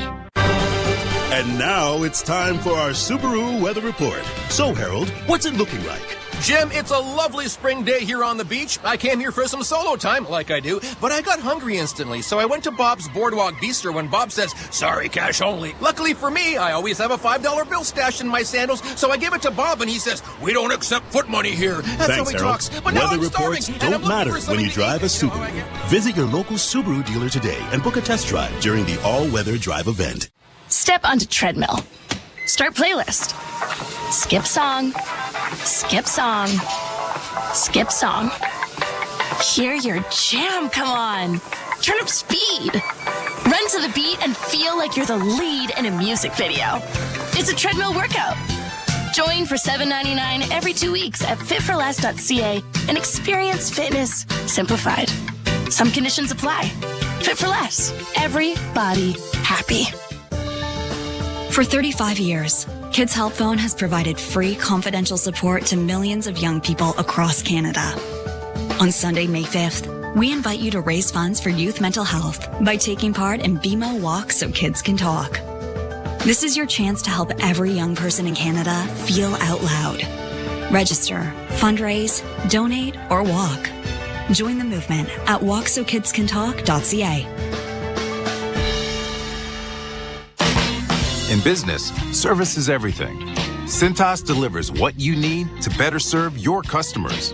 Whether it's freshly laundered work apparel for almost any job imaginable, first aid and safety supplies, professionally installed AEDs and eye wash stations, floor mats, or mops and restroom products, stocked and ready when you need them. Better work days happen together. So visit cintas.ca and get ready for the workday. Walmart's Saving You More Since 94 event is on now. Save on a head of iceberg lettuce, a 284 milliliter can of Campbell's soup, or a 455 milliliter bottle of Kraft barbecue sauce. Now only 94 cents each at Walmart. The Out-of-Town Scoreboard is brought to you by Maple Toyota. Build your next dream Toyota at Maple Toyota. And check out Maple Toyota's pre-owned inventory arriving daily. Guy, it's time to Toyota. Visit mapletoyota.com. So, tied at 1. This is the only game going on in the NHL tonight. Leafs and Bruins tied at 1 after 60 minutes of play. Samsonov has stopped 27-28. At the other end, it is Swayman who stopped 28-29. And that means one thing. Overtime is next. Molson Canadian Leafs Hockey on TSN 1050, the iHeartRadio app, and the Leafs Radio Network. Lately, times have been challenging, with many people facing increased interest rates, inflation, and rising credit card debt. Everyone needs a little help from time to time, but it can be hard to ask for help when it comes to your personal finances. But you're not alone. Millions of Canadians share that feeling with you. 500,000 Canadians have found help with their debt, and so can you, with Consolidated Credit Counseling Services of Canada. They are one of the largest non-profit credit counseling organizations in the country, with an A+ rating from the Better Business Bureau. They could help you consolidate your bills into one affordable payment, minimize your interest rates, and get you out of debt fast. No matter how much you owe, you don't need to do this alone. To get help, call 1-800-656-7129. That's 1-800-656-7129. Let Consolidated Credit get you back to a debt-free life. Call 1-800-656-7129. Call toll-free today for a free consultation. 1-800-656-7129. Ontario license number 4705786. Check out Diabetes Canada's Drive Up and Donate event every Saturday and Sunday from 9 a.m. to 4 p.m. all summer long. Gather your gently used clothing and small household items, then drive up and our staff will take care of the rest. Your donations help fund research, send kids to camp, and keep items out of landfill. You can visit us each and every Saturday and Sunday from 9 to 4 in the summer at the Diabetes Canada Clothing Collection Centre at 16600 Bayview Avenue, Newmarket. Learn more at declutterfordiabetes.ca. I asked my Mopar service expert today to check all the boxes. Oil change, check. Tire rotation, check. Brake inspection, check. Free? Cha-ching! Purchase a Peace of Mind maintenance service at the All-In Spring event, and you'll receive a brake inspection. And, of course, when you buy 3 tires, you get the 4th free. See your Chrysler, Dodge, Jeep, and Ram dealer for details. We built it. We know it. TSN 1050. Listen anywhere. Stream us on iHeartRadio, the TSN app, or on Apple CarPlay. TSN 1050. Everywhere you want it. And so it must be decided in overtime, and why not?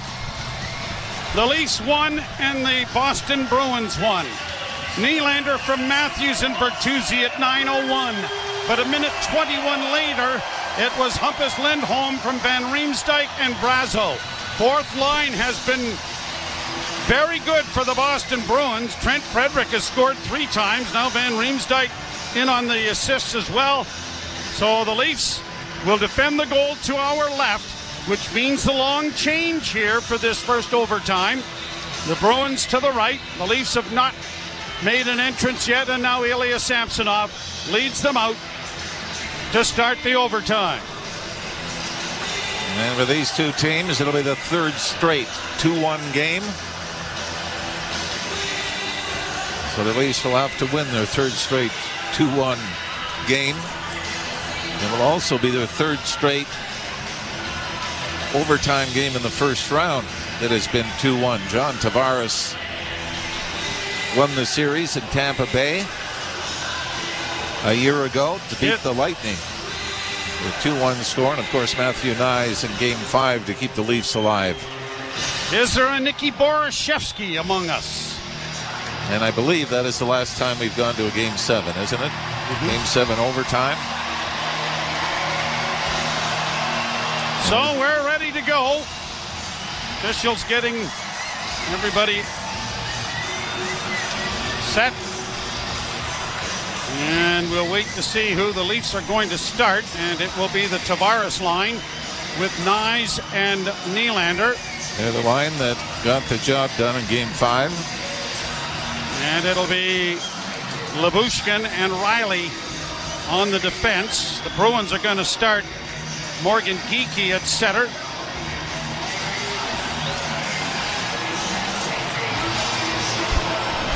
And we're about ready to go. They're at center ice. And the puck is dropped and we're underway, and the Leafs will have it back in their own zone. Cleared there by Toronto, and now Lyubushkin one hands into the corner, and up on the wing it goes for Nyes. Rink-wide pass for Nylander. He's across the line with a pass in for Tavares. He had his stick lifted, and the Bruins get it into the corner and launch it high off a body to the Toronto zone. Riley up on the left wing. John Tavares ended the series last year with an overtime winner. The puck comes ahead at center, and Nyes, he is alone as he works in. Tries to barge to the front of the net. And just did get it there, and the pad of Swayman had to be there to make sure it didn't trickle in. Played by DeBruskin across the line. Marchand taken wide of the net and around back of the net, and it's crumpled there by Benoit. The puck comes around the boards to the near side in the Leaf zone. Backhanded back of the net. Far side for Coyle. Coyle stops it up. Down low for DeBrusk. DeBrusk back to the point. Here are the Bruins with a shot in traffic knocked away. Big rebound in front. Knocked to the side of the goal and down. Samsonov there with the glove. Well, both teams with an early opportunity, although Matthew Nyes didn't really get much on net. I think he might have actually kicked the rebound. With Ilya Samsonov with bodies in front, it's actually Jake McCabe that makes the block with his right skate before it bounces into Ilya Samsonov. 105 in. Face off to the right of Samsonov. Frederick taking the draw with Austin Matthews, who won the draw cleanly. And the Leafs get it all along the boards, and Liljegren trying to get it out. Gets some assistance from Matthews as it comes to center ice, and Yarncrook sends it over on the left wing for Bertuzzi. A long shot into the chest of Swayman. And that is held, and the obligatory little shoves and whatnot that happens after every stoppage of play have continued here. One thing you know about overtime in the NHL playoffs, no shot on goal is harmless. And is a wrong decision. Yeah. Even you see there, you don't get the goal, but now you get a big offensive zone face-off. Matthews chatting with Joel Edmondson, who relays the information to Liljegren. Face off to the right of Swayman. Draw one cleanly by Boston. Played off the boards and out at center ice. Liljegren has to hustle back, and he's able to just get it freed up, but the Bruins steal it back. Shot in traffic, knocked away. Big rebound in front of the goal, and it was knocked to the left wing boards. Leafs are going to get it to the line off the stick of Bertuzzi down into Boston territory. Leafs are changing. Bruins back in their own end.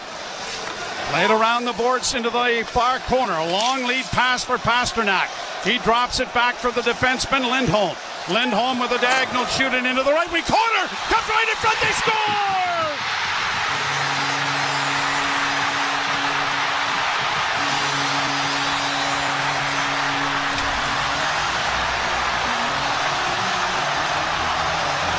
A diagonal shooting that caroms off the corner boards that Ilya Samsonov has got to play, and he didn't.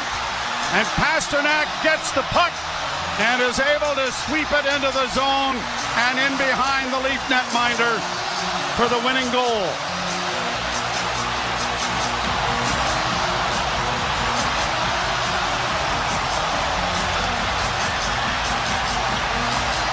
You don't want to be critical in a 2-1 game for a goaltender.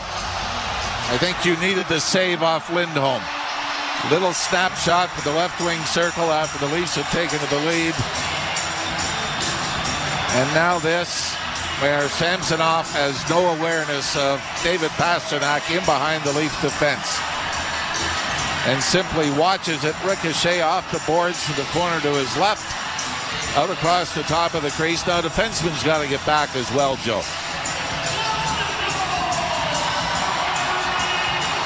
Yeah, it might have been a little bit too far for him to step out. And it was Morgan Riley going back, and he doesn't get there in time. And Pastrnak is able to go from forehand to backhand and beat Samsonov. And the game-winning goal will end the Maple Leafs season. And again, Game 7 in Boston. The lead in the third period disappears with the Leafs season.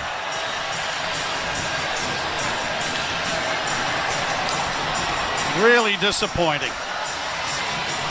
They fight back from a 3-1 deficit to force this seventh game, score the opening goal at 9:01 of the third period, but a minute 21 later, Lindholm would tie it, and now David Pastrnak, a minute 54 into overtime, has ended the Maple Leafs season, and now there will be the night of the long knives, I'm sure, going forward here in the offseason as to, A, what players will be back, what kind of changes there may be, but really disappointing that the Maple Leafs are going home.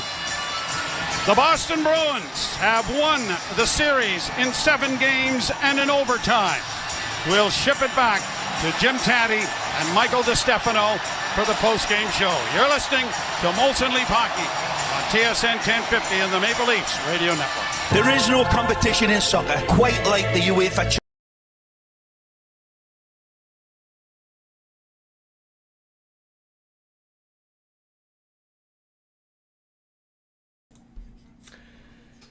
All right, Leafs fans, another year, another heartbreak.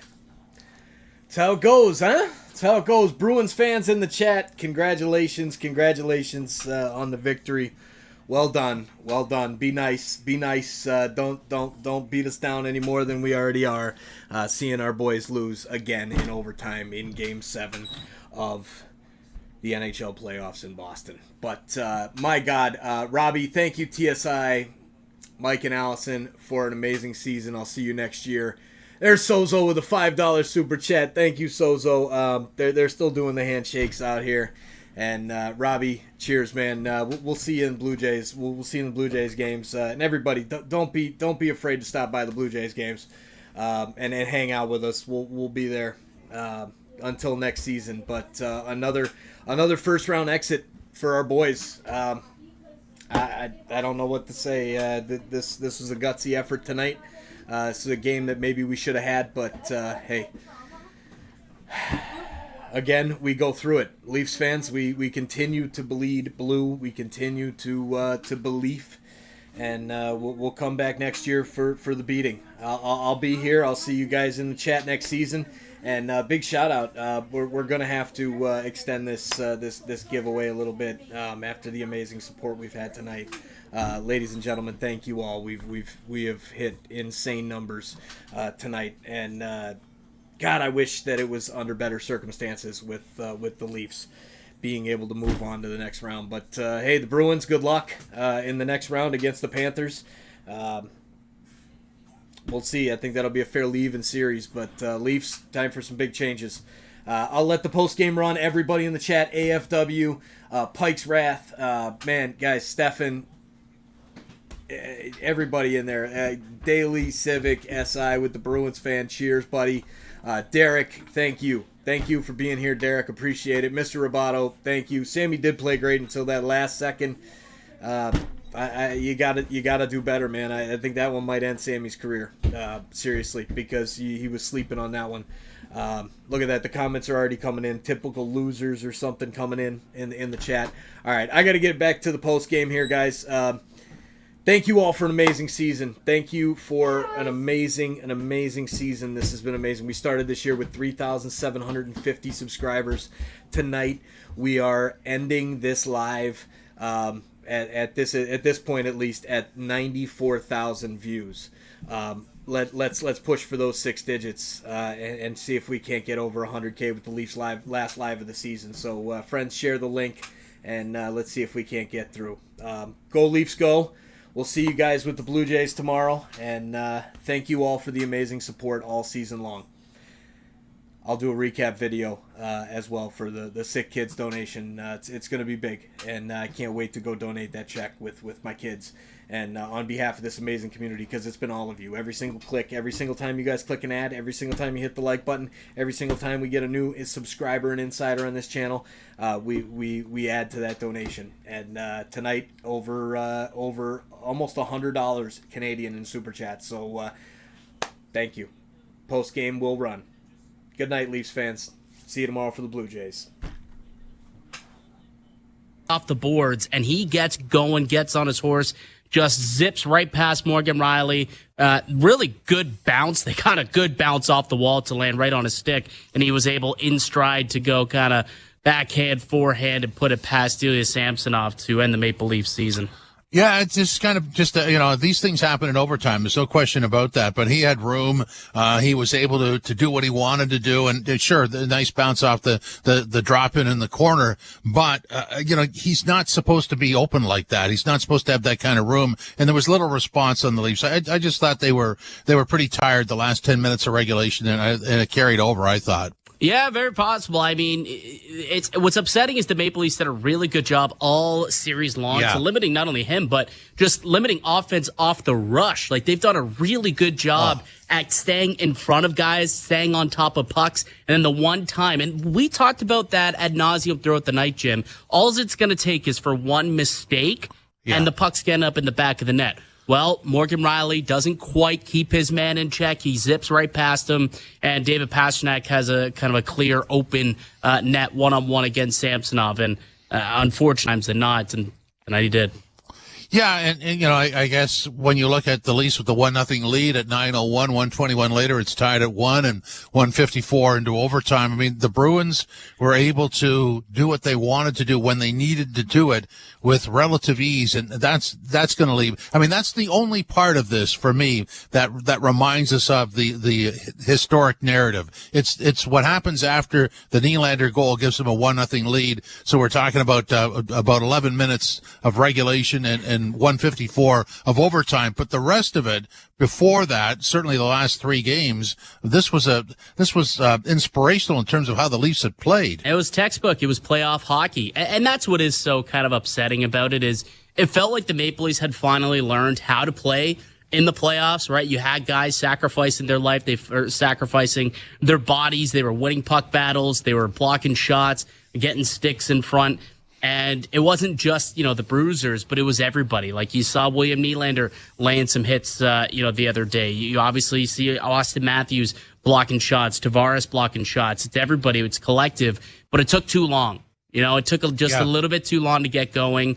And they found themselves in a real deep hole early where after 4 games, it had to be perfect, had to be absolutely perfect. They made one mistake towards at the end of the game there by not holding David Pastrnak, and he was able to get in and score, obviously. Kind of a disappointing, very disappointing. But this is what the Maple Leafs tend to do, Jim. Just when they start to give you hope, it kind of goes south and they rip your heart out. And that's exactly what happened, right? Down 3-1, they worked themselves all the way back. And then here they are going into overtime. Just when you think, oh my goodness, could the Leafs may actually pull this off and get into round 2, finally exercise those demons and beat the Boston Bruins. No, they cannot. Instead, lots of somberness going to be down on downtown on Front Street in King West tonight. Yeah, I try to separate this team from the historic narrative, but I guess you can't. Tough to do. It's tough to do. Can't. And you know why you can? It's because it's the same cast of characters for the most part. Yeah. The main characters are the same. And it's going to be interesting to see how this offseason goes now, because you look at it, they've had 9 playoff series in the Matthews, Marner, Nylander era. They're 1-8. 1-8 through 9 series. So that's obviously not good enough. We already saw a little bit of turnover last year when we saw Brad Treliving come in for Kyle Dubas. We saw some different guys come in who play a different style, whether it was Ryan Reeves, Bertuzzi, Domi, and then at the deadline, adding Dewar, adding Edmondson, adding Lyubushkin.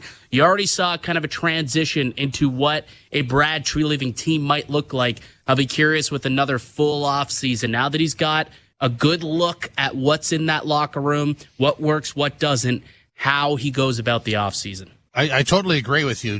Just because when we're talking and assessing about how the Leafs played this year, literally everybody brought in except for Klingberg eventually got to where we thought they would get. And these are nice adds to the team. So for once, the support players looked really good. And then it goes back to the core 4 up front. And obviously there's a fork in the road because Marner and Tavares go into the final year of their existing contracts. And so I don't know exactly how that plays out, but it's pretty clear when you spend that kind of money on 4 forwards, it's just not going to work. Well, it hasn't worked yet. Right? That was going to be the big test. We can and we will. Well, it's. I think time is up on that experiment at this point. Dubas ran out of time last year to try it, and we'll see what happens with Shanahan, because that guy's going to have a lot of heat on him too. He's been here since the beginning. So Brendan Shanahan, the seat's going to be hot, especially with Keith Pelly coming in, the new president of MLSE.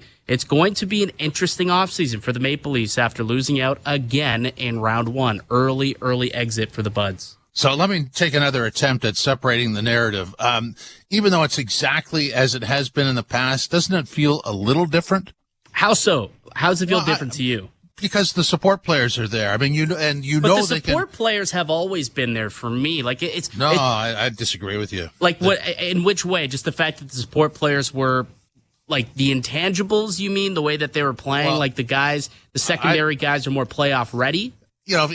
For me, I would go back to if you're moving Kadri out, then you have to replace him. They never did. Yeah. If you're moving Hyman out, you have to replace him. They never did. Right. And that took years. To have a Domi and a Bertuzzi show up and play the way they played. This is inspirational almost, because you can actually find these guys. And the other thing is, Nyes is a draft pick, and Wall, when he's healthy, is a draft pick. To have people coming through the system and making a contribution, that's kind of new here. The blue line looked really good. I had no problem with the blue line, and a lot of it was added by the current general manager. So, I mean, I think there's a lot of salvageable parts here. The question is, how do you get more of these guys? And you can't if you're going to have 4 forwards at that kind of money. You just can't. Well, and that's going to be, the main conversation, right? How do you put some of that money up front and put on the back end? But the only reason why I agree with you. I do agree that those support players played a bigger role than the support players in the past.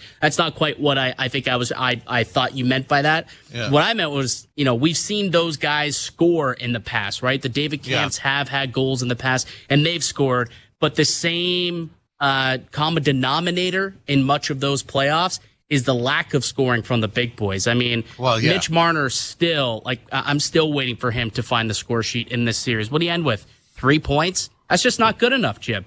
Absolutely not good enough. And there was a big-time spotlight on Mitch Marner going into the series, and he didn't show up at all. At all. Well, I mean, it's a big decision that has to be made there going into the final year of his contract. It's easy to come up with a storyline, but the bottom line is somebody's got to make that decision. Yeah. And I guess the ultimate question would be, with a new guy running MLSE, is it the same decision-making hierarchy that was all these years. I don't know. I don't know exactly where this goes.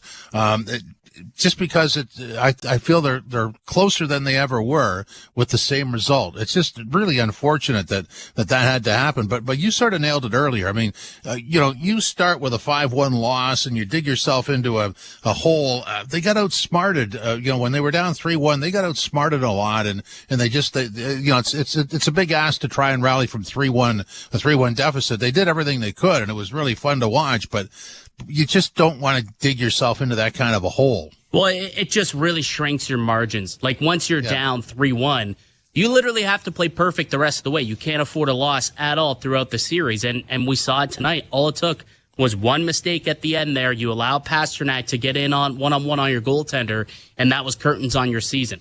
If you don't have yourself in that situation, if you would have won one of those games, I mean, the Leafs probably would have ended up winning this in 6, realistically, if they would have won either of those 2 games on home ice the first time that they were there, based on how they played in Game 5 and 6. I mean, who knows how it would have turned out, I suppose. But, yeah, they put themselves in a hole, and it is disappointing because they did look like they finally learned what it takes to win in the playoffs. Yeah. Right? But it was just too late. Why didn't they figure that out in Game 3 or Game 4? They waited till Game 5, and that just simply, Jim, was just too late. Well, that's where the series is lost, really, in Game 3 and Game 4. They had Game 3 won until Marchand absolutely got under their skin, and he took the game from them. And Game 4, let's be honest here, if you're going to play 40 minutes like that on home ice when you really need to win, that's inexcusable. You can't do that. No, you can't. That's a big giveaway. 100%. And I mean, they were able to regroup, right? So you got to give them credit. They were able to regroup and put forward a couple of really solid games. But unfortunately, the Boston Bruins are a good team, right? And they were there to match them every step of the way. And Jeremy Swayman deserves a lot of credit for what he was able to do, keeping the Bruins alive. He was just so good early on in the series and all throughout. Like, this guy was just outstanding. And once again, the Maple Leafs get outdueled in net. And it's actually unfortunate because, going into it, there was obviously some nervous energy with Ilya Samsonov having to make the start, with Joseph Woll not being able to play tonight. That was a curveball that we were thrown about an hour or so before puck drop. And it's like, oh no, I hope this doesn't cost the team the season. And it didn't, right? It didn't. Ilya Samsonov played more than well enough to win this team the game. However, that Lindholm goal, I'm sure he does want back. So outside of that, he played well, but unfortunately not as good as the guy on the other end. And often goaltending wins, especially in the playoffs, and that's what happened with the Boston Bruins. Well, it's easy in a 2-1 game to look back on and say the game could still be scoreless. I mean, this game, Nylander gets a goal after a turnover that could have been a penalty. Yeah. Lindholm's shot goes in really easy, and Pastrnak gets the game winner, which was really easy. This game could literally still be happening. Could. Very well could. And the way that the series has gone, especially the last couple of games, it's been really, really, really tight, obviously. But, hey, someone had to win, and eventually you knew the goals were going to come. Unfortunately for Toronto, they didn't get enough. And, that's where we're at. This is now, 13 of the last 14 playoff games, I think, where they've been limited to 2 or less goals. Oh, yeah, yeah. It continued all throughout. The fact that they made it to 7 games with a power play that was sub 5%. Yeah, sub 5% power play. Yeah, 1 for 21. And were unable to score more than 3 goals. They almost scored 3 goals once. I'm able to score more than 2 goals in 6 of the 7 games. It's actually a miracle that the Leafs were able to get to 7 games in the series. Yeah, I agree with you. It's, again, it goes back to you gave too much away at the first half of the series. And even though you made it close and everybody bought in and it was fun to watch, you still end up, well, I guess the way to sum it up is you still gave away too much, which would describe every playoff elimination they've ever had. You were in a position to control your fate, and you gave that away. Yeah, honestly, that is the problem, right? Right from the get-go, they weren't ready to play. And then it was too late by the time they figured it out. I'll be curious to see what they say with the media tonight. That I am curious to see how they face the media and they're not going to what be happy. No, but I don't want to hear. You know what I don't want to hear? We were close. We were right there. We figured it out. You know, this was the closest we felt we've been. Like, I don't know. It's going to be tough to stomach that, knowing how late it took for this team to get going. Yeah, I agree with you. And that's the one thing over the years with the Leafs, when you get into why things didn't work out and you hear the explanations, with all due respect to the guys, I mean, just why do you want to go through that? I mean, just win, just figure it out. And there's just enough examples there, enough scar tissue that this should be solved by now. It's hard to believe that this keeps going on, but here we are. Well, and that's why the conversation's going to just continue to heat up throughout the entire offseason, right? I mean, last year, a lot of people thought that we were going to see some change, and ultimately we did, but it was kind of the one move that not many people thought was going to happen, change at the GM position as opposed to on the ice with the core for the coach. Now I would imagine we see at least one of the core four members or the coach probably not be with this team next year, especially with the way that, you know, Brad Treliving, new general manager, is going to want to kind of put his paw prints all over this Leafs team if he has a different vision on what it takes to win. And look, we've seen how differently he built this team this year than how, you know, the Shanna plan with Kyle Dubas built those teams over the course of the last few years. Keefe also a Kyle Dubas guy. So I will not be shocked to see some more changes to, you know, more of the core of this group going forward. Yeah, I guess the ultimate question would be how far up does it go and how does that affect how you sort of move forward? Because if it goes right to the top, then, you know, somebody new comes in and they might want to hire their own people, and I don't know where that stops. Well, it'd be hard to move out a GM after 1 year, but, you know. Well, I was speaking above him. Yeah, well, yes. I think Brendan Shanahan you're talking about. I think there's probably going to be that seat's hot, very, very hot, because he's been here since the start of it all, right? Well, and there's been no there's a success. New boss. Yeah, no there's success. a new boss. Well, I've always said over the years that because the Raptors have won, everybody understands where this can go, and it doesn't get any close to it. And really, the situations aren't that much different. I mean, you know, when the Raptors made their moves, they fired a coach of the year. They traded away one of the all-time great Raptor players, and they rolled the dice. They did asset management. They had a lot of young players, and they moved them out and brought in the right people. And of course, the championship followed. Now, obviously, they didn't win multiple championships, but that championship resonates, you know, 5 years later. It still resonates even when the team's rebuilding. The Leafs just have never done that. No, like the summer of Kawhi, right, where they moved on from one of the core members and they made the deal because, yeah, it was tough to stomach and a lot of the fans didn't like it, but fast forward 10 months and a lot of the fans definitely happy that Masai Ujiri made that move, right? And it wasn't only bringing in Kawhi, they changed the coach too. Yeah, so absolutely. the coach was gone, and so was one of the key core players of that team, and they brought in players who could get it done. And it's exactly what happened. It turned into a championship-winning season. So will they take a similar blueprint? Possibly.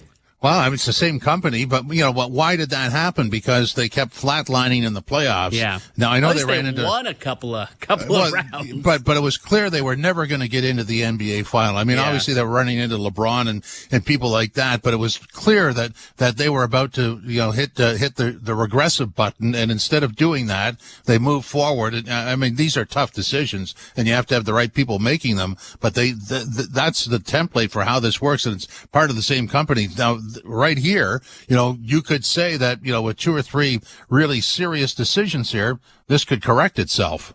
It could. I mean, I think the one thing you do know is that there are a couple of players that are in place long term, right? You've got your true superstar, Austin Matthews, you know, your number one center, your franchise player. He's locked up for the next 5 years. He just came off a 69-goal season. I think you're okay with him going forward. He was just nominated for the Lady Byng earlier today. He's a Selke candidate, flirts with 70 goals. You're happy with that. You've got William Nylander locked up long term. The way that he played since coming back off of those migraine injuries, you know he's a gamer, right? William Nylander is a gamer. He's someone who's come alive and has actually produced in the playoffs. It's the other two that there's going to be a lot of discourse around. One happens to be the captain, and the other one, of course, is Mitch Marner. So we'll see what happens. We'll see what happens. But I do know that there are a couple of guys who you like. You've got a couple of players that you like for sure that you're going to keep around and you think can be successful, but one of them's got to go. Well, I don't disagree with you at all. I mean, the question is, I mean, first of all, there's the player. Second of all, then you just go to the salary. And so, based on the cost of living increase that somebody would get, that's two pretty good hockey players. And if you did that on this team, if you got a high-end defenseman to play with Morgan Riley and another forward, that's doable. That makes a lot of sense to me. Got to find it though, right? It's got to be a partner out there who's willing to work with you, And to be fair, those guys, although they're pending UFAs after next season, a lot of the fan base are already clamoring that they got to trade them. Well, they got no trade clauses, so they do have a say in what happens next season. To be completely fair, both of those guys, or all four of those players, 5 if you want to include Morgan Riley. So. It's going to be a fascinating offseason to see how they go about things. Well, the Leafs' biggest problem is twofold. A lot of no movement clauses. Yeah. And the other thing is the signing bonuses. So most teams in the NHL would not be able to handle the signing bonus Brinks truck that the Leafs have. So this is a problem going forward. So what you'd have to do if you were going to make this trade is you'd have to pay the signing bonus and then move the rest of it out. Yeah, which is, you can definitely make that happen. It'll be after the draft. It'll be on July 1 or July 2, I suppose. And, you wish that you could get some draft picks maybe, but if you're looking to do a hockey trade and bring in, a superstar defenseman or a couple of different guys who you can plug in and be big pieces of the team, and you're looking to make a hockey deal, then I think that actually works in Toronto's benefit where, you pay that signing bonus on July 1st. Sure. MLSC, they don't care. They'll stroke the check if that means putting their team in a better position to win the following season.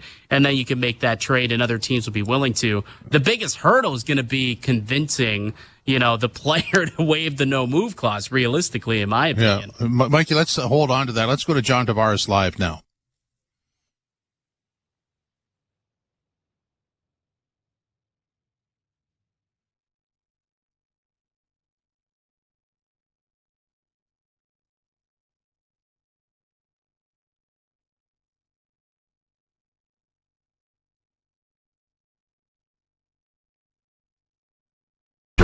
Please stand by.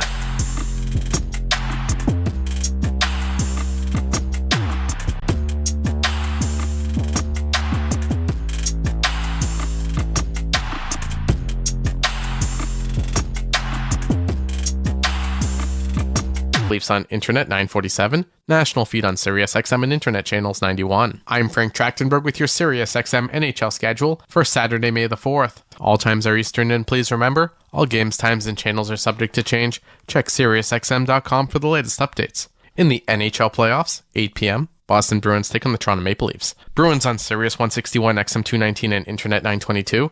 Maple Leafs on Internet 947, national feed on SiriusXM and Internet channels 91. I'm Frank Trachtenberg with your SiriusXM NHL schedule for Saturday, May the 4th. All times are Eastern, and please remember, all games, times, and channels are subject to change. Check SiriusXM.com for the latest updates. In the NHL playoffs, 8 p.m., Boston Bruins take on the Toronto Maple Leafs. Bruins on Sirius 161, XM 219, and Internet 922.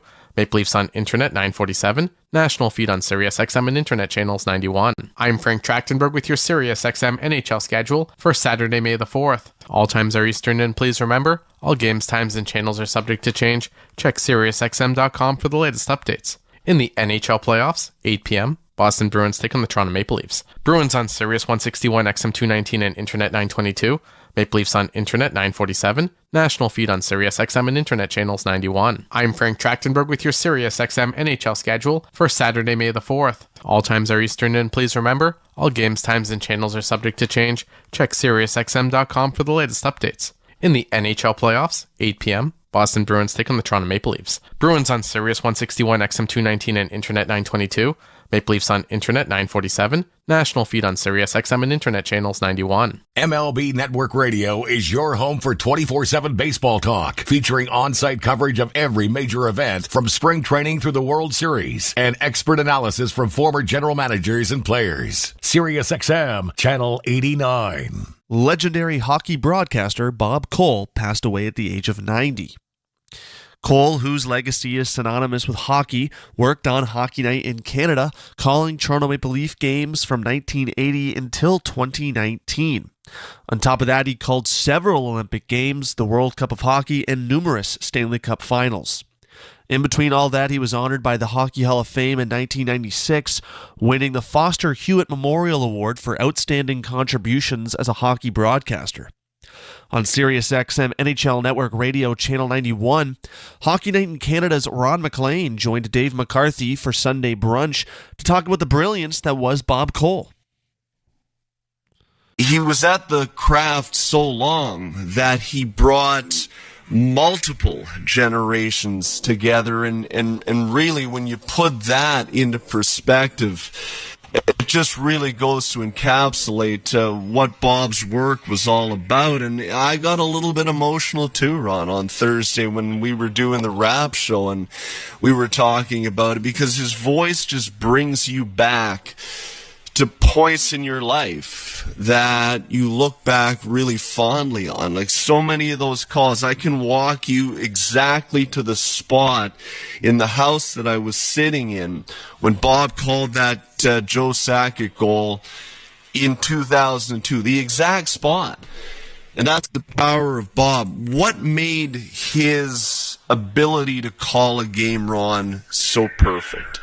Well, I often said he sang the game, very musical in his, I think his approach, Dave, was more theatrical than anything. He understood from his love of Broadway. He would take me whenever we were in New York to Broadway, and I remember his favorite was Cole Porter, Anything Goes. But you know how you've seen a million photos? Yeah, he would have his hand out to stop Harry Neal from speaking and let the crowd go for a second. He understood space, breath is... space is the breath of art.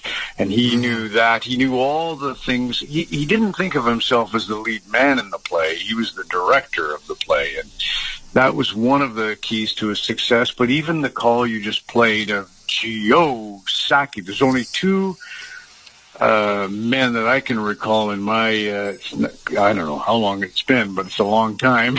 And two men who I've heard take one word and make it two syllables that wasn't normally one syllable, and that's Bob with G-O, because that sounded better in the song, made it more authentic, and Russell Crowe's the other. He came to the NHL Awards, and when he was supposed to present the Hart Trophy, but he showed up early and he wanted to go on right there and then.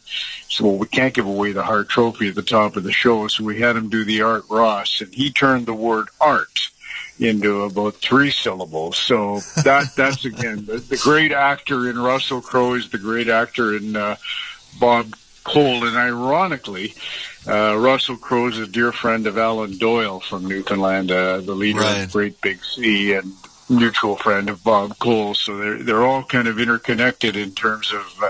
On the court and off, your home for the NBA is SiriusXM. Follow all the drama as your favorite team vies for it all. SiriusXM NBA Radio, SiriusXM 86. I'm Frank Trachtenberg with your SiriusXM NHL schedule for Saturday, May the 4th. All times are Eastern, and please remember, all games, times, and channels are subject to change. Check SiriusXM.com for the latest updates. In the NHL playoffs, 8 p.m., Boston Bruins take on the Toronto Maple Leafs. Bruins on Maple Leafs on Internet 947, national feed on SiriusXM and Internet channels 91. I'm Frank Trachtenberg with your SiriusXM NHL schedule for Saturday, May the 4th. All times are Eastern, and please remember, all games, times, and channels are subject to change. Check SiriusXM.com for the latest updates. In the NHL playoffs, 8 p.m., Boston Bruins take on the Toronto Maple Leafs. Bruins on Maple Leafs on Internet 947, national feed on SiriusXM and Internet channels 91. I'm Frank Trachtenberg with your SiriusXM NHL schedule for Saturday, May the 4th. All times are Eastern, and please remember, all games, times, and channels are subject to change. Check SiriusXM.com for the latest updates. In the NHL playoffs, 8 p.m., Boston Bruins take on the Toronto Maple Leafs. Bruins on Sirius 161, XM 219, and Internet 922.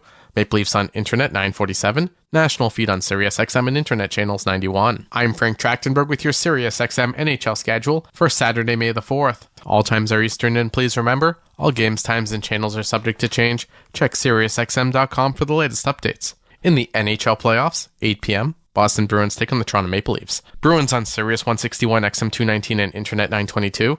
Maple Leafs on Internet 947, national feed on Sirius XM and Internet channels 91. I'm Frank Trachtenberg with your Sirius XM NHL schedule for Saturday, May the 4th. All times are Eastern, and please remember, all games, times, and channels are subject to change. Check SiriusXM.com for the latest updates. In the NHL playoffs, 8 p.m., Boston Bruins take on the Toronto Maple Leafs. Bruins on Sirius 161, XM 219, and Internet 922. Maple Leafs on Internet 947, national feed on Sirius XM and Internet channels 91. I'm Frank Trachtenberg with your Sirius XM NHL schedule for Saturday, May the 4th. All times are Eastern, and please remember, all games, times, and channels are subject to change. Check SiriusXM.com for the latest updates. In the NHL playoffs, 8 p.m., Boston Bruins take on the Toronto Maple Leafs. Bruins on Sirius 161, XM 219, and Internet 922. Maple Leafs on Internet 947, national feed on Sirius XM and Internet channels 91. Sirius XM NFL Radio Channel 88 brings you expert analysis from former players, coaches, and executives, plus reaction to all the latest news on the only 24/7 station dedicated to the National Football League. The Tampa Bay Lightning's season is now over, and looking ahead, will Steven Stamkos stay with the team that drafted him number 1 overall back in the 2008 NHL Draft? Stamkos has been the Bolts captain since March 6, 2014, and can become an unrestricted free agent on July 1st, as he was in the final season of an 8-year, $68 million contract that he signed on June 29, 2016. In Tampa Bay's history, Stamkos is a 2-time back-to-back Stanley Cup champion, and he ranks first in goals, points, power play goals, power play points, and games played. On Sirius XM NHL Network Radio Channel 91, Scott Laughlin and Gord Stellick talked about the future of Tampa Bay and Stamkos. Steven Stamkos, you wonder, is that it for him with the Tampa Bay Lightning? And you wonder whether or not something can be worked out to keep the captain in the fold. And with all the RFAs and all the UFs that I saw, with all due respect to the other players, there was nobody that if they lost them, Gord, you'd say, wow, Tampa Bay's just not a contender anymore. No, this is all about Stamkos for Tampa in the offseason. This is all about deciding whether or not the price is going to be right to keep your captain around and potentially keep him a Tampa Bay Lightning member for his entire career. What do you think? What's your gut feel on this situation, Gord, right now when it comes to Stamkos continuing with Tampa or perhaps being wooed by some sort of an offer hitting the market on July 1st? So, like John Cooper says, he wants to remain there, and they want him still there. But the business side now, and he loves it in Tampa Bay. His parents have moved down there a number of years ago as well. Like, it's just a great situation. He's a day oneer. I do look at, like, say, the Alex Pietrangelo situation where you thought he was a Blue for life, and then he wasn't. He went to the Vegas Golden Knights. You know, Anze Kopitar is kind of used as the comparable that what he was making 10 and he's taking a cut on a 2-year contract. But Stamkos maybe looks at, I already took a cut, but Victor Hedman can argue that too, you know, on their other deals. So I'm going to put it, say, just guesstimate 70-30, he stays in Tampa Bay. Yeah, 70-30, 60-40, somewhere in there. Yeah, I'm probably leaning towards him staying and them ultimately coming towards something. And again, you heard from the head coach, his vote would be, yeah, I want to keep this guy. He wants to stay here.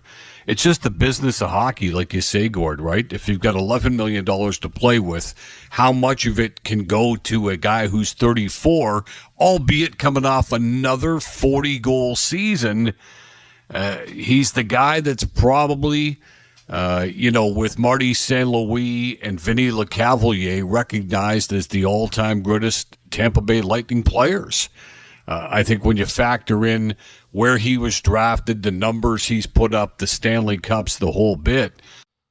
That was Scott Laughlin and Gord Stellick from Morning Skate on NHL Network Radio, Channel 91.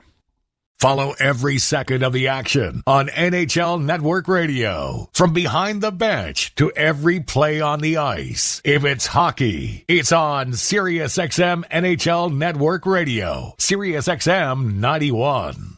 I'm Frank Trachtenberg with your SiriusXM NHL schedule for Sunday, May the 5th. All times are Eastern, and please remember, all games, times, and channels are subject to change. Check SiriusXM.com for the latest updates. In the NHL playoffs, 4 p.m., New York Rangers take on the Carolina Hurricanes. Rangers on Sirius XM channels 91, Internet 939. Hurricanes on Internet 925. 7:30 p.m., Dallas Stars take on the Vegas Golden Knights. Stars on Sirius 106, XM 219, and Internet 929. Knights on Internet 949. I'm Frank Trachtenberg with your SiriusXM NHL schedule for Sunday, May the 5th. All times are Eastern, and please remember, all games, times, and channels are subject to change. Check SiriusXM.com for the latest updates. In the NHL playoffs, 4 p.m., New York Rangers take on the Carolina Hurricanes. Rangers on Sirius XM channels 91, Internet 939.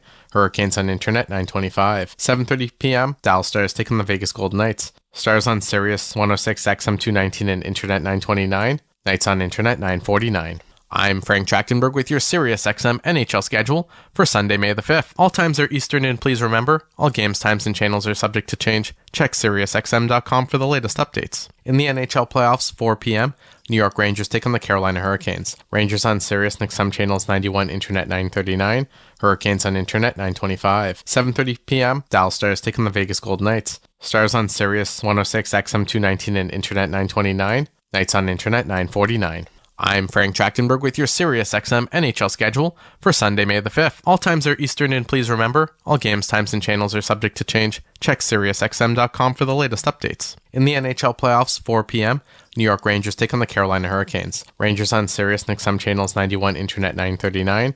Hurricanes on Internet 925. 7:30 p.m., Dallas Stars take on the Vegas Golden Knights. Stars on Sirius 106, XM 219, and Internet 929. Knights on Internet 949. I'm Frank Trachtenberg with your SiriusXM NHL schedule for Sunday, May the 5th. Hear it all on demand. Your favorite shows, your favorite games. Don't miss a second of your favorite SiriusXM programming on demand with the SiriusXM app. Download it now for free.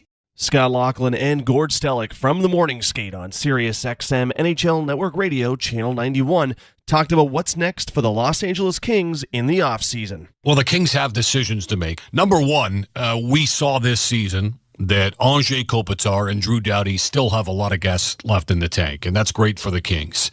Quentin Byfield's emergence gives them a really good launch pad, I think, into next season, too. Now we know he's a full-time National Hockey Leaguer. Now we know he has the potential to get better and better and better based upon where he was drafted. This is what they expected. And yet they've got question marks. There's been an awful lot of heat on Rob Blake the last couple of years for this team to kind of take that next step up the ladder. They have failed to do so. We looked at Pierre-Luc Dubois. At least we were trying to find him. And for the most part, we couldn't. You wonder about Jim Hiller, interim head coach. Has he done enough to come back with all of the big-name candidates out there? A lot of questions. Where would you start if you're Los Angeles? If we're assuming Rob Blake is going to continue on to call the shots from the front office standpoint, what do you do if you're Los Angeles? What's the number one priority? Okay, well, we talked about the goaltending, and the coaching is going to get addressed by everybody. I mean, coaches are just they're not a dime a dozen, but they've been treated like they're dime a dozen in a lot of situations this past year. So the LA Kings, New York Rangers, Toronto Maple Leafs all did the same thing whatever number of years ago it was that did we're going to do the retool, the rebuild, the whatever, and let the fans in on it. All of them got high draft picks. They did get Byfield second overall. You've got the Rangers looking the best right now of the three. The Maple Leafs may have to have LA King type decisions as well in the offseason, but they've done things they've done good ads, like Philip Deneau being signed, Arvidsson up front, whether you go Moore, just a lot of things. I think that they can look at it that if you get the goaltending, let's see where we go from there, and then little tweaking. So what I'm saying is I don't see a big retool or rebuild being what the Kings are going to do this offseason. We said, look, if the Kings are looking to upgrade in one area going into the offseason, it's got to be goaltending. And I'm not saying it's all on David Riddick. I'm not saying it's all on Cam Talbot, but you need better than that. And it's just tough to chase the game. if you're Los Angeles and you're trying to get to your game and get to your identity, the first goal means so much. Well, two teams that made the playoffs last year, New Jersey and Los Angeles. When you make the playoffs, you expect to make it the next year, and that was a very reasonable expectation. One of the two did. But your goaltending's not good enough. And Tom Fitzgerald did address it, too late for Lindy Ruff, but he did address it in Jersey and then did get Jake Allen late to maybe arguably give them good enough goaltending. A few months earlier, that good enough goaltending maybe could have made a difference for them. And you're right about the LA Kings just been a funny animal about their goaltending. I mean, Jonathan Quick for so many years and then flashes in the pan that quickly dissipate. And Vegas is a great example. I know they're down 3-2, but they won with Logan Thompson and Aiden Hill. Okay, there's no wow factor with all due respect to both of them. That was good enough goaltending to win a Stanley Cup, and that, to your point, at a minimum is what the Los Angeles Kings need to do. The PGA Tour comes to life on SiriusXM. It's your destination for everything on the tour. Hear live hole-by-hole coverage and expert analysis. PGA Tour Radio, SiriusXM 92. I'm Frank Trachtenberg with your SiriusXM NHL schedule for Sunday, May the 5th. All times are Eastern, and please remember, all games, times, and channels are subject to change. Check SiriusXM.com for the latest updates. In the NHL playoffs, 4 p.m., New York Rangers take on the Carolina Hurricanes. Rangers on Sirius and XM channels 91, Internet 939. Hurricanes on Internet 925. 7:30 p.m., Dallas Stars take on the Vegas Golden Knights. Stars on Sirius 106, XM 219, and Internet 929. Knights on Internet 949.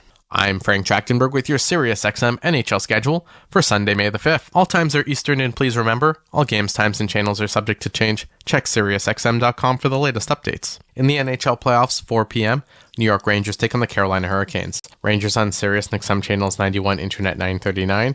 Hurricanes on Internet 925. 7:30 p.m., Dallas Stars take on the Vegas Golden Knights. Stars on Sirius 106, XM 219, and Internet 929. Knights on Internet 949.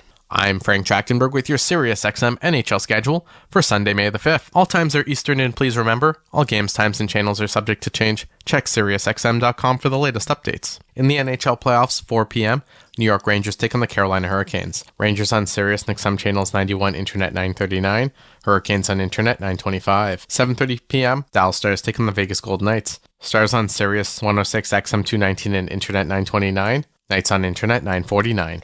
I'm Frank Trachtenberg with your SiriusXM NHL schedule for Sunday, May the 5th. All times are Eastern, and please remember, all games, times, and channels are subject to change. Check SiriusXM.com for the latest updates. In the NHL playoffs, 4 p.m., New York Rangers take on the Carolina Hurricanes. Rangers on Sirius and XM channels 91, Internet 939.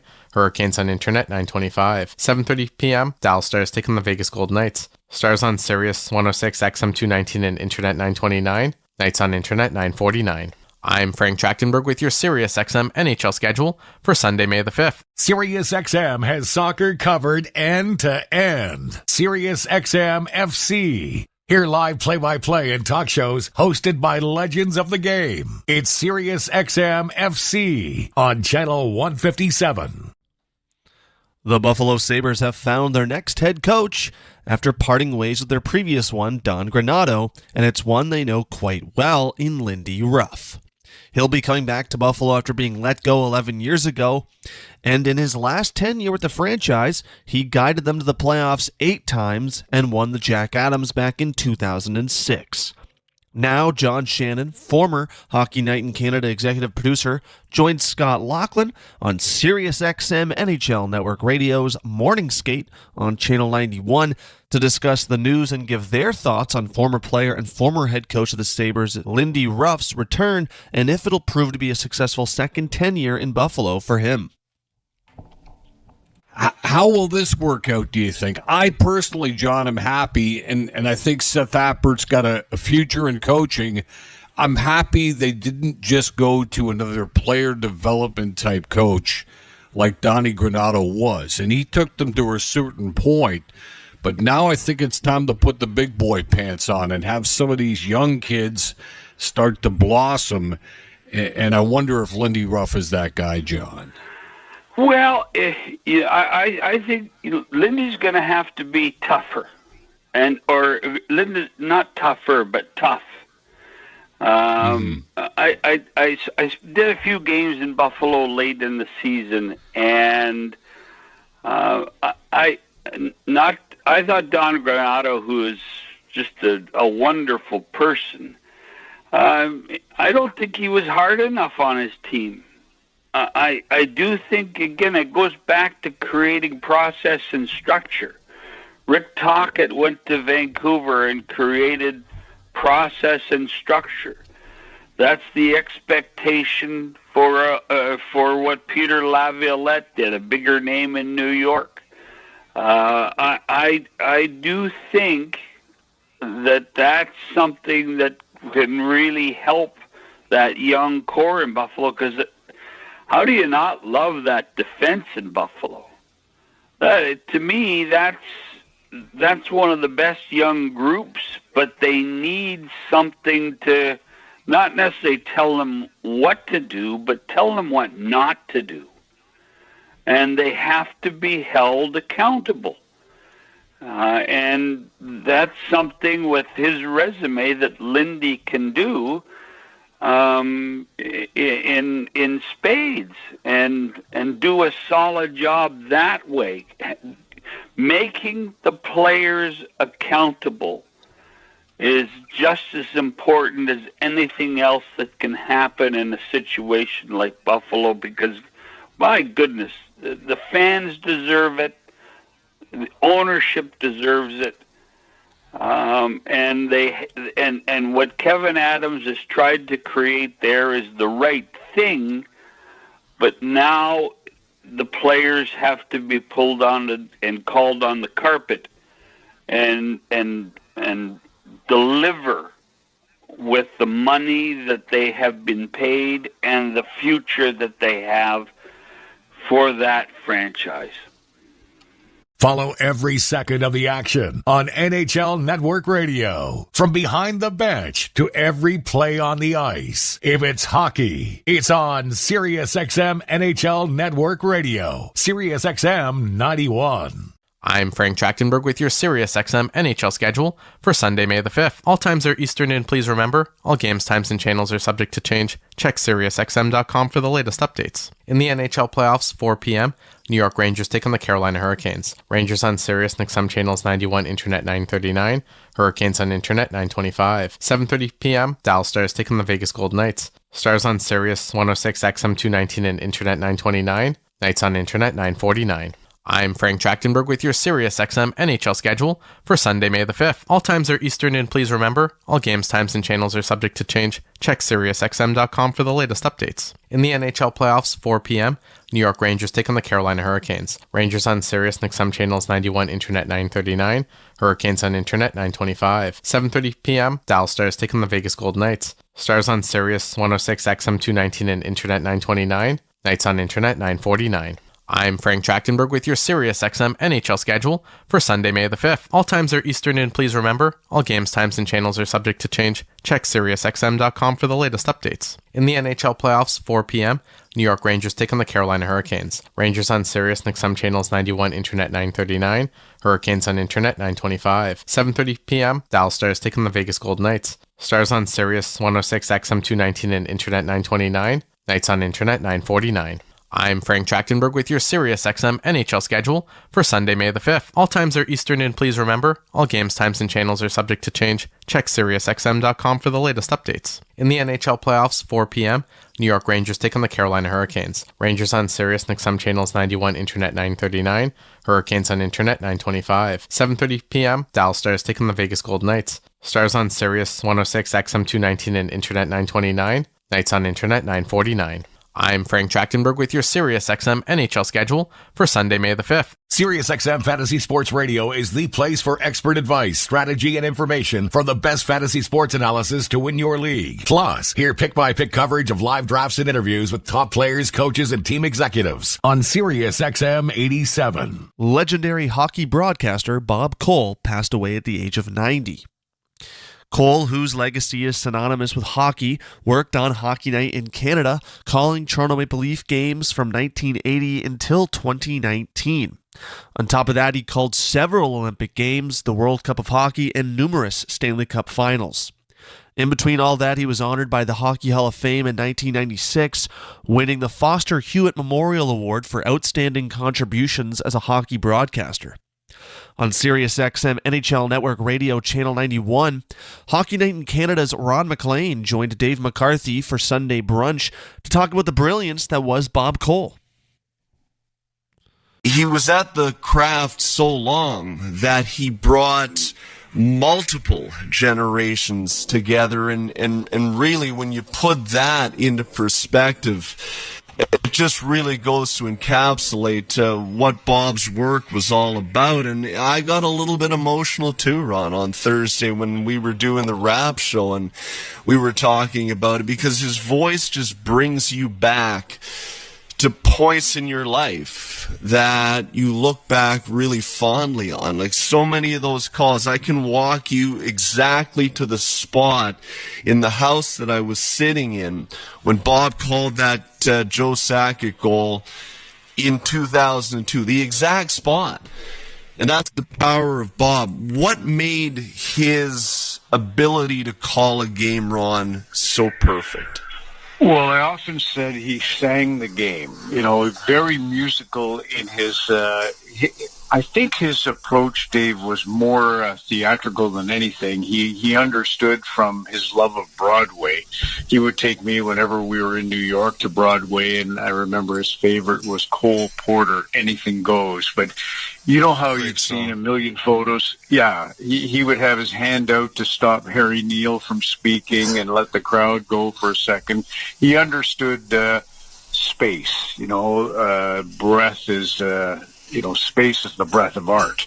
And he knew that. He knew all the things. He didn't think of himself as the lead man in the play. He was the director of the play. And that was one of the keys to his success. But even the call you just played of Joe Sakic, there's only two men that I can recall in my, I don't know how long it's been, but it's a long time.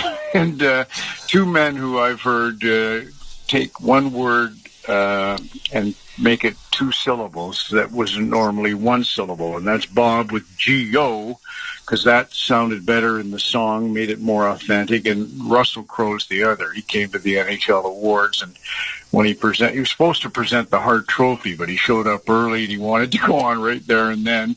So, well, we can't give away the Hart Trophy at the top of the show, so we had him do the Art Ross, and he turned the word art into about three syllables. So that's again, the great actor in Russell Crowe is the great actor in Bob Cole. And ironically, Russell Crowe is a dear friend of Alan Doyle from Newfoundland, the leader of Great Big Sea, and mutual friend of Bob Cole. So they're all kind of interconnected in terms of... Get the latest news, opinion, and analysis from MMA to boxing and the professional wrestling world 24/7. SiriusXM Fight Nation, SiriusXM 156, and the SXM app. I'm Frank Trachtenberg with your SiriusXM NHL schedule for Sunday, May the 5th. All times are Eastern, and please remember, all games, times, and channels are subject to change. Check SiriusXM.com for the latest updates. In the NHL playoffs, 4 p.m., New York Rangers take on the Carolina Hurricanes. Rangers on SiriusXM channels 91, Internet 939. Hurricanes on Internet 925. 7:30 p.m., Dallas Stars take on the Vegas Golden Knights. Stars on Sirius 106, XM 219, and Internet 929. Knights on Internet 949. I'm Frank Trachtenberg with your SiriusXM NHL schedule for Sunday, May the 5th. All times are Eastern, and please remember, all games, times, and channels are subject to change. Check SiriusXM.com for the latest updates. In the NHL playoffs, 4 p.m., New York Rangers take on the Carolina Hurricanes. Rangers on SiriusXM channels 91, Internet 939. Hurricanes on Internet 925. 7:30 p.m., Dallas Stars take on the Vegas Golden Knights. Stars on Sirius 106, XM 219, and Internet 929. Knights on Internet 949.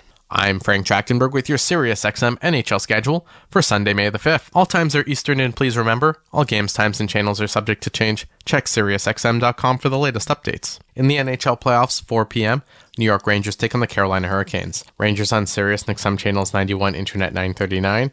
Hurricanes on Internet 925. 7:30 p.m., Dallas Stars take on the Vegas Golden Knights. Stars on Sirius 106, XM 219, and Internet 929. Knights on Internet 949. I'm Frank Trachtenberg with your SiriusXM NHL schedule for Sunday, May the 5th. All times are Eastern, and please remember, all games, times, and channels are subject to change. Check SiriusXM.com for the latest updates. In the NHL playoffs, 4 p.m., New York Rangers take on the Carolina Hurricanes. Rangers on SiriusXM channels 91, Internet 939. Hurricanes on Internet 925. 7:30 p.m., Dallas Stars take on the Vegas Golden Knights. Stars on Sirius 106, XM 219, and Internet 929. Knights on Internet 949. I'm Frank Trachtenberg with your SiriusXM NHL schedule for Sunday, May the 5th. Mad Dog Sports Radio has the best sports talk in the business, covering sports with a passion and knowledge you need. Mad Dog Sports Radio, SiriusXM 86, and the SXM app. The Tampa Bay Lightning's season is now over, and looking ahead, will Steven Stamkos stay with the team that drafted him number 1 overall back in the 2008 NHL Draft? Stamkos has been the Bolts captain since March 6, 2014, and can become an unrestricted free agent on July 1st, as he was in the final season of an 8-year, $68 million contract that he signed on June 29, 2016. In Tampa Bay's history, Stamkos is a 2-time back-to-back Stanley Cup champion, and he ranks first in goals, points, power play goals, power play points, and games played. On SiriusXM NHL Network Radio Channel 91, Scott Laughlin and Gord Stellick talked about the future of Tampa Bay and Stamkos. Steven Stamkos, you wonder, is that it for him with the Tampa Bay Lightning? And you wonder whether or not something can be worked out to keep the captain in the fold. And with all the RFAs and all the UFs that I saw, with all due respect to the other players, there was nobody that if they lost them, Gord, you'd say, wow, Tampa Bay's just not a contender anymore. No, this is all about Stamkos for Tampa in the offseason. This is all about deciding whether or not the price is going to be right to keep your captain around and potentially keep him a Tampa Bay Lightning member for his entire career.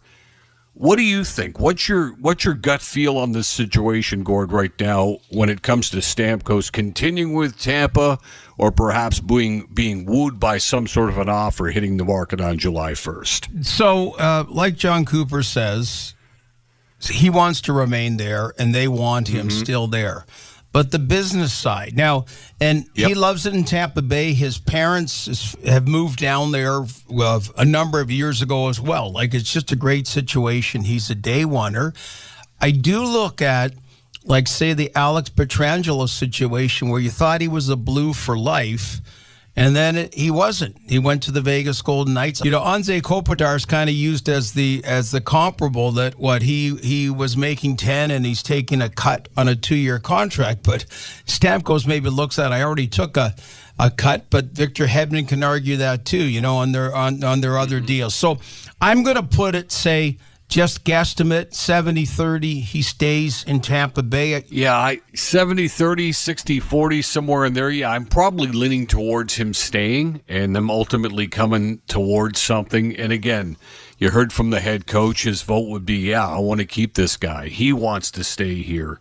It's just the business of hockey, like you say, Gord, right? If you've got $11 million to play with, how much of it can go to a guy who's 34, albeit coming off another 40-goal season? He's the guy that's probably, with Marty St. Louis and Vinny Lecavalier recognized as the all-time greatest Tampa Bay Lightning players. I think when you factor in where he was drafted, the numbers he's put up, the Stanley Cups, the whole bit. That was Scott Laughlin and Gord Stellick from Morning Skate on NHL Network Radio, Channel 91. MLB Network Radio is your home for 24/7 baseball talk, featuring on-site coverage of every major event from spring training through the World Series and expert analysis from former general managers and players. SiriusXM Channel 89. I'm Frank Trachtenberg with your SiriusXM NHL schedule for Sunday, May the 5th. All times are Eastern, and please remember, all games, times, and channels are subject to change. Check SiriusXM.com for the latest updates. In the NHL playoffs, 4 p.m., New York Rangers take on the Carolina Hurricanes. Rangers on SiriusXM channels 91, Internet 939. Hurricanes on Internet 925. 7:30 p.m., Dallas Stars take on the Vegas Golden Knights. Stars on Sirius 106, XM 219, and Internet 929. Knights on Internet 949. I'm Frank Trachtenberg with your SiriusXM NHL schedule for Sunday, May the 5th. All times are Eastern, and please remember, all games, times, and channels are subject to change. Check SiriusXM.com for the latest updates. In the NHL playoffs, 4 p.m., New York Rangers take on the Carolina Hurricanes. Rangers on Sirius XM channels 91, Internet 939. Hurricanes on Internet 925. 7:30 p.m., Dallas Stars take on the Vegas Golden Knights. Stars on Sirius 106 XM 219 and Internet 929. Knights on Internet 949. I'm Frank Trachtenberg with your SiriusXM NHL schedule for Sunday, May the 5th. All times are Eastern, and please remember, all games, times, and channels are subject to change. Check SiriusXM.com for the latest updates. In the NHL playoffs, 4 p.m., New York Rangers take on the Carolina Hurricanes. Rangers on Sirius XM channels 91, Internet 939. Hurricanes on Internet 925. 7:30 p.m., Dallas Stars take on the Vegas Golden Knights. Stars on Sirius 106 XM 219 and Internet 929. Knights on Internet 949. I'm Frank Trachtenberg with your SiriusXM NHL schedule for Sunday, May the 5th. All times are Eastern, and please remember, all games, times, and channels are subject to change. Check SiriusXM.com for the latest updates. In the NHL playoffs, 4 p.m., New York Rangers take on the Carolina Hurricanes. Rangers on Sirius XM channels 91, Internet 939. Hurricanes on Internet 925. 7:30 p.m., Dallas Stars take on the Vegas Golden Knights. Stars on Sirius 106 XM 219 and Internet 929. Knights on Internet 949. I'm Frank Trachtenberg with your SiriusXM NHL schedule for Sunday, May the 5th. On the court and off, your home for the NBA is SiriusXM. Follow all the drama as your favorite team vies for it all. SiriusXM NBA Radio. SiriusXM 86. Scott Laughlin and Gord Stellick from the Morning Skate on SiriusXM NHL Network Radio, Channel 91, talked about what's next for the Los Angeles Kings in the offseason. Well, the Kings have decisions to make. Number one, we saw this season that Anze Kopitar and Drew Doughty still have a lot of gas left in the tank, and that's great for the Kings. Quentin Byfield's emergence gives them a really good launch pad, I think, into next season, too. Now we know he's a full-time National Hockey Leaguer. Now we know he has the potential to get better and better and better based upon where he was drafted. This is what they expected. And yet they've got question marks. There's been an awful lot of heat on Rob Blake the last couple of years for this team to kind of take that next step up the ladder. They have failed to do so. We looked at Pierre-Luc Dubois. At least we were trying to find him. And for the most part, we couldn't. You wonder about Jim Hiller, interim head coach. Has he done enough to come back with all of the big-name candidates out there? A lot of questions. Where would you start if you're Los Angeles? If we're assuming Rob Blake is going to continue on to call the shots from the front office standpoint, what do you do if you're Los Angeles? What's the number one priority? Okay, well, we talked about the goaltending, and the coaching is going to get addressed by everybody. I mean, coaches are just they're not a dime a dozen, but they've been treated like they're dime a dozen in a lot of situations this past year. So the LA Kings, New York Rangers, Toronto Maple Leafs all did the same thing whatever number of years ago it was, that did the, okay, we're going to do the retool, the rebuild, the whatever, and let the fans in on it. All of them got high draft picks. They did get Byfield second overall. You've got the Rangers looking the best right now of the three. The Maple Leafs may have to have LA King type decisions as well in the offseason, but they've done things they've done good ads, like Philip Deneau being signed, Arvidsson up front, whether you go Moore, just a lot of things. I think that they can look at it that if you get the goaltending, let's see where we go from there, and then little tweaking. So what I'm saying is I don't see a big retool or rebuild being what the Kings are going to do this offseason. We said, look, if the Kings are looking to upgrade in one area going into the offseason, it's got to be goaltending. And I'm not saying it's all on David Riddick. I'm not saying it's all on Cam Talbot, but you need better than that. And it's just tough to chase the game. If you're Los Angeles and you're trying to get to your game and get to your identity, the first goal means so much. Well, two teams that made the playoffs last year, New Jersey and Los Angeles. When you make the playoffs, you expect to make it the next year, and that was a very reasonable expectation. One of the two did. But your goaltending's not good enough. And Tom Fitzgerald did address it, too late for Lindy Ruff, but he did address it in Jersey, and then did get Jake Allen late about to maybe arguably give them good enough goaltending. A few months earlier, that good enough goaltending maybe could have made a difference for them. And you're right about the LA Kings just been a funny animal about their goaltending. I mean, Jonathan Quick for so many years, and then flashes in the pan that quickly dissipate. And Vegas is a great example. I know they're down 3-2, but they won with Logan Thompson and Aiden Hill.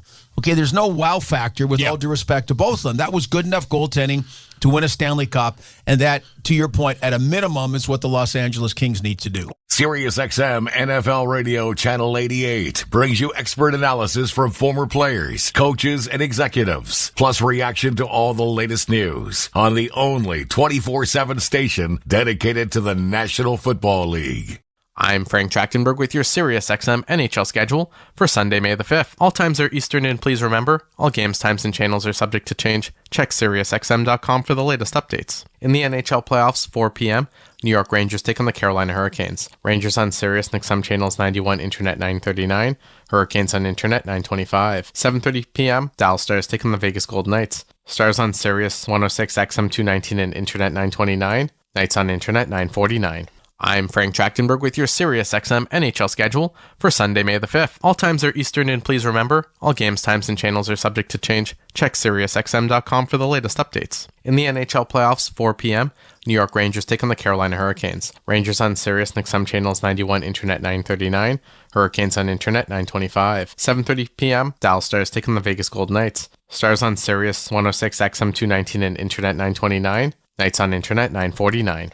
I'm Frank Trachtenberg with your SiriusXM NHL schedule for Sunday, May the 5th. All times are Eastern, and please remember, all games, times, and channels are subject to change. Check SiriusXM.com for the latest updates. In the NHL playoffs, 4 p.m., New York Rangers take on the Carolina Hurricanes. Rangers on Sirius XM channels 91, Internet 939. Hurricanes on Internet 925. 7:30 p.m., Dallas Stars take on the Vegas Golden Knights. Stars on Sirius 106 XM 219 and Internet 929. Knights on Internet 949. I'm Frank Trachtenberg with your SiriusXM NHL schedule for Sunday, May the 5th. All times are Eastern, and please remember, all games, times, and channels are subject to change. Check SiriusXM.com for the latest updates. In the NHL playoffs, 4 p.m., New York Rangers take on the Carolina Hurricanes. Rangers on Sirius XM channels 91, Internet 939. Hurricanes on Internet 925. 7:30 p.m., Dallas Stars take on the Vegas Golden Knights. Stars on Sirius 106 XM 219 and Internet 929. Knights on Internet 949. I'm Frank Trachtenberg with your SiriusXM NHL schedule for Sunday, May the 5th. Follow every second of the action on NHL Network Radio. From behind the bench to every play on the ice. If it's hockey, it's on SiriusXM NHL Network Radio. SiriusXM 91. The Buffalo Sabres have found their next head coach after parting ways with their previous one, Don Granato, and it's one they know quite well in Lindy Ruff. He'll be coming back to Buffalo after being let go 11 years ago, and in his last tenure with the franchise, he guided them to the playoffs 8 times and won the Jack Adams back in 2006. Now, John Shannon, former Hockey Night in Canada executive producer, joined Scott Laughlin on SiriusXM NHL Network Radio's Morning Skate on Channel 91 to discuss the news and give their thoughts on former player and former head coach of the Sabres, Lindy Ruff's return, and if it'll prove to be a successful second tenure in Buffalo for him. How will this work out, do you think? I personally, John, am happy, and I think Seth Appert's got a future in coaching. I'm happy they didn't just go to another player development type coach like Donnie Granato was, and he took them to a certain point. But now I think it's time to put the big boy pants on and have some of these young kids start to blossom, and I wonder if Lindy Ruff is that guy, John.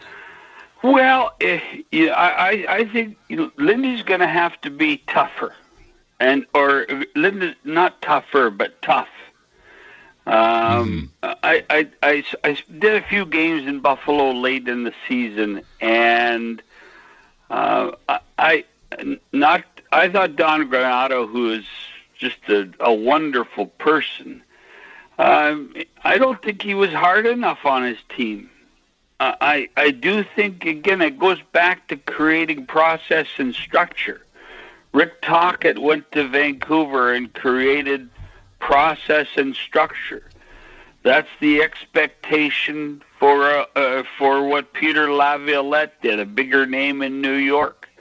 I do think that's something that can really help that young core in Buffalo, because how do you not love that defense in Buffalo?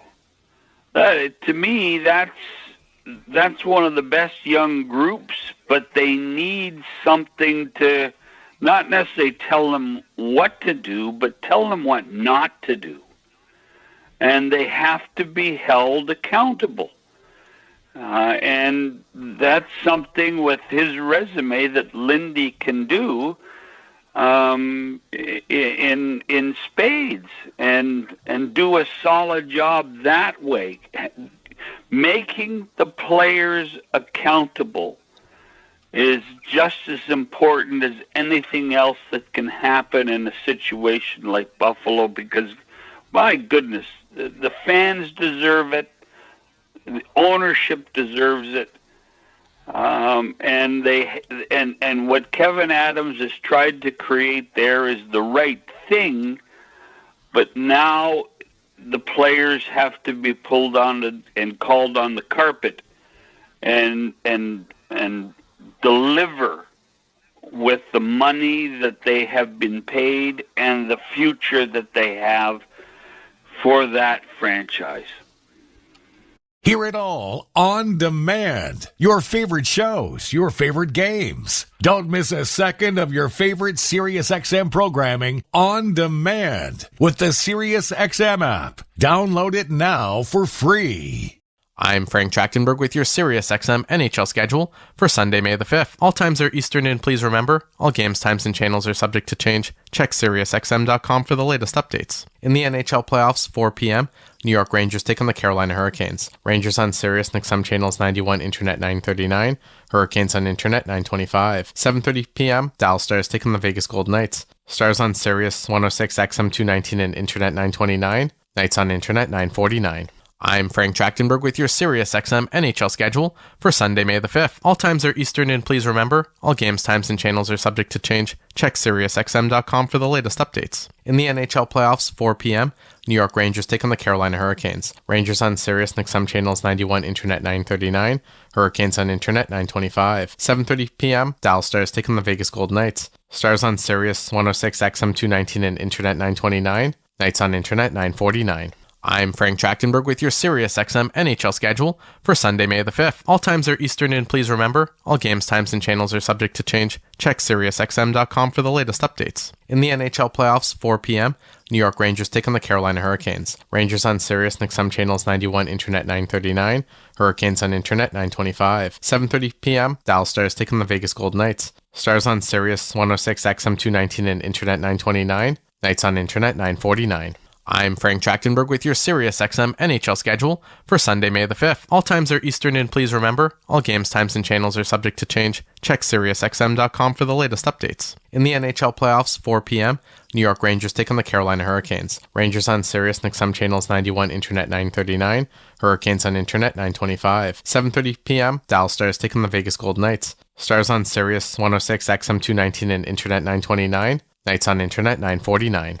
I'm Frank Trachtenberg with your SiriusXM NHL schedule for Sunday, May the 5th. SiriusXM has soccer covered end to end. SiriusXM FC. Hear live play-by-play and talk shows hosted by legends of the game. It's SiriusXM FC on Channel 157. Legendary hockey broadcaster Bob Cole passed away at the age of 90. Cole, whose legacy is synonymous with hockey, worked on Hockey Night in Canada, calling Toronto Maple Leaf games from 1980 until 2019. On top of that, he called several Olympic Games, the World Cup of Hockey, and numerous Stanley Cup finals. In between all that, he was honored by the Hockey Hall of Fame in 1996, winning the Foster Hewitt Memorial Award for outstanding contributions as a hockey broadcaster. On SiriusXM NHL Network Radio Channel 91, Hockey Night in Canada's Ron McLean joined Dave McCarthy for Sunday Brunch to talk about the brilliance that was Bob Cole. He was at the craft so long that he brought multiple generations together, and really when you put that into perspective, it just really goes to encapsulate what Bob's work was all about. And I got a little bit emotional too, Ron, on Thursday when we were doing the rap show and we were talking about it, because his voice just brings you back to points in your life that you look back really fondly on. Like so many of those calls, I can walk you exactly to the spot in the house that I was sitting in when Bob called that Joe Sakic goal in 2002, the exact spot. And that's the power of Bob. What made his ability to call a game, Ron, so perfect? Well, I often said he sang the game, very musical in his, I think his approach, Dave, was more theatrical than anything. He understood from his love of Broadway. He would take me whenever we were in New York to Broadway, and I remember his favorite was Cole Porter, Anything Goes. But you know how you've seen a million photos? Yeah, he would have his hand out to stop Harry Neal from speaking and let the crowd go for a second. He understood space, breath is... space is the breath of art.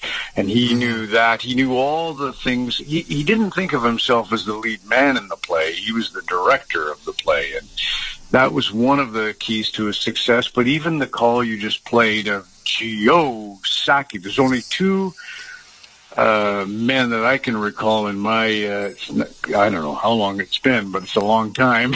And two men who I've heard take one word and make it two syllables that wasn't normally one syllable, and that's Bob with G-O, because that sounded better in the song, made it more authentic, and Russell Crowe's the other. He came to the NHL Awards, and when he was supposed to present the Hart Trophy, but he showed up early and he wanted to go on right there and then. So, well, we can't give away the Hart Trophy at the top of the show, so we had him do the Art Ross, and he turned the word art into about three syllables. So that's again, the great actor in Russell Crowe is the great actor in Bob Cole. And ironically, Russell Crowe is a dear friend of Alan Doyle from Newfoundland, the leader of Great Big Sea, and mutual friend of Bob Cole. So they're all kind of interconnected in terms of... The PGA Tour comes to life on SiriusXM. It's your destination for everything on the tour. Hear live hole-by-hole coverage and expert analysis. PGA Tour Radio, SiriusXM 92. I'm Frank Trachtenberg with your SiriusXM NHL schedule for Sunday, May the 5th. All times are Eastern, and please remember, all games, times, and channels are subject to change. Check SiriusXM.com for the latest updates. In the NHL playoffs, 4 p.m., New York Rangers take on the Carolina Hurricanes. Rangers on Sirius XM channels 91, Internet 939.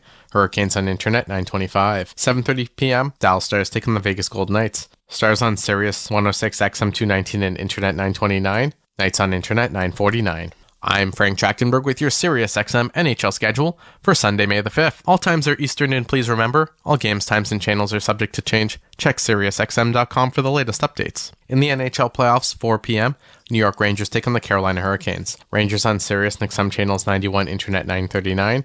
Hurricanes on Internet 925. 7:30 p.m., Dallas Stars take on the Vegas Golden Knights. Stars on Sirius 106 XM 219 and Internet 929. Knights on Internet 949.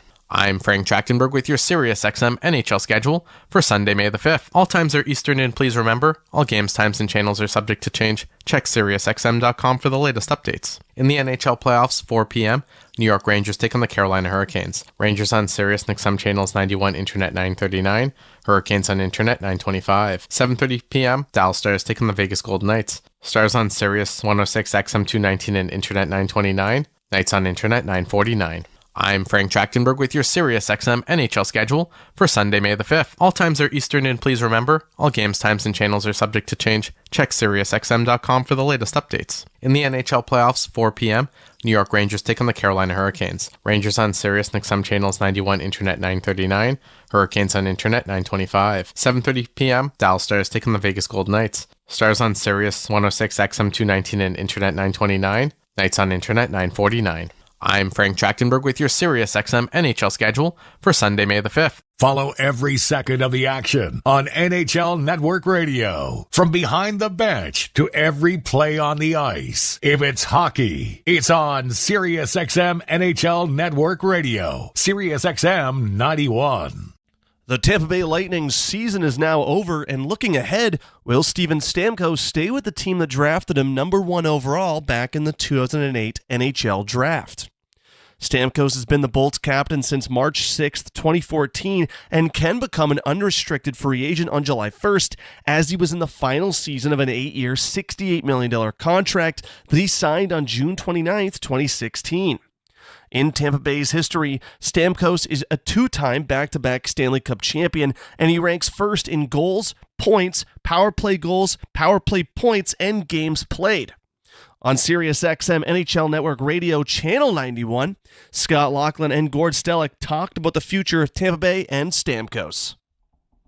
Steven Stamkos, you wonder, is that it for him with the Tampa Bay Lightning? And you wonder whether or not something can be worked out to keep the captain in the fold. And with all the RFAs and all the UFs that I saw, with all due respect to the other players, there was nobody that if they lost them, Gord, you'd say, wow, Tampa Bay's just not a contender anymore. No, this is all about Stamkos for Tampa in the offseason.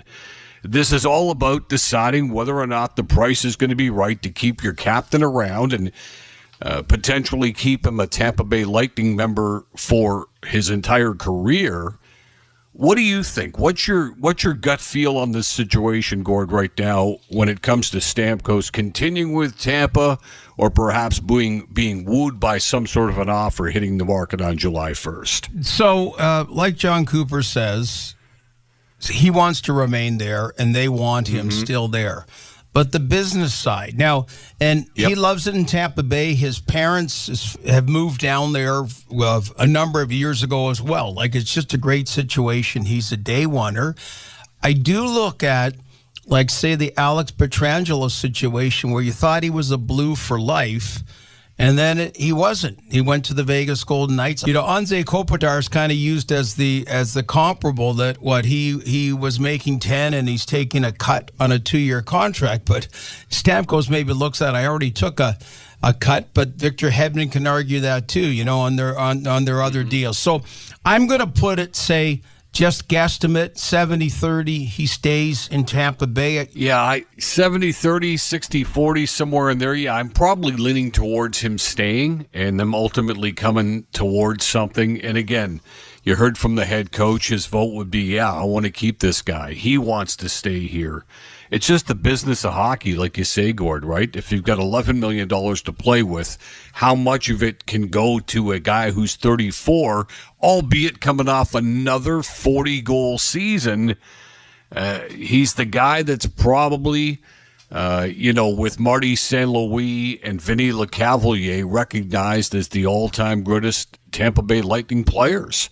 I think when you factor in where he was drafted, the numbers he's put up, the Stanley Cups, the whole bit. That was Scott Laughlin and Gord Stellick from Morning Skate on NHL Network Radio, Channel 91. SiriusXM Fantasy Sports Radio is the place for expert advice, strategy, and information from the best fantasy sports analysis to win your league. Plus, hear pick-by-pick coverage of live drafts and interviews with top players, coaches, and team executives on SiriusXM 87. I'm Frank Trachtenberg with your SiriusXM NHL schedule for Sunday, May the 5th. All times are Eastern, and please remember, all games, times, and channels are subject to change. Check SiriusXM.com for the latest updates. In the NHL playoffs, 4 p.m., New York Rangers take on the Carolina Hurricanes. Rangers on Sirius XM channels 91, Internet 939. Hurricanes on Internet 925. 7:30 p.m., Dallas Stars take on the Vegas Golden Knights. Stars on Sirius 106, XM 219, and Internet 929. Knights on Internet 949. I'm Frank Trachtenberg with your SiriusXM NHL schedule for Sunday, May the 5th. All times are Eastern, and please remember, all games, times, and channels are subject to change. Check SiriusXM.com for the latest updates. In the NHL playoffs, 4 p.m., New York Rangers take on the Carolina Hurricanes. Rangers on Sirius XM channels 91, Internet 939. Hurricanes on Internet 925. 7:30 p.m., Dallas Stars take on the Vegas Golden Knights. Stars on Sirius 106, XM 219, and Internet 929. Knights on Internet 949. I'm Frank Trachtenberg with your SiriusXM NHL schedule for Sunday, May the 5th. All times are Eastern, and please remember, all games, times, and channels are subject to change. Check SiriusXM.com for the latest updates. In the NHL playoffs, 4 p.m., New York Rangers take on the Carolina Hurricanes. Rangers on Sirius XM channels 91, Internet 939. Hurricanes on Internet 925. 7:30 p.m., Dallas Stars take on the Vegas Golden Knights. Stars on Sirius 106 XM 219 and Internet 929. Knights on Internet 949. I'm Frank Trachtenberg with your SiriusXM NHL schedule for Sunday, May the 5th. All times are Eastern, and please remember, all games, times, and channels are subject to change. Check SiriusXM.com for the latest updates. In the NHL playoffs, 4 p.m., New York Rangers take on the Carolina Hurricanes. Rangers on Sirius XM channels 91, Internet 939.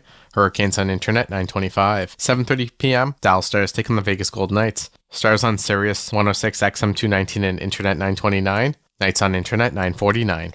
I'm Frank Trachtenberg with your SiriusXM NHL schedule for Sunday, May the 5th. Get the latest news, opinion, and analysis from MMA to boxing and the professional wrestling world 24/7. SiriusXM Fight Nation, SiriusXM 156, and the SXM app. Scott Laughlin and Gord Stellick from the Morning Skate on Sirius XM NHL Network Radio, Channel 91, talked about what's next for the Los Angeles Kings in the offseason. Well, the Kings have decisions to make. Number one, we saw this season that Anze Kopitar and Drew Doughty still have a lot of gas left in the tank, and that's great for the Kings. Quentin Byfield's emergence gives them a really good launch pad, I think, into next season, too. Now we know he's a full-time National Hockey Leaguer. Now we know he has the potential to get better and better and better based upon where he was drafted. This is what they expected. And yet they've got question marks. There's been an awful lot of heat on Rob Blake the last couple of years for this team to kind of take that next step up the ladder. They have failed to do so. We looked at Pierre-Luc Dubois. At least we were trying to find him. And for the most part, we couldn't. You wonder about Jim Hiller, interim head coach. Has he done enough to come back with all of the big-name candidates out there? A lot of questions. Where would you start if you're Los Angeles? If we're assuming Rob Blake is going to continue on to call the shots from the front office standpoint, what do you do if you're Los Angeles? What's the number one priority? Okay, well, we talked about the goaltending, and the coaching is going to get addressed by everybody. I mean, coaches are just they're not a dime a dozen, but they've been treated like they're dime a dozen in a lot of situations this past year. So the LA Kings, New York Rangers, Toronto Maple Leafs all did the same thing whatever number of years ago it was, that did the, okay, we're going to do the retool, the rebuild, the whatever, and let the fans in on it. All of them got high draft picks. They did get Byfield second overall. You've got the Rangers looking the best right now of the three. The Maple Leafs may have to have LA King-type decisions as well in the offseason, but they've done things. They've done good ads, like Philip Deneau being signed, Arvidsson up front, whether you go Moore, just a lot of things. I think that they can look at it that if you get the goaltending, let's see where we go from there, and then little tweaking. So what I'm saying is I don't see a big retool or rebuild being what the Kings are going to do this offseason. We said, look, if the Kings are looking to upgrade in one area going into the offseason, it's got to be goaltending. And I'm not saying it's all on David Riddick. I'm not saying it's all on Cam Talbot, but you need better than that. And it's just tough to chase the game. If you're Los Angeles and you're trying to get to your game and get to your identity, the first goal means so much. Well, two teams that made the playoffs last year, New Jersey and Los Angeles. When you make the playoffs, you expect to make it the next year, and that was a very reasonable expectation. One of the two did.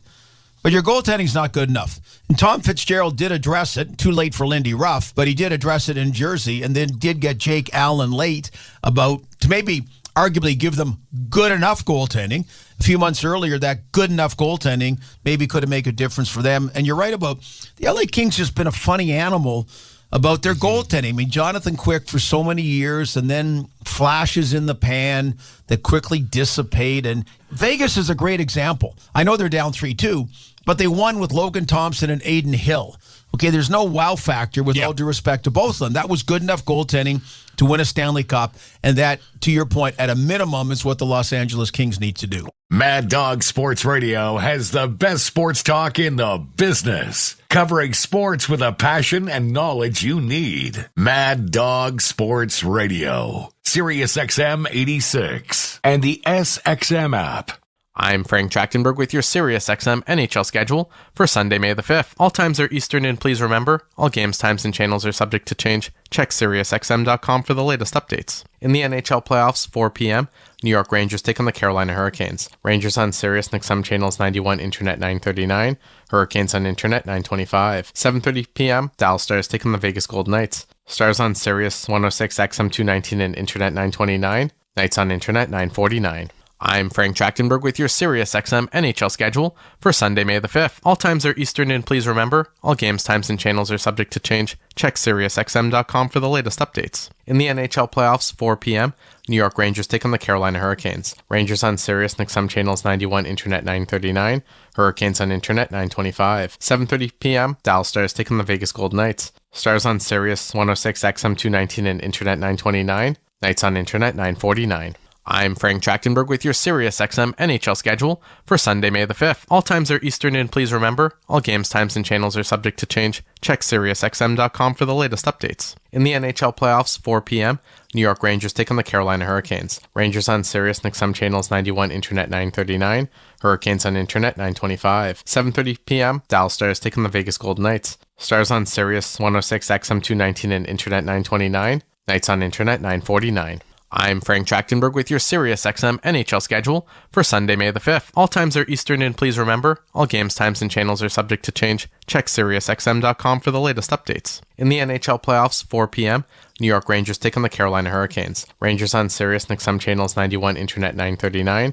Hurricanes on Internet 925. 7:30 p.m., Dallas Stars take on the Vegas Golden Knights. Stars on Sirius 106, XM 219, and Internet 929. Knights on Internet 949. I'm Frank Trachtenberg with your SiriusXM NHL schedule for Sunday, May the 5th. MLB Network Radio is your home for 24/7 baseball talk, featuring on-site coverage of every major event from spring training through the World Series and expert analysis from former general managers and players. SiriusXM Channel 89. The Buffalo Sabres have found their next head coach after parting ways with their previous one, Don Granato, and it's one they know quite well in Lindy Ruff.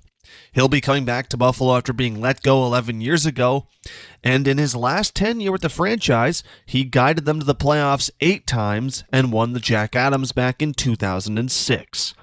Now, John Shannon, former Hockey Night in Canada executive producer, joined Scott Laughlin on SiriusXM NHL Network Radio's Morning Skate on Channel 91 to discuss the news and give their thoughts on former player and former head coach of the Sabres, Lindy Ruff's return, and if it'll prove to be a successful second tenure in Buffalo for him. How will this work out, do you think? I personally, John, am happy, and I think Seth Appert's got a future in coaching. I'm happy they didn't just go to another player development type coach like Donnie Granato was, and he took them to a certain point. But now I think it's time to put the big boy pants on and have some of these young kids start to blossom, and I wonder if Lindy Ruff is that guy, John. Well, I think Lindy's going to have to be tougher, or Lindy's not tougher, but tough. I did a few games in Buffalo late in the season, and I thought Don Granato, who is just a wonderful person, I don't think he was hard enough on his team. I do think, again, it goes back to creating process and structure. Rick Tocchet went to Vancouver and created process and structure. That's the expectation for what Peter Laviolette did, a bigger name in New York. That's something that can really help that young core in Buffalo, because how do you not love that defense in Buffalo? To me, that's one of the best young groups, but they need something to Not necessarily tell them what to do, but tell them what not to do. And they have to be held accountable. And that's something with his resume that Lindy can do, and do a solid job that way. Making the players accountable is just as important as anything else that can happen in a situation like Buffalo, because, my goodness, the fans deserve it, the ownership deserves it, and what Kevin Adams has tried to create there is the right thing, but now the players have to be pulled on and called on the carpet and deliver with the money that they have been paid and the future that they have for that franchise. On the court and off, your home for the NBA is SiriusXM. Follow all the drama as your favorite team vies for it all. SiriusXM NBA Radio, SiriusXM 86. I'm Frank Trachtenberg with your SiriusXM NHL schedule for Sunday, May the 5th. All times are Eastern, and please remember, all games, times, and channels are subject to change. Check SiriusXM.com for the latest updates. In the NHL playoffs, 4 p.m., New York Rangers take on the Carolina Hurricanes. Rangers on Sirius XM channels 91, Internet 939. Hurricanes on Internet 925. 7:30 p.m., Dallas Stars take on the Vegas Golden Knights. Stars on Sirius 106, XM 219, and Internet 929. Knights on Internet 949. I'm Frank Trachtenberg with your SiriusXM NHL schedule for Sunday, May the 5th. All times are Eastern, and please remember, all games, times, and channels are subject to change. Check SiriusXM.com for the latest updates. In the NHL playoffs, 4 p.m., New York Rangers take on the Carolina Hurricanes. Rangers on Sirius XM channels 91, Internet 939.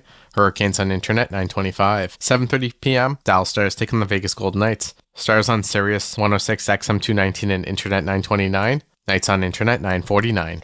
I'm Frank Trachtenberg with your SiriusXM NHL schedule for Sunday, May the 5th. All times are Eastern, and please remember, all games, times, and channels are subject to change. Check SiriusXM.com for the latest updates. In the NHL playoffs, 4 p.m., New York Rangers take on the Carolina Hurricanes. Rangers on Sirius XM channels 91, Internet 939. Hurricanes on Internet 925. 7:30 p.m., Dallas Stars take on the Vegas Golden Knights. Stars on Sirius 106, XM 219, and Internet 929. Knights on Internet 949. I'm Frank Trachtenberg with your SiriusXM NHL schedule for Sunday, May the 5th. All times are Eastern, and please remember, all games, times, and channels are subject to change. Check SiriusXM.com for the latest updates. In the NHL playoffs, 4 p.m., New York Rangers take on the Carolina Hurricanes. Rangers on Sirius XM channels 91, Internet 939.